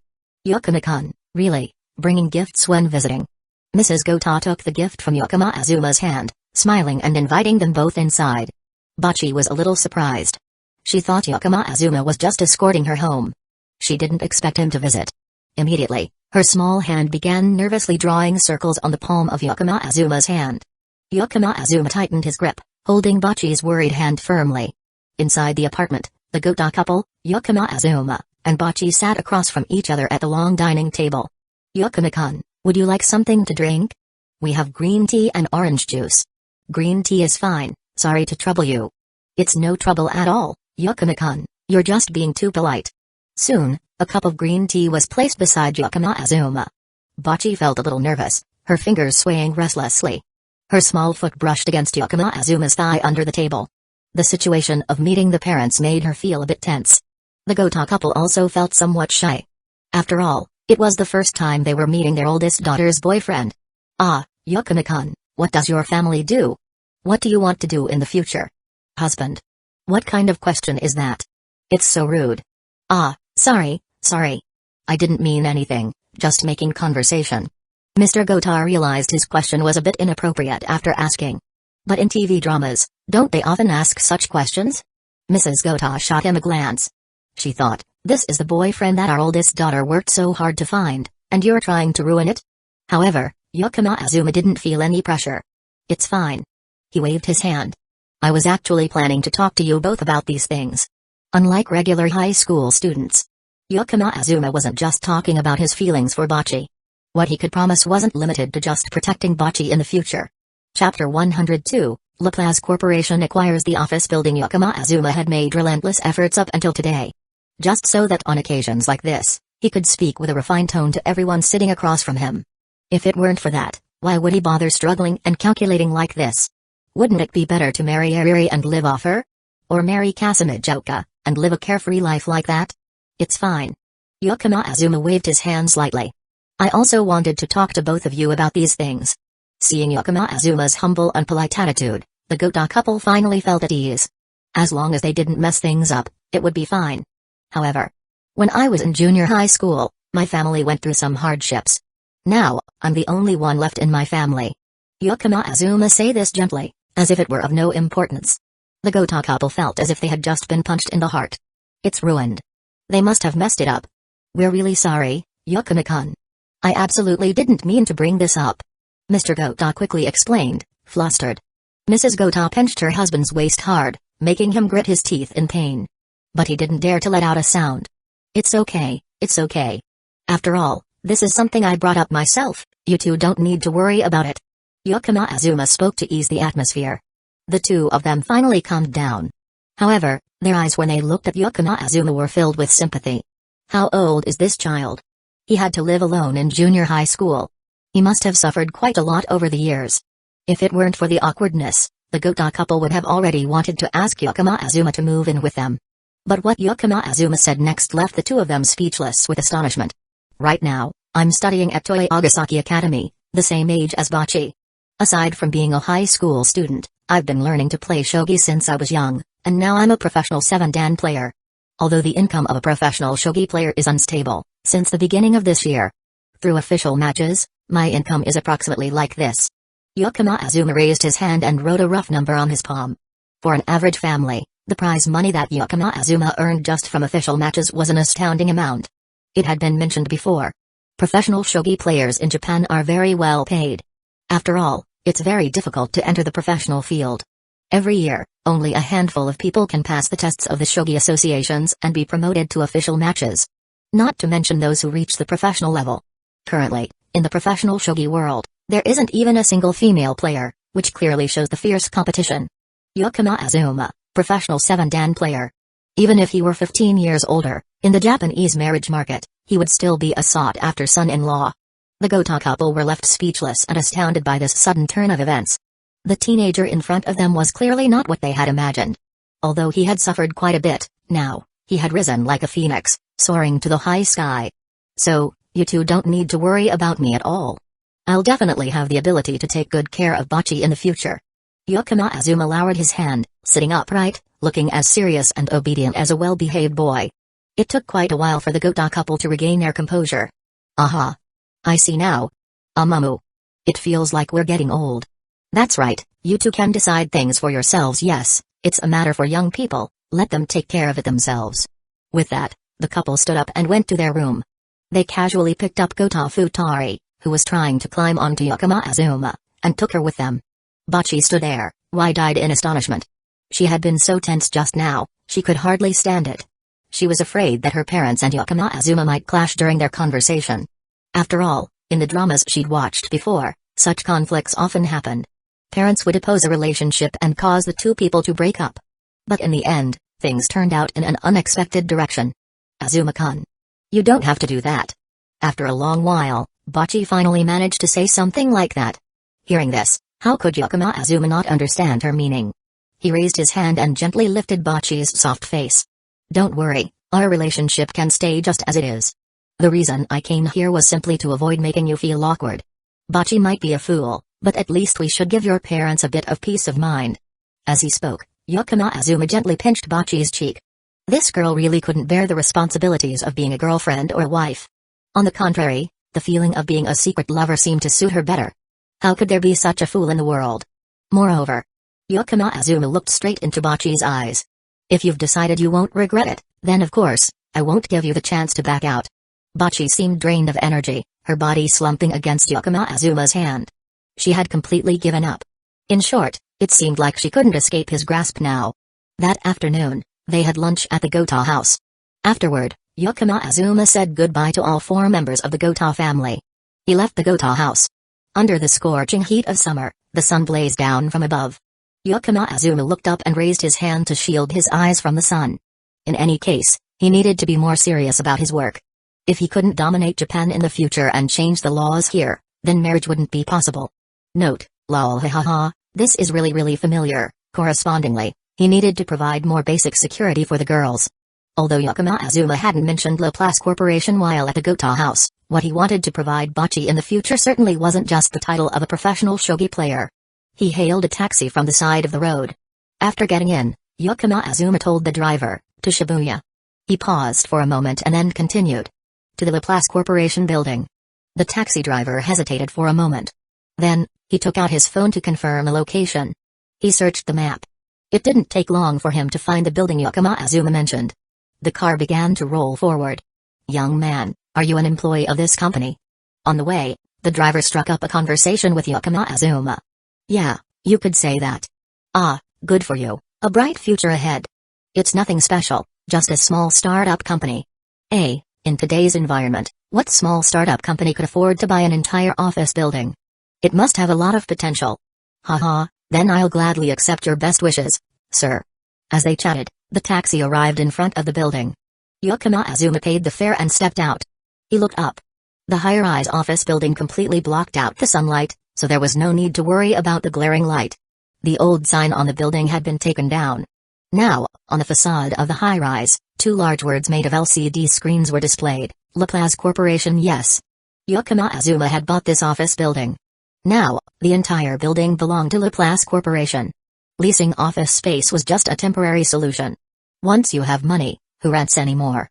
If employees saw that they were still leasing office space, they might think the company wasn't capable. A little workspace like that, who would find it sufficient? Every department needs its own floor. One person, one floor. Ahem. One person per floor might be a bit much. In any case, from a future perspective, buying this office building, especially after Japan's economic bubble bursts in a few years ago, would definitely not be a bad investment. In the future, Japan's economy will recover, and real estate prices will rise again. Even with the aging population and vacant houses starting to appear in the suburbs, an office building located in central Tokyo, in the Shibuya area, one of the busiest areas in the country, could never fail to be profitable. Moreover, Yukino Azuma wanted to hire real talent. Laplace Corporation was aiming for the future's pie. And of course, they needed to show the right attitude. Otherwise, what genius would want to work here? News of the acquisition of the office building had stirred public opinion. At the moment, very few people had the means to make such a bold real estate purchase. The specific good or bad evaluations of the deal were still unclear, but at least the company's reputation had been elevated. Even taxi drivers driving through Shibuya knew, this is the company that suddenly bought the whole office building. Looking at the small details, you can still see the bigger picture. Yukino Azuma entered the building smoothly.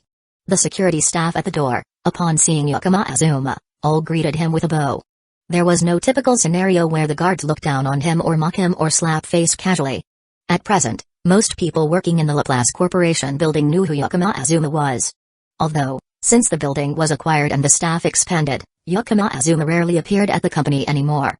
When Yukino Azuma entered the elevator, swiped his card, and pressed the button for his floor, the employees in the lobby on the first floor began to whisper excitedly. Was that really our president just now?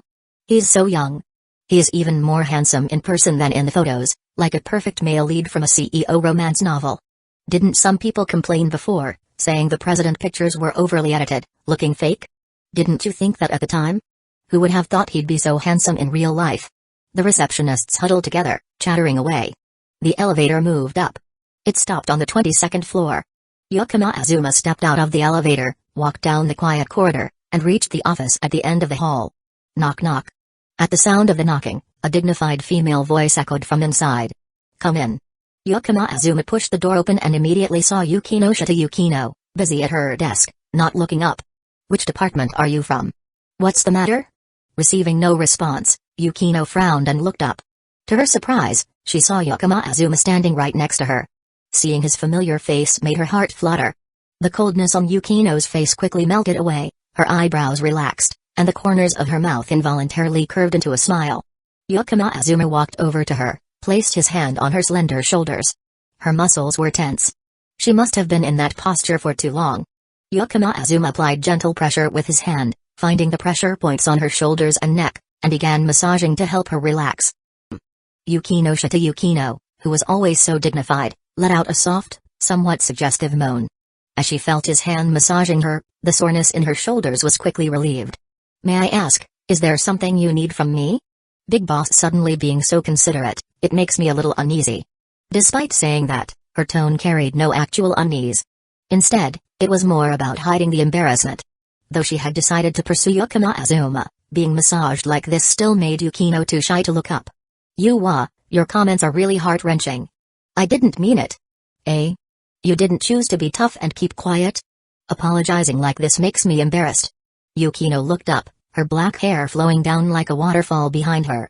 Her eyes looked up at Yukino Azuma from beneath her lashes. Her cheeks puffed slightly. Anyway, Azuma-kun, what brings you here? Just came to check on the company, haven't been here in a while. You're actually aware of that. I'm impressed. And you, Yukino, working so diligently. Why not hire a secretary to help share the workload? It's fine, I don't need one. Chapter 103, Amazed Yukino. Well, Azuma-kun, you're here to inspect the work, primarily to see what? I want to visit the workshop, and by the way, are there any finished products yet? I'll go with you. The products are in the warehouse on the 5th floor. Aren't you busy, Yukino? I can go check them myself. I'll go with you. Alright. Yukino quickly organized the documents on the desk. Then she stood up and led Yakama Azuma out of the office. The two took the elevator down to the 5th floor to the warehouse. After swiping the card to open the warehouse door, there was still another password-protected door inside. After all, the things in here are considered company secrets. Yukino entered the password, and the second door opened. A large warehouse, but inside, there were only a few electronic items. A bed, a desk, a wardrobe, a rice cooker, a dishwasher, a washing machine. Oh, the washing machine is a byproduct. Yukino checked the app on her phone and handed it to Yakama Azuma. Yakama Azuma glanced through it. From the perspective of someone who has been through it, these products still had some flaws. But compared to the current time, they were truly ahead of their era. Smart bed, it has a self-adjusting function and can adjust the firmness, height, and angle of the bed based on the user's sleeping habits and physical condition, providing the best sleep environment. Smart desk, equipped with a light adjustment system, it can automatically adjust the brightness and color temperature of the desk light based on the surrounding light, remind the user when sitting for too long, and has a clock and timer function. It can also adjust the height according to the user's height. Smart wardrobe, through sensors and a control system, it can automatically adjust the temperature and humidity inside the wardrobe, keeping clothes in good condition while also offering intelligent outfit combination suggestions. These products, at Yakama Azuma's time, could be considered common. So, there's no need to go into detail. The washing machine also deserves mention, because although washing machines are available now, they are all semi-automatic machines. The concept of a fully automatic washing machine was still only in the design phase. Not to mention the research into cleaning capabilities. Even so, this byproduct, the washing machine, might turn out to be one of the best-selling items in the upcoming consumer market. Looking at the products, there doesn't seem to be anything special. But the focus isn't on the products sold. It's on the basic logic of how the products operate. Currently, the public still views furniture as something cold. Once you buy it, it stays the same. Let alone the user experience. But with Laplace's smart furniture, the basic logic is to optimize the user experience through data collection. This basic logic ensures that the traditional furniture industry can hardly compete with Laplace. Yakama Azuma nodded in satisfaction and returned the phone to Yukino. Seems fine. Because the design concept you proposed is not only outstanding but its feasibility is truly chilling. Clearly, it's because we work under the Laplace demon. I've started to believe that saying now. Yukino looked at Yakama Azuma with a deep gaze. She put her phone away. Then she turned her attention back to the finished products in the warehouse. Yukino suddenly recalled the documents she had just processed. The extremely large expenditures listed within them. As for the investment in our research and development, Yukino hesitated slightly. Currently, overall, Laplace's research and operations truly seemed like a money-burning machine with no end in sight. Even with optimistic forecasts, the products could become bestsellers. But the furniture market today was really not that promising. How long would it take to recover the investment from these products? If they sold patents or something like that, they would surely make a lot of money. But Yukino knew that Yakama Azuma wouldn't do that. It's fine, I never expected the business to turn a profit in the short term. Rather, making these things is just a way to burn through the money we have. Yakama Azuma waved his hand, unfazed. Hearing this, Yukino nodded, seeming to ponder something. Afterward, the two of them left the warehouse together. Oh, and Yukino, don't forget to send a washing machine and dishwasher back home. Yakama Azuma said with a smile. Yukino shot him a glance. Sometimes, she really felt like this guy was just developing these things for his own convenience. The two of them took the elevator directly down to the underground parking garage. Yukino pressed the key fob. The black Cadillac a short distance away lit up. Yukino took a step forward, opening the passenger door. She gestured for Yakama Azuma to get in. Yakama Azuma blinked. It felt like Yukino's attitude had changed a lot compared to when they first met. Now, there was no longer any sense that she was treating him as a superior. After all, if Yukino could satisfy her superiors, she wouldn't have been fired repeatedly like that. The car left the underground parking garage. The two of them headed to a factory located on the outskirts of Tokyo. Upon arriving, the loud rumbling of machinery and the sound of people talking could be heard inside. This was one of the relatively small factories that Laplace had acquired. Previously, it produced rice cookers, and it still did, but the entire industrial chain had been completely reformed. Even though it was a relatively small factory, it employed around 300 to 400 workers, along with the management team and sales staff who traveled around. The factory had nearly 600 people in total. As the two of them got out of the car and walked toward the factory, an elderly security guard at the entrance called out loudly, You two, what are you doing here? This is a factory, you can't enter freely. Yukino Azuma smiled and walked up. Sir, we're with the company, here to check on the situation at the factory. Hearing this, the elderly guard seemed half suspicious, half convinced. Is that so? You look so young, and you're saying you're with the company. I just look young. Yukino tapped lightly on Yukino Azuma's head. This guy was really good at bragging. Then, Yukino handed her business card to the security guard. The elderly guard took a look at it, and couldn't help but exclaim. Well, it really is you two. You're quite impressive. A factory this big, if we don't work, a lot of people won't have food on the table. Yukino Azuma smiled. Yukino, on the other hand, seemed deep in thought. The two walked into the factory. The environment inside the factory was truly far from ideal. Hot, with no sunlight. But every worker they saw didn't look demoralized, they were only tired at most. Hey, Yukino, what do you think is the most common and enduring relationship between strangers in modern society? Yukino Azuma asked. Yukino had already had an answer in her mind for a long time. Labor relationships. Then, just evaluating a business solely with money is unreasonable. Because we're using money to buy human relationships? Exactly, once it clicks, Yukino, you really are a genius. Yukino looked at the workers working diligently. Being called a genius by a genius really felt somewhat strange. After all, it was only when she had bought the factory and began hiring a large number of employees that she truly understood the reason Yukino Azuma spoke about spending money. She was originally from the Yukino family, which had long been wealthy from real estate, so it wasn't too surprising that she didn't understand these things. But Yukino still felt a bit embarrassed. Now, she finally understood Yukino Azuma's plan. At the same time, she also had to admire his ambition. If it was just an investment, no matter how much money was on paper, there would still be people trying to resist. But if it involves thousands, even close to 10,000 jobs, anyone thinking of making a move would have to think twice. Yukino looked around the factory, speaking about the benefits of buying human relationships. Yukino-chan, I'm tired of hearing the word genius already. Yukino Azuma chuckled smugly. Sasuga Azuma-sama, may I ask what comes next? Yukino smiled slightly at the corner of her mouth. You must have even bigger ambitions, right? She had seen Yukino Azuma's plan. When the capital from Laplace Corporation's headquarters returned.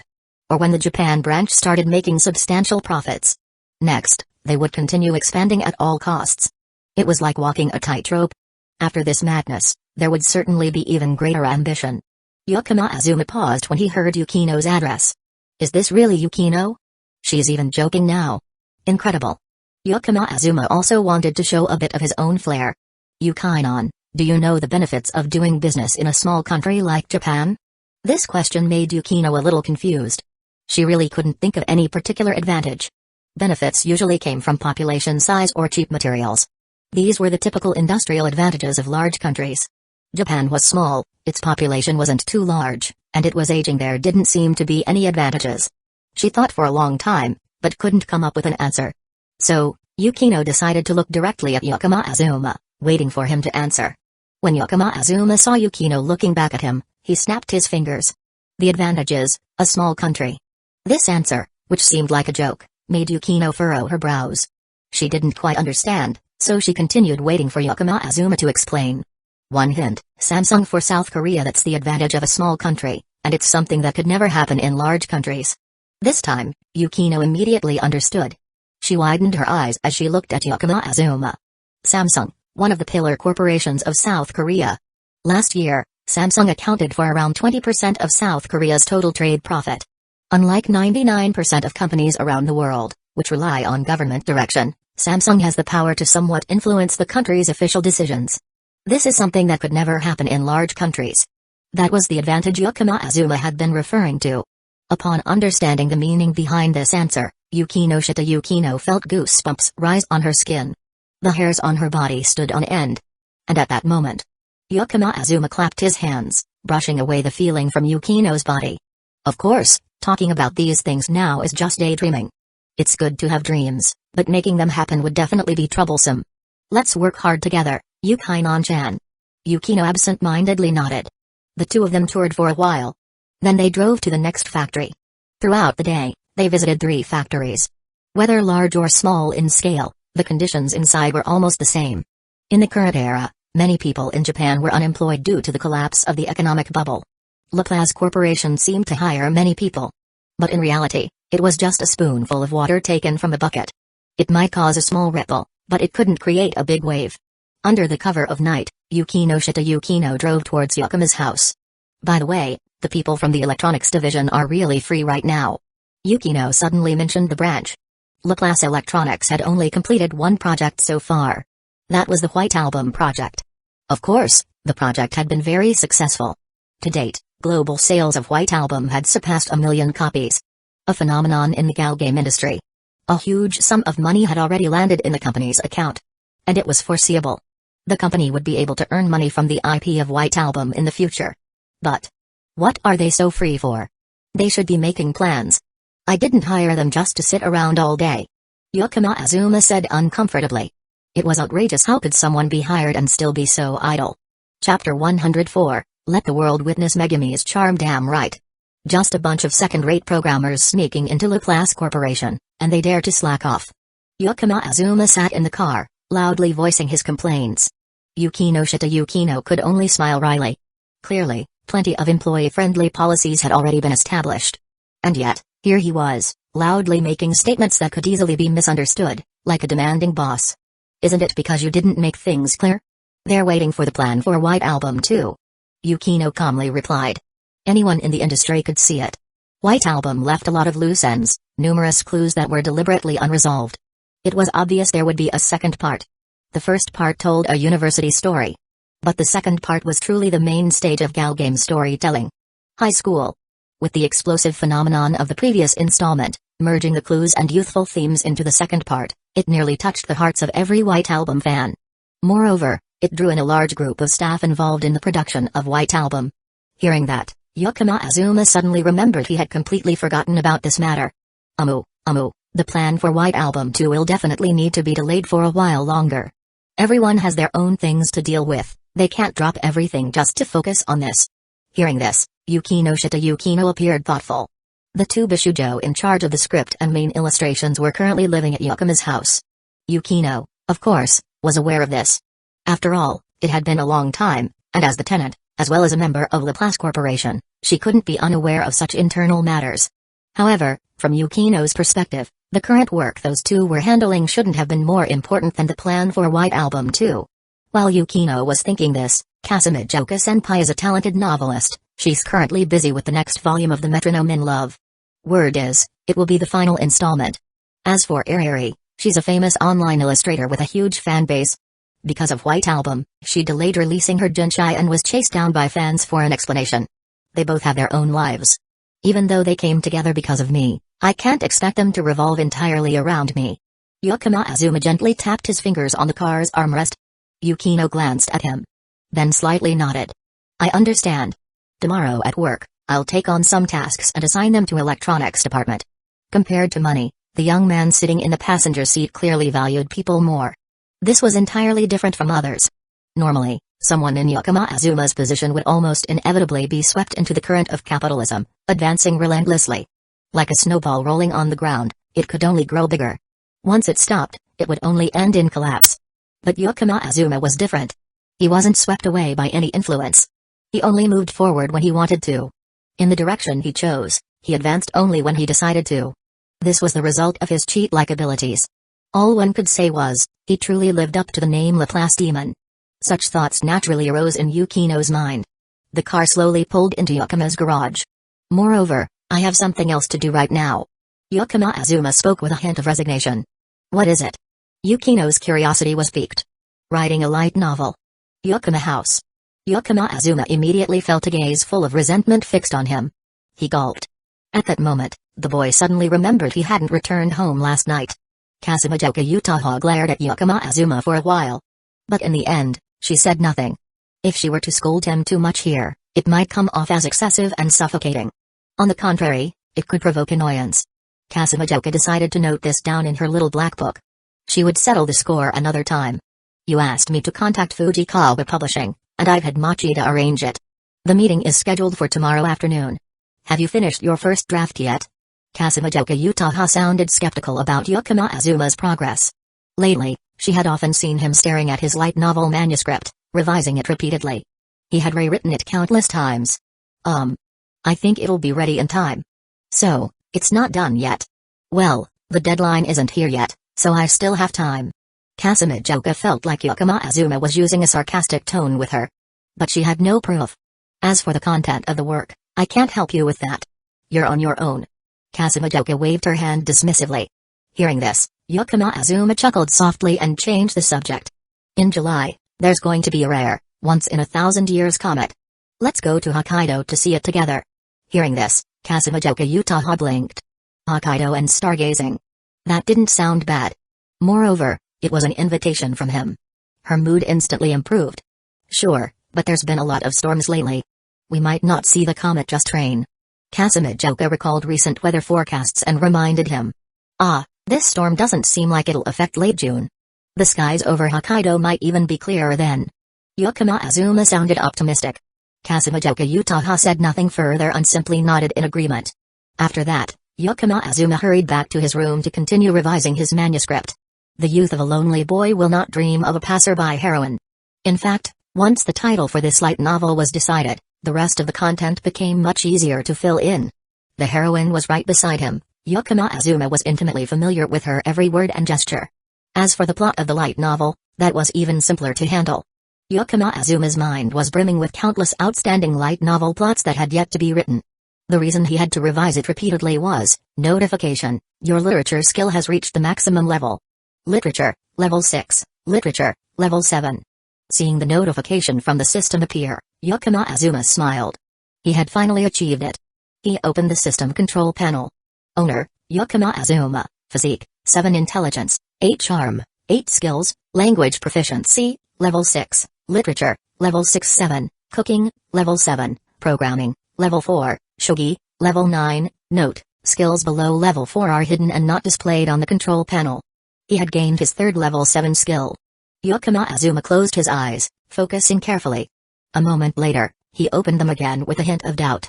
He didn't feel any tangible change in his body. Was the literature skill just an ordinary one? Or perhaps the special effect of the literature skill was a passive feature of some sort? He shook his head. Unable to figure it out immediately, Yukima Azuma decided not to dwell on it and focused on the task at hand. With a level 7 literature skill, he reopened the light novel manuscript he had revised multiple times. His eyes scanned a few scenes, and his mind instinctively generated better expressions and transitions.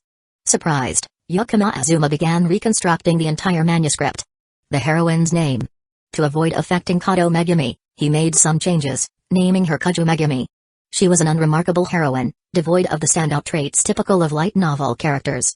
She didn't have flaws that would bring humor or conflict. She was the heroine of both the anime world and the real world. A girl who wasn't extraordinary, yet could touch the hearts of those who truly understood her. She wasn't a twin-tailed blonde sundeer.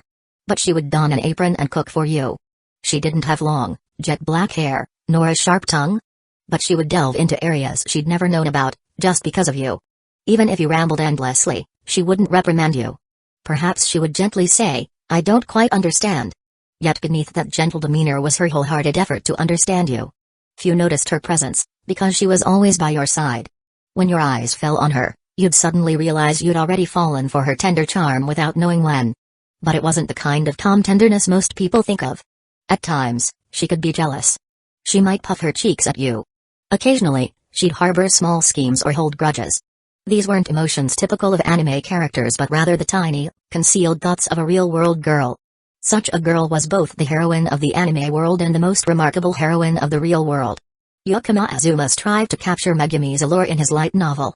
But even with a level 7 literature skill, he could only depict about 90% of her charm. Still, that was more than enough. Regarding the distinctive story of the light novel, Yukima Azuma decided to center the narrative around the Laplace demon. An unremarkable girl, beneath the sky illuminated by a passing comet. The small regrets in her heart transformed into a supernatural phenomenon called adolescence syndrome. The world began to repeat the same day over and over. Her only friend unexpectedly awakened in one of those repeating days. And on that day, he finally turned all his attention toward her. Of course, he fell in love with her. Confessed. Then broke the curse of the Laplace demon. As dim white light poured through the window, Yukima Azuma finally finished the last sentence. The youth of a lonely boy will not dream of a passerby heroine. The entire manuscript, formatted to light novel standards, spanned 600 pages. Yukima Azuma believed that with these 600 pages, He could make millions of people fall in love with Kujumegami. He gripped the thick manuscript firmly in his hands. Yukima Azuma looked out at the rising sun. At any rate, let the world see Megami's charm. After this bold declaration, Yukima Azuma collapsed onto the floor and fell into a deep sleep.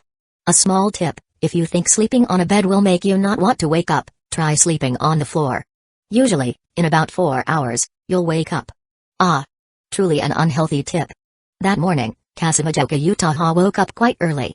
She quietly descended the stairs, making no sound as she approached Yukima Azuma's door. Carefully, she opened a small crack.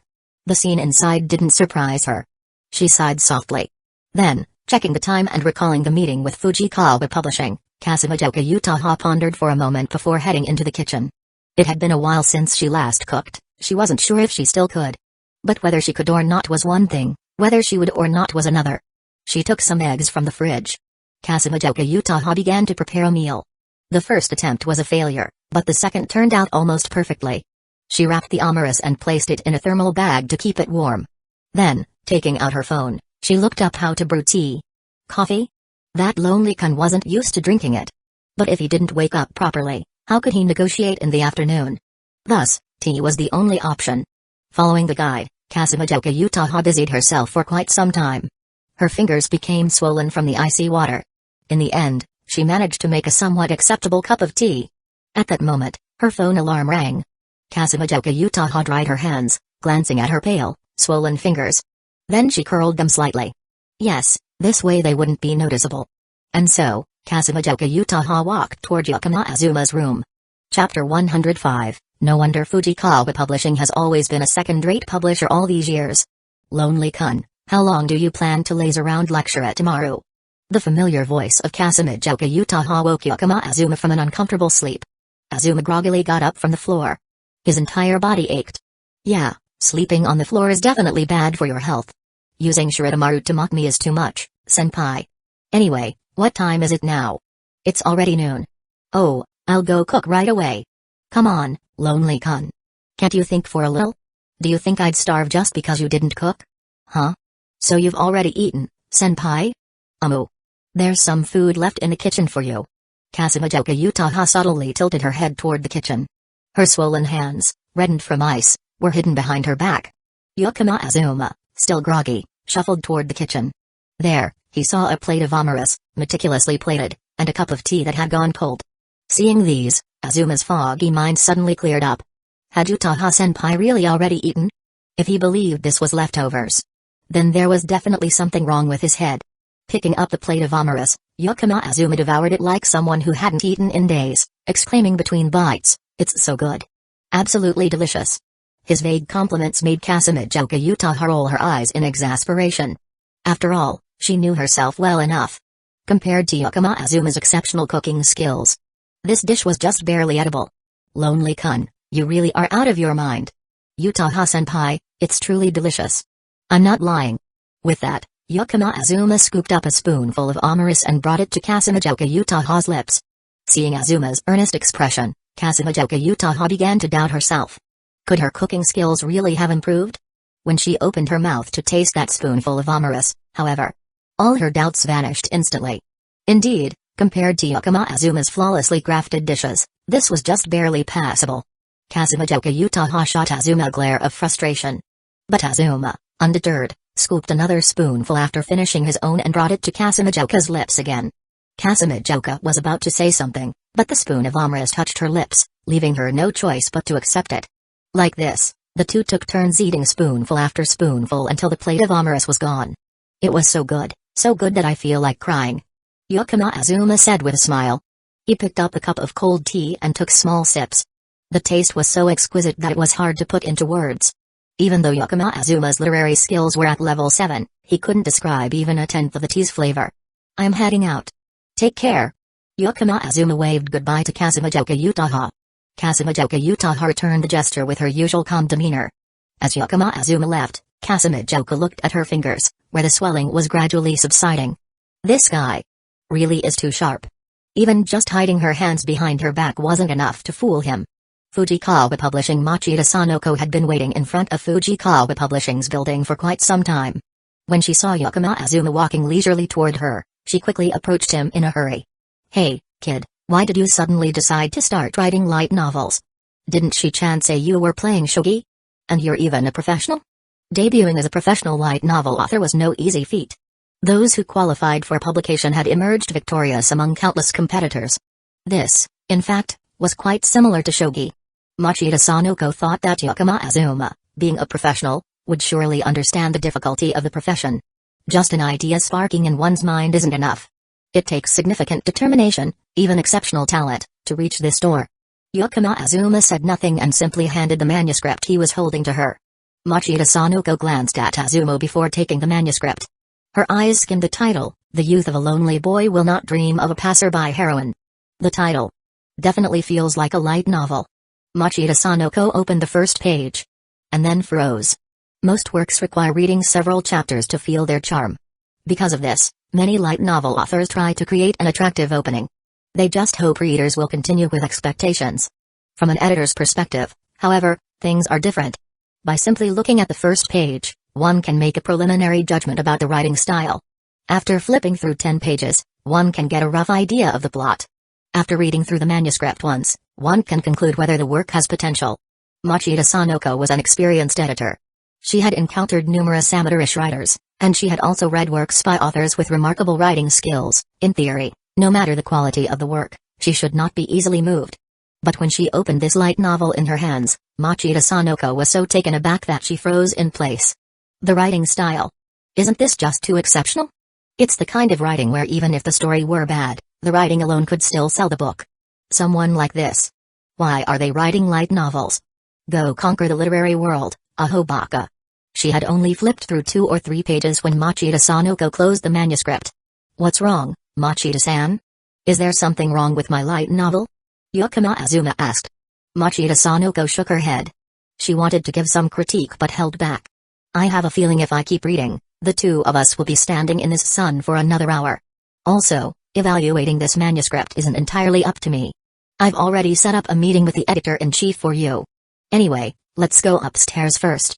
The two of them entered the Fujikawa Publishing building, one after the other. They walked into the editorial office. Inside, the atmosphere was lively. It was the beginning of summer vacation, the peak season for the light novel industry. The editors were urging their authors to put more effort into this lucrative season. "By the way, Machida-san, you're the lead editor, right? But it seems you don't have many editors under you?" Yakama Azuma casually asked. But this question seemed to strike an unnecessary emotional damage. Machida Sanoko felt as if an arrow had just pierced her knee. It was true, she had worked at Fujikawa Publishing for many years. But after becoming the lead editor, the number of editors under her had never exceeded 3. "Haze, it's just a genre issue. You'll understand later. And stop poking at other people's weaknesses, kid." The two walked through rows of editors' desks and headed straight to the meeting room at the back. Machida Sanoko walked up and knocked on the door. A voice from inside called them in. She opened the door. Next to the large meeting table sat 2 people. "This is the editor-in-chief of Fujikawa Publishing." Machida Inko gestured to a middle-aged man. "This person." She looked toward the other man, her gaze slightly avoiding. "Is the owner of Fujikawa Publishing." Yakama Azuma turned his attention to the owner. The man appeared to be in his 30s or 40s. Dressed in a neat suit, he looked like the epitome of a successful businessman. He wore a golden Rolex watch on his wrist. "These are Yakama-sensei, the one submitting the manuscript this time." The 2 men merely nodded. Yakama Azuma casually pulled up a chair next to the meeting table and sat down. Machida Sanoko gave a slight smile and sat next to Yakama Azuma, nodding to the 2 men. "Yakama-sensei, as for your conditions, Fujikawa Publishing is fully aware of them. But these conditions are rather strict. I think we could negotiate some terms." The editor-in-chief began speaking. Yakama Azuma placed the manuscript on the table and pushed it toward the editor-in-chief. "Just read the manuscript first, then we'll talk." Upon hearing this, the editor-in-chief of Fujikawa Publishing said nothing further and picked up the manuscript. Then, a long silence followed. The editor-in-chief's pace of flipping through the pages gradually slowed. Theoretically, for a 600-page light novel, a professional editor could finish reading and evaluating it in about 15 minutes. Unlike regular readers, editors look for potential highlights behind the story. While reading the manuscript, the editor-in-chief of Fujikawa Publishing took a full 40 minutes. During that time, his expression continuously shifted. When he reached the last page, he let out a long sigh of relief. Seeing this reaction, Machida Sanoko and the publisher's owner sitting beside her understood what was happening. The editor-in-chief slowly raised his head. But instead of giving immediate feedback, he turned to glance at his superior. They exchanged looks for a moment. After that, the editor-in-chief placed the manuscript on the table. Yukima-sensei. He changed his tone of address. Your work is truly outstanding. This is indeed a rare masterpiece. Upon hearing that evaluation, Yukima Azuma remained impassive. If they really thought it was exceptional, they wouldn't just say that. They'd start discussing the contract right away. Yukima lightly tapped his fingers on the table. The attitude of Fujikawa Publishing felt a bit strange to him. Could it be that Senpai is working with a publisher like this? Sure enough, when evaluating a situation through a lens of familiarity, it's easy to make mistakes. Seeing that Yukima Azuma seemed unconcerned, the editor-in-chief of Fujikawa Publishing got straight to the point. Yukima-sensei, although this work is impressive, it's still a youth love story. Currently, the most popular themes in the market are isekai and fantasy battles. The conditions you've set are too demanding, not only asking for the largest promotional campaign in the industry. Plus, you want to release it this month, which would push back the schedules of other releases. While Fujikawa Publishing is willing to invest, this is truly a risky bet. Yukima-sensei, would you consider reducing the promotional costs or lowering the profit-sharing percentage? After speaking, he waited for Yukima Azuma's response. Yukima Azuma stood up and took back his manuscript. This action caused both the editor-in-chief and the owner of Fujikawa Publishing to frown. After retrieving the manuscript, Yukima Azuma didn't sit back down. Instead, he casually asked, I remember that Fujikawa Publishing started with youth love stories, right? Upon hearing this, the editor-in-chief appeared to recall something. Yes, our first best-selling light novel was Orayamo. That was the famous work in the industry. My little sister can't be this cute. After receiving confirmation, Yukima Azuma became even more confused. Clearly, you started with youth love stories, but now in your publishing house, there are almost no authors writing youth love stories anymore? This question caused the editor-in-chief's face to turn pale. At that moment, the owner of Fujikawa Publishing, who had been silent up until now, finally spoke. We are different from your authors. We have to keep the publishing house running. We're in business. We must follow the market. These words made Yukima Azuma laugh. The values you hold? And yet you dare talk about business and the market in front of me. If you love the market so much, why not just open an investment bank? Retrieving the manuscript, Yukima Azuma clenched his right fist and punched his left palm, with an enlightened expression. No wonder Fujikawa Publishing has always been a second-rate publisher all these years. After saying that, Yukima Azuma turned and walked out. Chapter 106, I just start my own publishing house and publish my own books, right? What did you say? The editor-in-chief of Fujikawa Publishing jumped up from his seat, pointing at Yukima Azuma, his eyes wide in shock. At that moment, Yukima Azuma had already reached the door of the meeting room. He opened the door. Yukima Azuma smiled. I said, Fujikawa Publishing, under your wise and brilliant leadership, will definitely prosper more and more. At least, it will be a second-rate publishing house until the day it dies. After saying that, Yukima Azuma opened the door and left. Inside the meeting room, the editor-in-chief and the owner of Fujikawa Publishing looked at each other, their faces as if they had just eaten shit. They had encountered authors with bad attitudes before. But never had they met an author who would say a few words and immediately leave like this. It was fine to be scolded. But losing out on a light novel that could have been a bestseller made them extremely angry. They just wanted to reduce a little bit of the royalty percentage. Couldn't they sit down and negotiate? Why was there someone selling goods without discussing the price? Machida Sanoko sensed the situation wasn't good and said, I'll go negotiate again. Then hurriedly ran after him. Downstairs at Fujikawa Publishing, Machida Sanoko quickly caught up with Yukima Azuma. Yukima-sensei, if you want to debut as an author, you need to calmly deal with normal business practices. Don't get too angry. While advising, Machida Sanoko approached Yukima Azuma. Upon a closer look, the young man did not appear angry. I'm not angry. Then why earlier? We just didn't hit it off. There's nothing to talk about with those two. Machida-san, let's go to the cafe over there and sit. I'm such a fool, worrying about you. The two went to a cafe opposite Fujikawa Publishing and sat near the window. Yukima Azuma ordered 2 donuts. Machida Sanoko ordered a mocha coffee. Machida-san, thank you so much for taking care of Uchiha-senpai. Yukima Azuma said sincerely. Why are you suddenly saying this? Machida Sanoko asked calmly. With Uchiha-senpai's personality, she definitely couldn't talk to those editors. If she could, she would have left Fujikawa Publishing by now. The pressure from the higher-ups must have been what you've been enduring, right? Yukima Azuma's words made Machida Sanoko smile bitterly. It was true. From the time The Metronome in Love was published until it started airing Volume 4, Machida Sanoko had endured a lot of pressure.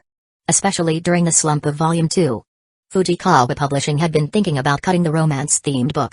It was Machida Sanoko who mediated between both sides, and The Metronome in Love continued. It's just that Machida Sanoko had never told Kazumijouka Uchiha about these things. It's nothing, after all, I'm an editor, isn't his part of my job? Machida Sanoko shrugged. Machida-san is an editor, so that's true, but whether those higher-ups think that way is hard to say. One or two of them sit there, looking at others not as authors but as sellable goods. A publishing house can only stand strong thanks to its authors and literature, but when it acts without any humanity, it's meaningless. Yukima Azuma spoke while munching on a donut. Fujikawa Publishing, an editor-in-chief and an owner. Since Yukima Azuma entered the meeting room, their attitudes had been aloof. Those who knew, thought Yukima Azuma was an author cooperating with the publishing house. Those who didn't, would even think Yukima Azuma was a debtor coming to repay a debt. Moreover, aside from the author collaboration, Yukima Azuma didn't believe those who didn't recognize him. How could they not know, considering the trouble at the signing event they were in charge of, which had become famous? Fujikawa Publishing still owed Yukima Azuma a favor. Not even offering a glass of water, let alone saying anything. After reviewing the manuscript, the intent to squeeze out more money was almost written all over their faces. Hearing Yukima Azuma's words, Machida Sanoko remained silent. She, having been an editor at Fujikawa Publishing for many years, surely understood all of this. In the early years of Fujikawa, it specialized in youth romance genres. It all started with Orimo. A number of authors in the rom-com genre and young editors who loved it gathered together. Machida Sanoko had joined Fujikawa during this period. But a few years ago, with the unexpected rise of the isekai genre, and over the past 2 years, the manga Jujutsu Kaisen became extremely popular. Fujikawa Publishing, in order to grasp market trends, started squeezing out the space for rom-com authors they were working with. Without mercy, they suppressed it. Either change the genre, or stop writing books for Fujikawa Publishing. After all, there weren't many good places left for publishing. Many authors who had worked with Fujikawa for a long time had to either change genres or leave. Now, Machida Sanoko was the only editor left in charge of the youth romance genre. And for this reason, although Machida Sanoko had worked at Fujikawa for many years and was considered a senior, the number of editors under her never exceeded 3. Machida Sanoko saw all of this, but there was really nothing she could say. Resign? And go where? She was no longer young, and the privilege of quitting at will belong to the young. Seeing Machida Sanoko silent, Yukima Azuma casually handed her the manuscript for the light novel. How should I put this? Machida-san hasn't finished reading my novel. Finish it, and I'll continue talking with you. Hearing this, Machida Sanoko sighed helplessly and opened the manuscript. As the words jumped off the page, her initial chaotic thoughts were quickly soothed.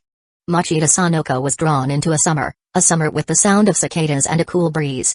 The girl named Megumi seemed to appear right before her eyes. Every smile, every expression had a charm that transcended space. As an editor, she felt like a reader, completely engrossed in the work. She flipped through each page, the 600-page book, until the last page. Machida Sanoko once again felt as though it wasn't enough. She set the manuscript down. Machida Sanoko raised her head, feeling as though she had passed through another world. The experience just now quickly flashed through her mind. As an editor, she realized one thing. This light novel might not be a genre that needs to follow the market. On the contrary, the market direction would change with the appearance of this light novel. While Machida Sanoko was still in a daze, Yukima Azuma clapped his hands. Machida-san, now you understand, right? The saddest thing about Fujikawa Publishing is rejecting this book. Machida Sanoko smiled bitterly and nodded. She understood. Although Yukima Azuma had criticized Fujikawa for lacking humanity, from a commercial perspective, Fujikawa's choice couldn't be called wrong. It was just that between the market direction and social relationships, they chose the former. But the saddest thing was that the editor-in-chief of Fujikawa Publishing, as an editor, didn't recognize the true potential of this light novel. As an editor-in-chief, lacking expertise. As a speculator, failing to sense the business opportunity. A second-rate publishing house, a second-rate editor-in-chief, a second-rate speculator. Being second-rate, that was the saddest part. Machida Sanoko handed the manuscript back to Yukima Azuma with a complex expression and asked, "So, what's next? Are you going to find another publisher to submit your work to? I guess that sly boss will contact other publishers." Yukima Azuma replied casually. Small publishers probably don't have the courage to take your novel. Hearing this, Yukima Azuma shrugged. This is simple, I'll just buy my own publishing company and release the book myself. Machida Sanoko? Is this really Japanese? I understand every word, but when they're put together, I just can't grasp it. Seeing the bewildered look on Machida Sanoko's face, Yukima Azuma took a business card from his coat pocket and handed it to her. The last time he saw Yukino holding a business card, he had asked her to help make a set for him. Machida Sanoko picked up the card from the table and took a look. The back had a gold logo. It seemed to be an abstract design with some characters. Flipping it over, she immediately understood the meaning of the characters. Laplace Corporation. Machida Sanoko gasped. So, the company that bought the office building in Shibuya recently, is it yours? Yukima Azuma smiled and nodded. Machida Sanoko rubbed her forehead. Young master, why do you have to be so merciful? You should have stood up the table at the meeting and spoken with those greedy people, leaving your shoe prints on their faces too. TCH, you're right. I'll tell you, that jerk struts around the office every day, talks to people like he's sniffing them with his nose, and demands that we keep the phone lines open at all times. Really? Didn't any of you scold him? Who would dare? Wait, I think there was. There was a girl named Yukino Shita who scolded him, and she got fired. TCH, I'm starting to regret it. I should have spat in that guy's face earlier. Ha ha ha ha ha ha, you actually dared to say that. Of course, I'm a young master. Stop acting so cool, be careful or I'll report you to Shi-chan. Ahem, I think that won't be necessary. Machida Sanoko laughed uncontrollably. Someone with more money than her boss, yet still being controlled by her Shi-chan like that. This guy was really too friendly. Compared to her nasty boss, he was clearly a completely different type. Changing companies would be good, and working for this guy would definitely be better than working for her jerk of a boss. Before she could finish her thoughts, Machida Sanoko heard Yukima Azuma say, Machida-san, when I buy the publishing company, you should become the editor-in-chief. Machida Sanoko, who had been enjoying herself, suddenly froze. Hey, are you serious? This kind of joke isn't funny. Of course, I'm serious. By the way, I'll also try to bring Utaha-senpai's contract here. TCH, so you were planning this all along. Machida-san, you're quite talented. This is just a regular recruitment. By the way, you must still be able to contact the authors Fujikawa worked with before, right? TCH. No wonder you managed to open such a big company, your mind works faster than a beehive. As long as Yukima Azuma's light novel sells like hotcakes, the market direction in the future would definitely change. The wind of youth would blow into the light novel market. Readers who've read Yukima Azuma's works would surely be eager to see more rom-com stories. At that point, it would attract a large number of rom-com authors who were previously with Fujikawa. That would definitely be a huge profit. So, how about it? Do you want to join? Yukima Azuma stood up, smiling and offering his hand to Machida Sanoko. Machida Sanoko rolled her eyes, stood up, and shook Yukima Azuma's hand. Like I even have another choice. If Yukima Azuma succeeds, and the market direction changes, then Fujikawa Publishing's recent actions would have been digging their own grave. Without rom-com authors, Fujikawa would be in danger. Not to mention that editor-in-chief. And he still said that Yukima Azuma's light novel wouldn't sell well? What a joke. Chapter 107, Summer Vacation, The Visit of Megumi and Daruri. The acquisition of the publishing company was actually quite easy. The light novel industry was thriving. Many people were rushing to establish new publishing houses. But the few publishing companies that truly managed to survive were just a handful of well-known names. Finding a publishing house with decent potential and offering a slightly higher price would make it easy for them to agree. In the early morning, Yukima Azuma discussed this with Yukino. By the afternoon, Yukino informed Yukima Azuma that the publishing company had been acquired. It was a third-rate publishing house called Denteki Bunko. As for Machida Sanoko, she had also begun the process of resigning. Kasumijoka Utaha had signed an exclusive contract for the Metronome in Love with the Fujikawa publishing house. But fortunately, the rights for the Metronome in Love had not been sold yet. Moreover, because Fujikawa Publishing House had previously not regarded the Metronome in Love a romance novel highly, the penalty for breaching the exclusive contract was not very high. On the other hand, the profit-sharing terms were extremely strict. As long as a fine was paid, Kasumijoka Utaha could withdraw from the contract. But for now, the urgent matter was to find an illustrator. Yukima Azuma's novel still had no one responsible for the illustrations. If willing to spend money, there would certainly be many illustrators willing to take the job. But illustrators with real renown wouldn't work just for money. Like Ariri. Although Kashiwagi Iri was only a well-known R18 artist, she carried a huge allure with her. When selecting works to collaborate on, Iri was always extremely picky. So, finding a talented illustrator wasn't easy. Yakama Azuma felt a headache coming on. As for Iri, it seemed she was still busy finishing her art book. Yesterday, she had even complained online. Apart from Iri, Yakama Azuma didn't know any other illustrators who could measure up to that level. Using a regular illustrator for his novel was not something Yakama Azuma was willing to accept. Right, an online selection contest. Finally, Yakama Azuma came up with this idea. If he wanted to find an excellent illustrator, he first needed to make the work accessible to them. The best way to promote a light novel was actually through the internet. Yakama Azuma typed in a series of web addresses and logged into one. Let's become a novelist. Note, Shazetsuke ni Naro. This was a Japanese website that hosted online novels, where the largest number of original works were published as light novels. Quite a few works had been adapted into anime from here. It could be said that this was the cradle of many light novel authors. Many works that didn't win awards or weren't officially published found a second chance here. This was also the most popular light novel website in Japan. Yakama Azuma accessed the author section and registered for an account. When it came to the pen name, Yakama Azuma hesitated for a moment. He had the intention of using a pen name familiar from his memories. For example, Takatsuki-sen. But upon further thought, he worried about one day he might be found out by the real person and be questioned. So, he abandoned that idea. After thinking for a while, Yakama Azuma slightly modified his name. He used the name Yakimi Azuma, changing only one character, as his pen name. After completing the registration, Yakama Azuma uploaded the first 13 chapters of Sakano. About 100 pages. For promotional purposes, this was enough. After uploading the work, Yakama Azuma wrote in the introduction that he was looking for an illustrator and left his Line account. Then, he contacted more than a dozen light novel bloggers, paying them to promote it online. Waiting for readers to find the work and rate it, he didn't have time for that. Isn't earning money for spending it? In short, now he just needed to wait. If the deadline came and there were still no illustrators up to standard contacting him, Yakama Azuma would have no choice but to, well, bully Iri a little. Putting down his phone, Yakama Azuma stretched. At that moment, the doorbell rang. At this time, who could it be? Muttering to himself, Yakama Azuma walked to the entrance. He opened the door. Standing at the door were two girls. One had a light scent of tuberose flowers, the other had the faint sweetness of pears. Sorry to disturb you, Azuma-san, I came to visit Shirotamaru. Today, Kato Megumi looked like an innocent first love, wearing a pure white dress, along with a white beret that seemed like a part of her. The digital drawing tablet I usually use is here, so I came to meet the deadline.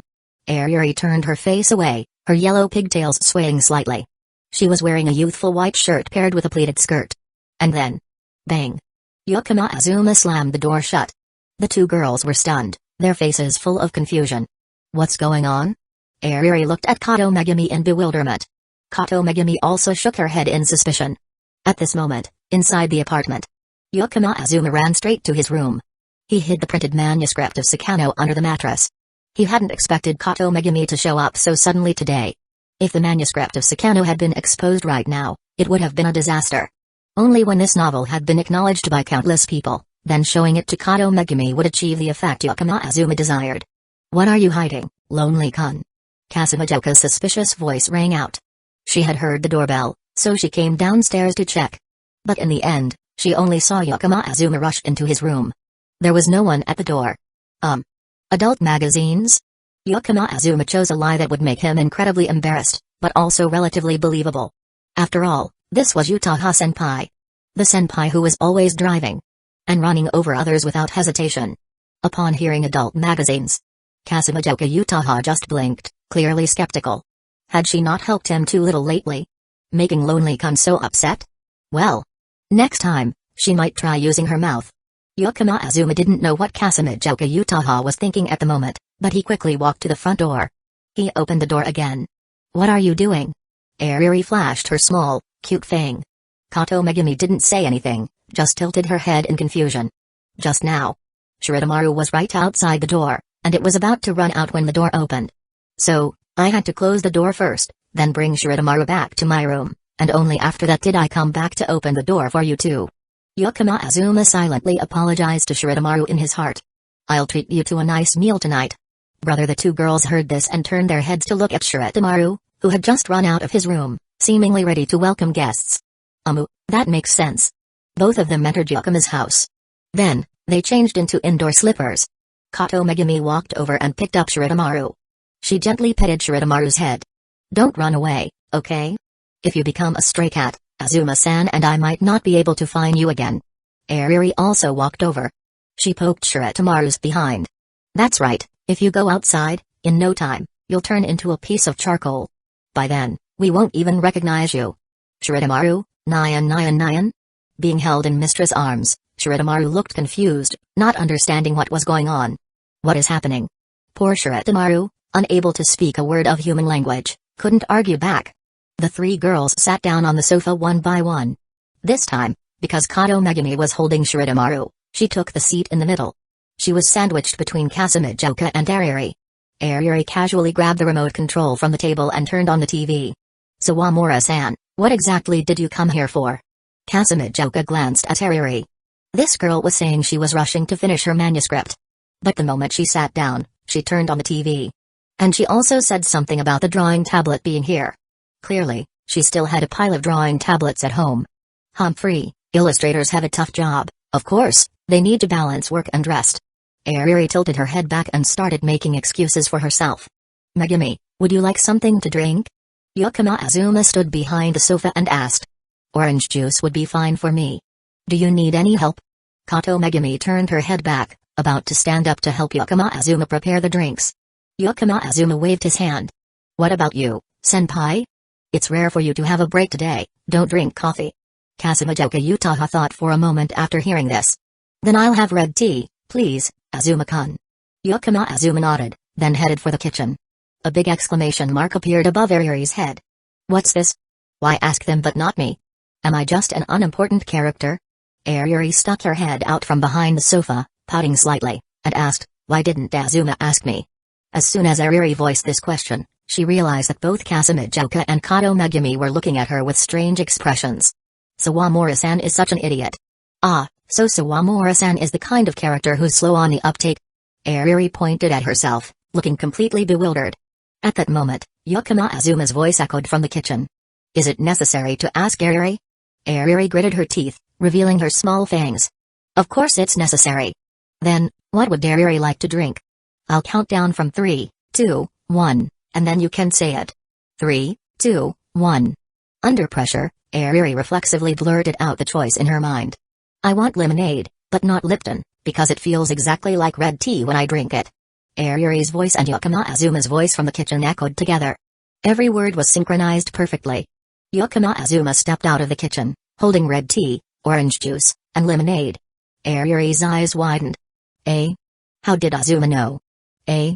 You drink it all the time, except when you can't get it. Have you ever drunk anything else? The truth was clear. Ariri was indeed a bit of an ahobaka.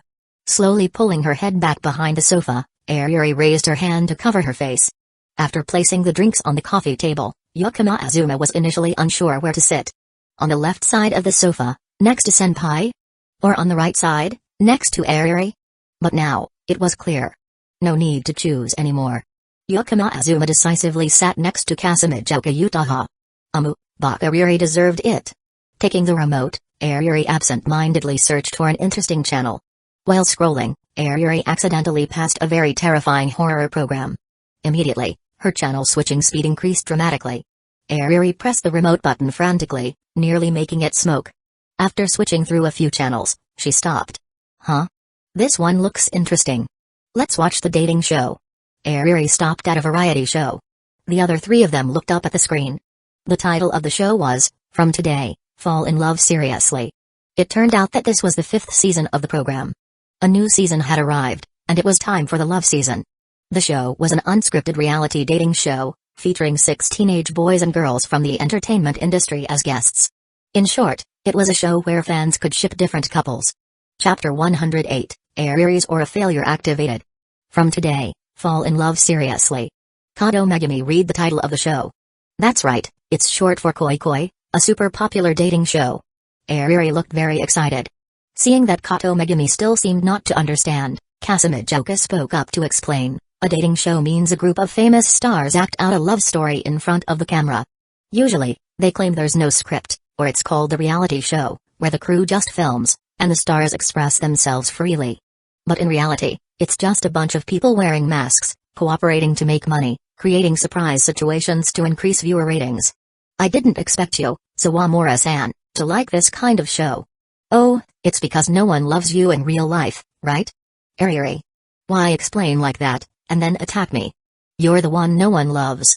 Besides, even in variety shows, some people really fall in love, and some even got married in previous seasons. You just have a gloomy personality, so you see everything in a negative light. In response to Ariri's rebuttal, Kasumijoka Uchiha only smiled faintly. Then, she leaned toward Yakama Azuma beside her. This simple action made Ariri immediately fly into a rage. Yakama Azuma reached out to hold Ariri back as she lunged toward Uchiha, trying to mediate between the two. Azuma. You tell us, who's right? Held by the forehead, Ariri looked toward Yakama Azuma. That's right, lonely kun, tell this idiot how dark the world really is. Kasumijoka Uchiha also looked toward Yakama Azuma. Being seen as the referee, Yakama Azuma shrugged. Everything you two said, when added together, is pretty much how things really are. The basic goal of dating shows is to make money, so there's always some element of acting involved. But that being said, even without the cameras, no one easily reveals their inner self. This isn't at home, where you can be free, you still have to wear a mask, right? Stop it, you two. Under the sofa, Ariri's white legs and Kasumijoka Uchiha's black legs were tangled together, secretly kicking and shoving each other, almost knocking over the drinks on the table. Hearing Yakama Azuma's judgment, the two girls finally quieted down. Although, because Yakama Azuma didn't side with one of them, both were somewhat dissatisfied. But Yakama Azuma's words made sense. After all, Uchiha was an icy girl at school, a talented light novel author. And Ariri, a girl with twin blonde braids, was a perfect Uji-sama at school, a half-blooded artist. Only when at Yakama's house could the two freely kick each other and argue back and forth. Naruto. Kato Megumi clapped her hands once, indicating she understood. What exactly she understood, though, only Kato Megumi knew. The dating show began airing. 3 men and 3 women, 6 guests, all high school students. There were actors, singers, and YouTubers. The filming location was also at some school. The director probably wanted to create a feeling of a school romance comedy story. When a short-haired girl with purple-blue hair appeared in front of the camera. Wow! Ariri softly exclaimed. It's Kurokawa-san, she's really participating in this dating show. Ah, I think I've seen her on TV. Kato Megumi said softly. She's a fairly famous actress. In a movie adapted from a game I like, she played the second female lead. Really? Yakama Azuma looked at the girl on the screen, thinking for a moment. Kurokawa-san. Kasumijoka Uchiha curiously leaned closer. What's up, do you know her? Yakama Azuma shook her head. I don't know her, just remember someone like that, but never mind, it's not important. Seeing Yakama Azuma shake her head, Kasumijoka was slightly suspicious. Because Yakama Azuma's expression just now clearly suggested there was something more. At this moment, Yakama Azuma pointed at a blonde girl with devil horns on the screen. I know her. This statement immediately caught the attention of the 3 girls. When all 3 looked toward her, Yakama Azuma briefly explained, she's a YouTuber, named Mumcho, with 370,000 followers and many active followers. When White Album was looking for online promoters, they invited her. Her trial videos have the highest views among YouTubers in the same price range, and her results are excellent. She's someone we've worked with before.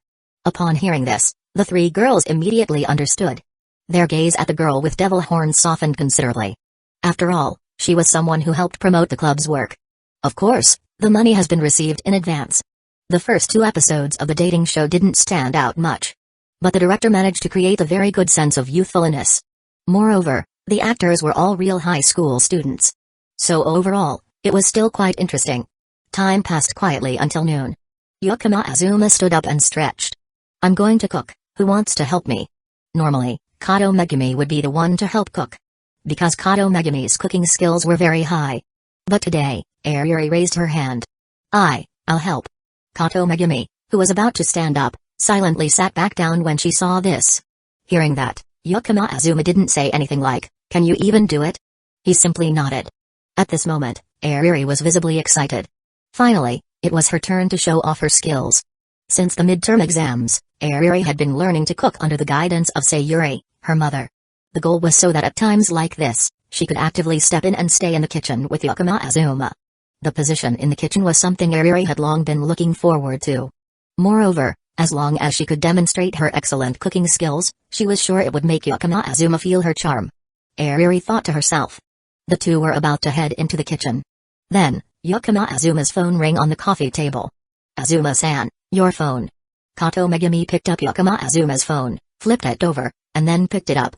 She didn't glance at the screen out of curiosity, simply handing it back to Yakama Azuma. Yakama Azuma didn't care.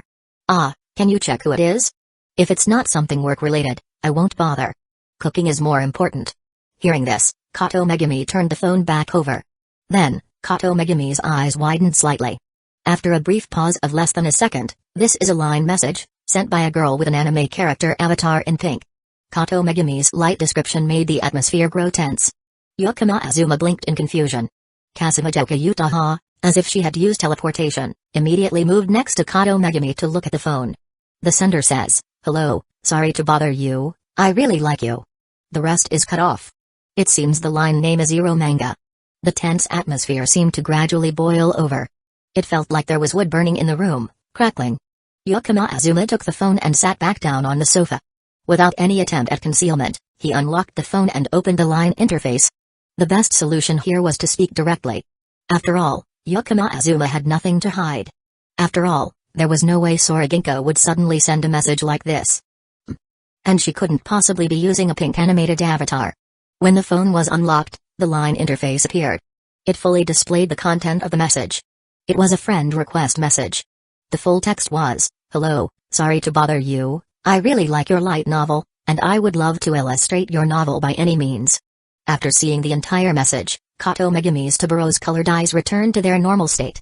Azuma-san is writing a light novel? Kasumajoka Utaha stood up and yawned.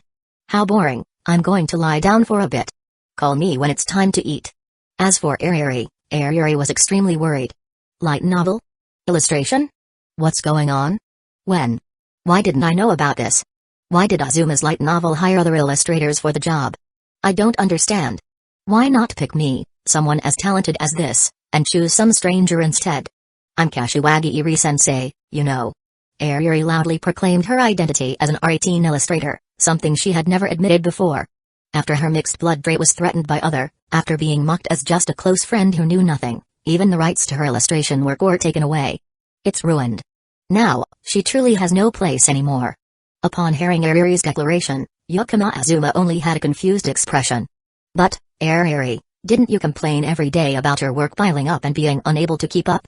Yesterday, you even said I'm in such a rush, the deadline is almost breaking my hands, I'm so exhausted. Or something like that. Since you said that, I was left with no choice but to hire other illustrators. I didn't want to hire any subpar illustrators, after all, this is a light novel I've invested my heart and soul into. But compared to the work or the piece itself, of course, Ariri is more important. After hearing Yakama Azuma's explanation, Ariri froze. Her eyes slowly lost their light. She had only wanted to complain about the workload to receive encouragement from Yakama Azuma. Words like Gamber, Sasuga Ariri, Sugoi, Psycho that she had seen online these past few days had made her so excited that she felt like she was flying. But the result came too quickly. Ariri was almost on the verge of crying out of anger at herself. Sorry, Anyway, if the illustrator isn't good enough, can I do the illustration work?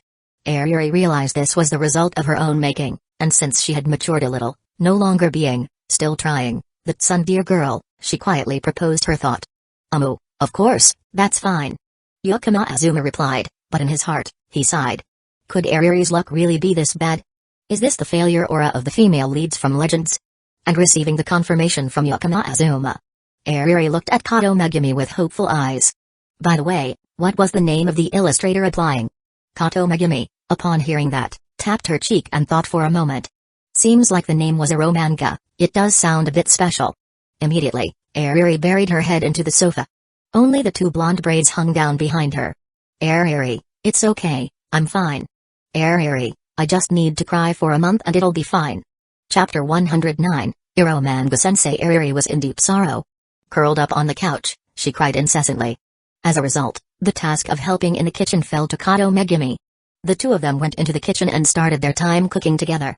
While washing and sorting the vegetables, Kato Megumi curiously asked, "So, is Eromanga-sensei really that great? Is they better than Sawamura-san?" In Kato Megumi's eyes, Ariri's drawing skills were already exceptional. After all, she was the top talent in the Toei Agasaki Art Club. Yakama Azuma sighed, looking at Ariri's aura. How unlucky could this kid be? When he became a light novel author and began posting his stories online, while promoting them, he was really just hoping for some luck.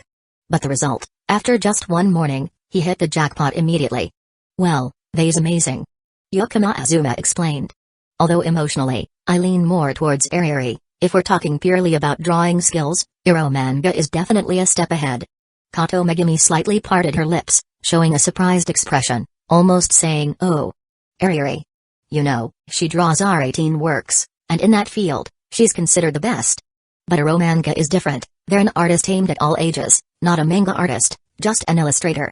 Just based on drawing skills alone, they've gathered a huge fan base and have a very strong influence in the illustration world. Online, sometimes people joke that buying a light novel is like buying illustrations from Eromanga-sensei, and the story is just a bonus. But for works Eromanga is involved in, there are actually people who think like that and buy them, and it's not a small number."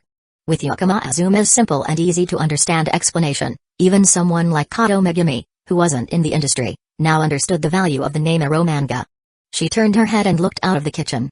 How strange, isn't it said that those who are foolish live happily? Why is Sawamura-san's luck so bad? Such thoughts crossed Kato Megumi's mind. Of course, she would never say these words out loud. It was just a bit of her darker, unspoken personality. By the way. Turning back, Kato Megumi changed the subject. "Azuma-san, you also write light novels, right?" Yakama Azuma nodded. At this point, there was no point in hiding it anymore. As long as Kato Megumi didn't see the content, there wasn't much of an issue. "When it gets published, I'd like to give Megumi a copy. Would you mind reading it when it comes out?" "Huh? You want to give me one?" "I was planning to buy one after it's released." "But, Megumi doesn't really read light novels, does she?" "Well, anime, light novels, those things. I don't really understand them." "Then why would you want to buy one?" "Because it's a light novel written by Azuma-san, so I want to read it and see." Yakama Azuma tilted his head and looked at Kato Megumi. He felt that recently, writing light novels had made him a little dumb. How could he ask such a question? She's Kato Megumi. The person who, no matter how much you talk about things she doesn't understand, would still be willing to listen and try to understand seriously. She's the undefeated Saint Megumi. "What's wrong, Azuma-san?" Noticing Yakama Azuma's gaze, Kato Megumi tilted her head, her tuberose-colored eyes blinking. "Oh, it's here, the 8-degree head tilt and the wink. It's the legendary spell that can steal someone's heart." "Oh. I didn't expect you to know that. But now that the spell has been cast, struggling is useless. I can't control myself anymore. I can't stop kneeling under Megumi's skirt. For Megumi, I offer my whole heart." "Azuma-san, that's dangerous. And you've spilled water all over your clothes." "Ah, sorry, I got too into character." Yakama Azuma put the kitchen knife he was holding back in its place. The move just now seemed to have been risky for cutting his fingers. Of course, with Yakama Azuma's cooking skill at level 7, even with handling a kitchen knife, he wouldn't hurt himself. But at this moment, it was best to just quietly obey. A serious Megumi has the power to make people listen. After lunch. "Today it's my turn to wash the dishes, right?" Kasumijoka Utaha stood up, cleared the dishes from the table, and went into the kitchen. "Ah, just the right time. I have something I want to discuss with everyone." Yakama Azuma snapped his fingers, as if remembering something, and also went into the kitchen. Kato Megumi and Ariri curiously followed. Yakama Azuma took the greasy dishes from Kasumijoka Utaha's hands. He started by scraping off the food scraps and throwing them into the trash. Then he placed the dishes into a white machine that looked like a microwave. He arranged them neatly and then closed the machine. "Done. From now on, if it's your turn to wash the dishes, just do it like this. This is a dishwasher. It has a drying function, so once it's washed, just leave it in there, no need to worry about it." A few minutes later. With a ting sound, Yakama Azuma opened the dishwasher and took out the sparkling dishes, as good as new. How convenient. It feels like something invented by someone who doesn't want to wash dishes. Yakama Azuma, who had just been mocked by Kasumijoka, could only helplessly shrug. Laziness does drive progress. Isn't the purpose of technology to make life more convenient? This is a product developed by company, and it's still not released yet. What I brought back is a prototype. In the afternoon. Ariri obediently returned to her room to immerse herself in drawing the art book. This time, she didn't complain about being tired. She didn't delay either. She was solely focused on quickly completing the task at hand. Even though she had been hit hard at lunch, Ariri had almost recovered by now. After all, HMPF, that Ero manga has been famous for a long time, and all their illustrations are in a Ero style. Someone like that is definitely the type of creepy older guy from the legendary of Otaku world. It must be. The pink profile picture is probably just to attract fans. Someone who can draw such seductive illustrations cannot possibly be a cute girl. There's nothing to worry about. Ariri reassured herself with this logical analysis. After all, it was just some creepy older guy. It wasn't a big deal. On the other side, Yukima Azuma had accepted Ero manga's friend request. Immediately after, he initiated a video call. After about 4 or 5 minutes, the call was finally accepted. On the other end of the video call was a room so dark that the surroundings couldn't be clearly seen. Only the vague shape of a bed could be made out in the background. In front of the screen, in the white light emitted by the screen, there was a person wearing a giant pink anime character mask, sitting very close. "Hello, may I ask, are you Ero manga sensei?" "Yes, I am Ero manga. And you must be Yukima Azuma sensei, right? Why the sudden video call?" The voice in the call was clearly altered by a voice changer, sounding like a machine, impossible to tell if it was male or female. Even though the person on the other side was wearing a giant mask and using a voice changer, Yukima Azuma immediately recognized that it was a girl. Yes, it was the cute girl who drew seductive illustrations that he remembered from his memory. Compared to appearance or voice, the structure of the body was the best way to recognize gender and age. With his sharp eyes, which seemed to see through the world along with his cooking vision, Yukima Azuma only needed to glance to see the true nature of the girl on the other side of the screen. "I'm truly sorry," Yukima Azuma said sincerely. "But since this is related to the person who will be illustrating my light novel, I wanted to confirm it myself. Because this is a work I've put my heart and soul into, and I absolutely have to choose an illustrator who is up to the task." The person on the other side of the screen slightly frowned behind the mask, her eyes clearly showing some discomfort. Sudden video calls in Japan were often seen as socially unacceptable behavior. But because of this, Yukima Azuma's explanation moved the other person deeply. "Understood. I completely understand Yukima-sensei's thoughts. Please, go ahead. Whatever the test is, I will pass it. The illustration for Sakano can only be entrusted to me." A voice, full of determination, rang out from the other side. Yukima Azuma nodded, as if he had already anticipated this development. He knew that Ero manga sensei placed great importance on the emotions conveyed through a work. As long as they shared the same viewpoint in this regard, the relationship between them would naturally improve. For now, they would cooperate a few times. Then, he would bring her to Laplace Corporation. A genius artist who had likely reached level 7 in drawing skills. Moreover, she seemed the type to be easily influenced. If he didn't catch her carefully, it would truly be a waste. "Ero manga sensei, please draw a picture of Kujo Megami first. I want to see how you portray this character." Yukima Azuma made the request. On the other side of the screen, Ero manga nodded in agreement. The camera switched to presentation mode. On the drawing software, the strokes quickly began to sketch the outline of the character.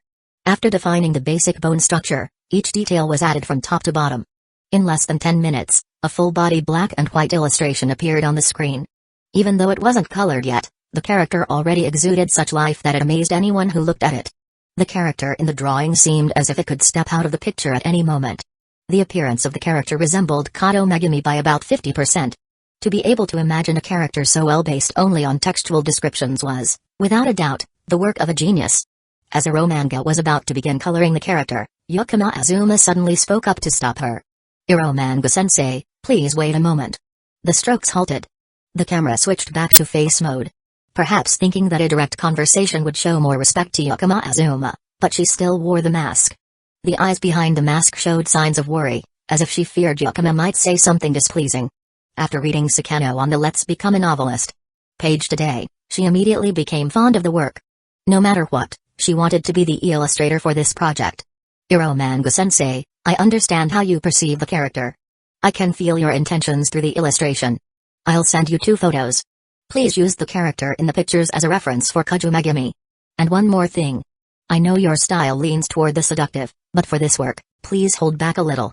After saying this, Yukima Azuma sent 2 photos of Kato Megami to Ero manga via line. One was of Kato Megami looking spaced out, and the other was of her in a focused state. After sending the photos, Yukima Azuma added, "These photos must not be shared outside. Please delete them once the illustration work is completed." On the other side of the screen, Iromanga nodded seriously in agreement. Then, she leaned forward to examine the two photos carefully. At first, she didn't think much of them. But after observing them more closely for a moment, her eyes widened in shock behind the mask. Chapter 110, The Conversation Between the Kato Sisters. So that's it. I understand now, so this is the feeling. How wonderful, is this Kajumegami? Truly amazing. In the whispers, Iromanga-sensei continued to draw. This time, she didn't need to sketch the basic skeleton of the character. Each brushstroke was drawn directly from top to bottom, gradually completing the image. The character Kato Megami was born through that pen. Although the facial features were less similar to Kato Megami than before, the expression in her eyes and the subtle, airy aura were exactly what captured the essence of Kato Megami. A fragrance as gentle as tuberose flowers seemed to spill from the painting. At first glance, the female character in the painting did not surprise anyone. But on the second or third glance, that subtle feeling seemed to capture the heart of the viewer. Once your eyes truly locked on the character, you couldn't look away. Iromanga-sensei. Kajumegami asks for your help. Leave it to me with peace of mind. Neither of them mentioned any payment for the illustration. The call ended quickly. In a house somewhere in Tokyo, in front of a screen emitting white light, the girl stood up, removing the giant anime mask from her face. Her soft silver hair cascaded down like a waterfall. Her small, cute face radiated with a bright smile. In the dim room, the girl took off the snug sportswear she was wearing, leaving only a light spaghetti strap dress. Izumi Sagiori. A teenage genius artist. The name Iromanga-sensei was inherited from her mother. Despite her young age, due to her extraordinary artistic talent, when she took on this title, none of her online fans noticed the change. The previous Iromanga-sensei was no longer around. At the age of 12, Izumi Sagiri's mother brought her to live at the Izumi household. Even though her mother remarried, those days were incredibly happy for Sagiri. However, a tragedy struck unexpectedly. Sagiri's mother and stepfather were involved in a honeymoon accident and both died. Only Izumi Sagiri was left alone. She was adopted by her aunt, who was also her stepfather's younger sister. But the immense shock from the death of her parents caused Sagiri to fall into a period of autism. Her aunt, who had just entered society and had no experience in raising children, tried rather forceful measures to help Sagiri overcome it. One of them was to attempt to drag her out of her room forcibly. But this method only deepened Sagiri's emotional wounds. From then on, up until today, Izumi Sagiri has never been able to leave her room. Reading light novels online became her greatest hobby in life. In fact, Izumi Sagiri didn't like light novels from the youth, rom-com genre. This reason was somewhat similar to bocce. The lively words felt like daggers stabbing her heart. Because she couldn't and didn't want to leave this room. But today, on the internet, Izumi Sagiri accidentally saw a post introducing a light novel from the youth genre. The book was recommended by a blogger she quite liked. The blogger praised the book to the heavens. Moreover, it seemed the work contained fantasy elements, which sparked Sagiri's curiosity. With the mindset of let's see what's so hyped about this book, she opened the first page of Sakano. That morning, Izumi Sagiri was completely stunned. The gentle, delicate words pulled her back to the summer in the schoolyard, a place she hadn't been able to touch for so long. Beside her, a girl named Megami, with her gentleness, gradually healed the wounds in her heart. After reading the chapters on the website, Izumi Sagiri buried herself under the blanket and cried uncontrollably. After crying, she wanted to know more about the upcoming developments of Sakano. She clicked on the introduction to check if the book had been published in print yet. What surprised and delighted Sagiri the most was, the novel was recruiting illustrators. For a work that had touched the deepest part of her heart, Izumi Sagiri was determined to contribute her illustrations at all costs. According to the contact information left on the website, she used her artist account to friend the author, Yukimi Azuma. The sudden video call in the afternoon startled Izumi Sagiri. She hurriedly wrapped herself up, put on her mask, and activated the voice changer. Only then did she dare to accept the call. In her heart, Sagiri felt a bit resentful about the abruptness, but that resentment immediately faded after hearing the explanation from the other side. Put your heart and soul into your work, was something Izumi's mother, Mrs. Izumi, always used to say. It was also a principle that Izumi Sagiri always followed. The other person's serious attitude touched her heart. Wearing her light spaghetti strap dress, Izumi Sagiri joyfully danced an otaku dance in her room. Without caring about the payment, just being involved in the illustration work for Sakano made her incredibly happy. The ding-dong from the phone sounded several times. Izumi Sagiori picked it up to check. It was the contract and the entire first book of the light novel Sakano sent by the other side.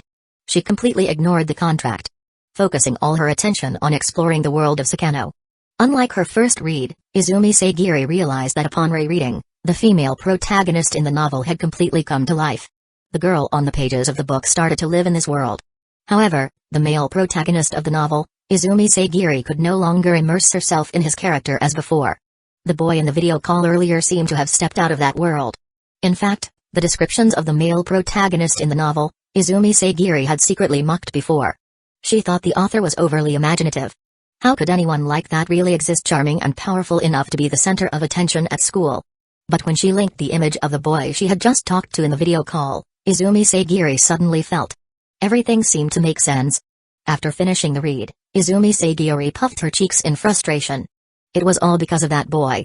She couldn't completely immerse herself in the main character anymore. Grabbing her digital drawing tablet, Izumi Sagiori began to illustrate. She didn't need to think too much.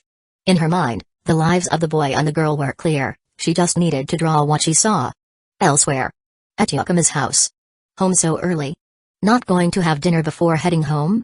Yakuma Azuma stood at the entrance, gently trying to advise the girl to stop. I would like to stay, but my sister is off today and came home, so I have to go cook. Otherwise, my sister will starve to death. Kato Megumi said. After hearing this, Yakuma Azuma could only laugh bitterly. Ah, so younger sister has spoiled older sister and made she into a brat. If you meet my sister, Azuma-san, don't say that. Eh? Why can't I say it? That's right, my sister is very sly. Yakuma Azuma nodded. From Kato Megumi, one could sense a kind of inherited slyness. But since Megumi was gentler, the slyness wasn't very apparent. After changing her shoes, Kato Megumi waved goodbye to Yakuma Azuma. In response, Yakuma Azuma didn't wave back. After changing her shoes, she walked with her to the station. At the station, Yakuma Azuma finally waved goodbye to Kato Megumi.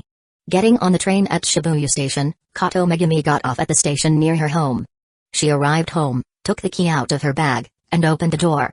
As soon as she opened the front door, a grown figure with black hair rushed out. Kato Hirumi. Her older sister, 6 years older than Kato Megumi. She is preparing to graduate from university this year. Sis, what are you looking for? Kato Megumi asked as she saw her sister rushing out, looking around. Of course, I'm looking for your boyfriend. Aren't you bringing him home? Kato Hirumi said matter-of-factly. I don't have one. Are you lying? I heard from Mom and Dad that there have been several times you didn't sleep at home. I just stayed over at a friend's house, helping to take care of the stray cat that we adopted. That's a clumsy excuse, even worse than mine back in the day. Come on, Megumi, tell the truth. Kato Hirumi and her current boyfriend had secretly been in a relationship since high school. Back when she was in high school, Kato Hirumi had also often stayed out, not coming home to sleep. Kato Megumi had even helped cover for her. Last year, Kato Hirumi finally brought her boyfriend home. After meeting their parents, they got engaged. The wedding was scheduled for this winter.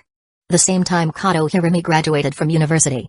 With the experience of someone who had gone through it, Kato Hirumi understood all these little tricks. Under pressure from her sister's questions, Kato Megumi thought about a certain boy. But right now, they were just friends.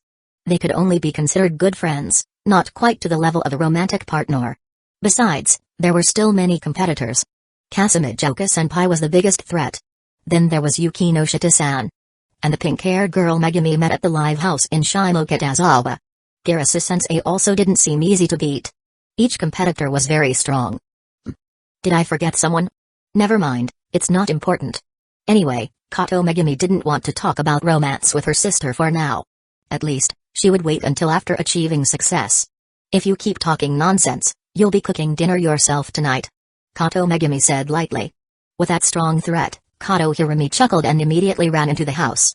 Megumi, I'm going to read a light novel for a bit. Call me when dinner's ready, love you. That was the last thing her older sister said before disappearing without a trace. Light novel? Huh? Kato Megumi muttered, then went to the kitchen, put on an apron, and skillfully tied the bow behind her. After cooking dinner, Kato Megumi went to her sister's room and knocked on the door. Kato Hirumi immediately opened the door and stepped out. The two sisters sat down at the dining table and began chatting. Sis, what's the female protagonist in a light novel usually like? Kato Megumi casually started the conversation. Eh? I thought you didn't like light novels. Just answer the question. Let me think.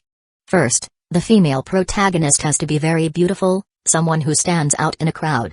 Kato Megumi stroked her cheek and then twisted a strand of her hair a bit too hard. Then, she usually has one standout quality, like being a genius in some field. Kato Megumi took a sip of orange juice, and when she pulled the straw out, there were small bite marks on it. Lastly, she has a personality flaw, or a sad past that she keeps hidden. This is an important element that drives the plot. Kato Megumi thought for a moment. She had both parents, an older sister, a home, she wasn't kidnapped when she was young, and her grades were normal, so there wasn't really anything to regret. Megumi, could you scoop me another bowl of miso soup? Go scoop it yourself. You're always bossing me around like this. If you keep going, you'll turn into a useless person. Yeah. What's going on? Chapter 111, The Publication Day of Sakano Sato Kazuma. An otaku. Normally, when he's not playing games, he's either reading light novels or watching anime. He is the type of person who can seriously say, "Yesterday, my team and I went through a hard adventure, overcoming dangerous challenges, and finally accomplished a great feat." This could be used to describe the boss from the game we fought together yesterday. Being able to get into Toyogasaki High School was definitely pure luck. Picking random answers, but just right enough to pass. Speaking of which, this guy Sato Kazuma has been very lucky since he was young. He has never lost at rock paper scissors. Today, the online game Sato Kazuma plays is undergoing maintenance and updates. So, with nothing else to do, he casually reopened a light novel website Let's Become a Novelist. After a long time, he skimmed through the rankings a bit. Honestly, can these authors just die already? On the rankings, from bottom to top, The Legend of the Phantom Blade. Jujutsu Kaisen. He looked at them all. They were all battle stories, fantasy. Moreover, they were either the most famous works in the light novel industry, like Muramasa Senju Sensei's The Legend of the Phantom Blade, or manga works that had been expanded into light novels, like Jujutsu Kaisen. Clearly, the industry is in trouble, and everyone is struggling to survive. For this reason, Sato Kazuma had not visited the light novel website for a long time. When he was about to close the website, the top-ranked work immediately caught his eye. The youth of a lonely boy will not dream of a passerby heroine. It was a romance comedy novel. This was what made Sato Kazuma pay attention. Even though he had previously criticized the industry as being on the brink of death, he couldn't do anything about it. The market currently favors battle stories, fantasy, and isekai. This is an undeniable fact. In this context, a rom-com still managed to carve out its own niche to stand out. Sato Kazuma couldn't wait and clicked on the page to read. Yuki Miyazuma? This author's name is so similar to my friend's. Just one character different, almost the same pronunciation. When he saw the author's name, Sato Kazuma froze for a moment. But soon, he didn't care. Just a casual thought, then he moved on. There's no way that guy, the Ryaju, could be the author of this light novel. Then later. Holy shit, looks like it really is that guy. Sato Kazuma held his head. Why was he so sure? Because he saw his own name in the novel. The protagonist's best friend. This time, he didn't even bother changing the name and used the original one directly. It immediately made Sato Kazuma stunned. After reading the posted content, Sato Kazuma was left in a daze. After finishing reading, his first feeling was extreme jealousy. Sure enough, the top student in school writes really well. As a seasoned otaku, Sato Kazuma had also tried writing light novels. The result? Don't ever bring it up again. That's why he understood just how good Yuki Miyazuma's work was. With mixed emotions, Sato Kazuma opened his YouTube and Twitter accounts. As an otaku, Sato Kazuma often live streams gaming on YouTube. On Twitter, he runs game and light novel reviews. Both accounts combined have over 1 million followers. On his accounts, Sato Kazuma started tweeting. Advocating of gender equality, book recommendation, not an advertisement, enjoy freely. By the way, before introducing the book, I want to say to other light novel authors, stop being stupid and copying each other, dominating the rankings with nearly identical stories all the time, just die already. Main content, 10 out of 10, 120% recommendation, The Youth of a Lonely Boy Will Not Dream of a Passerby Heroine. By Yuki Miyazuma Sensei. Reason for recommendation, honestly, you'll understand once you read it, and if anyone doesn't like this book, all I can say is, go ahead and enjoy your brain-dead isekai harem stories. A tweet as sharp as this one is rarely posted even by bloggers who specialize in attracting attention. But it's true, compared to ordinary tweets that are nothing special. A sharp way of speaking like this easily piques people's curiosity. There are quite a few fans of Sato Kazuma. With the thought, this guy is definitely getting paid for advertising. They clicked on the link. preparing to look at a few pages and then return to scold Sato Kazuma thoroughly. However, almost no one came back. Sakano was posted on the web light novel and reached the top of the rankings in just one day. Apart from being introduced by many bloggers, the quality of the book itself left people with nothing to say. Especially in the context of an industry flooded with isekai and fantasy novels in the past few years, where readers have started to feel tired of these genres. Before the real promotion campaign even started,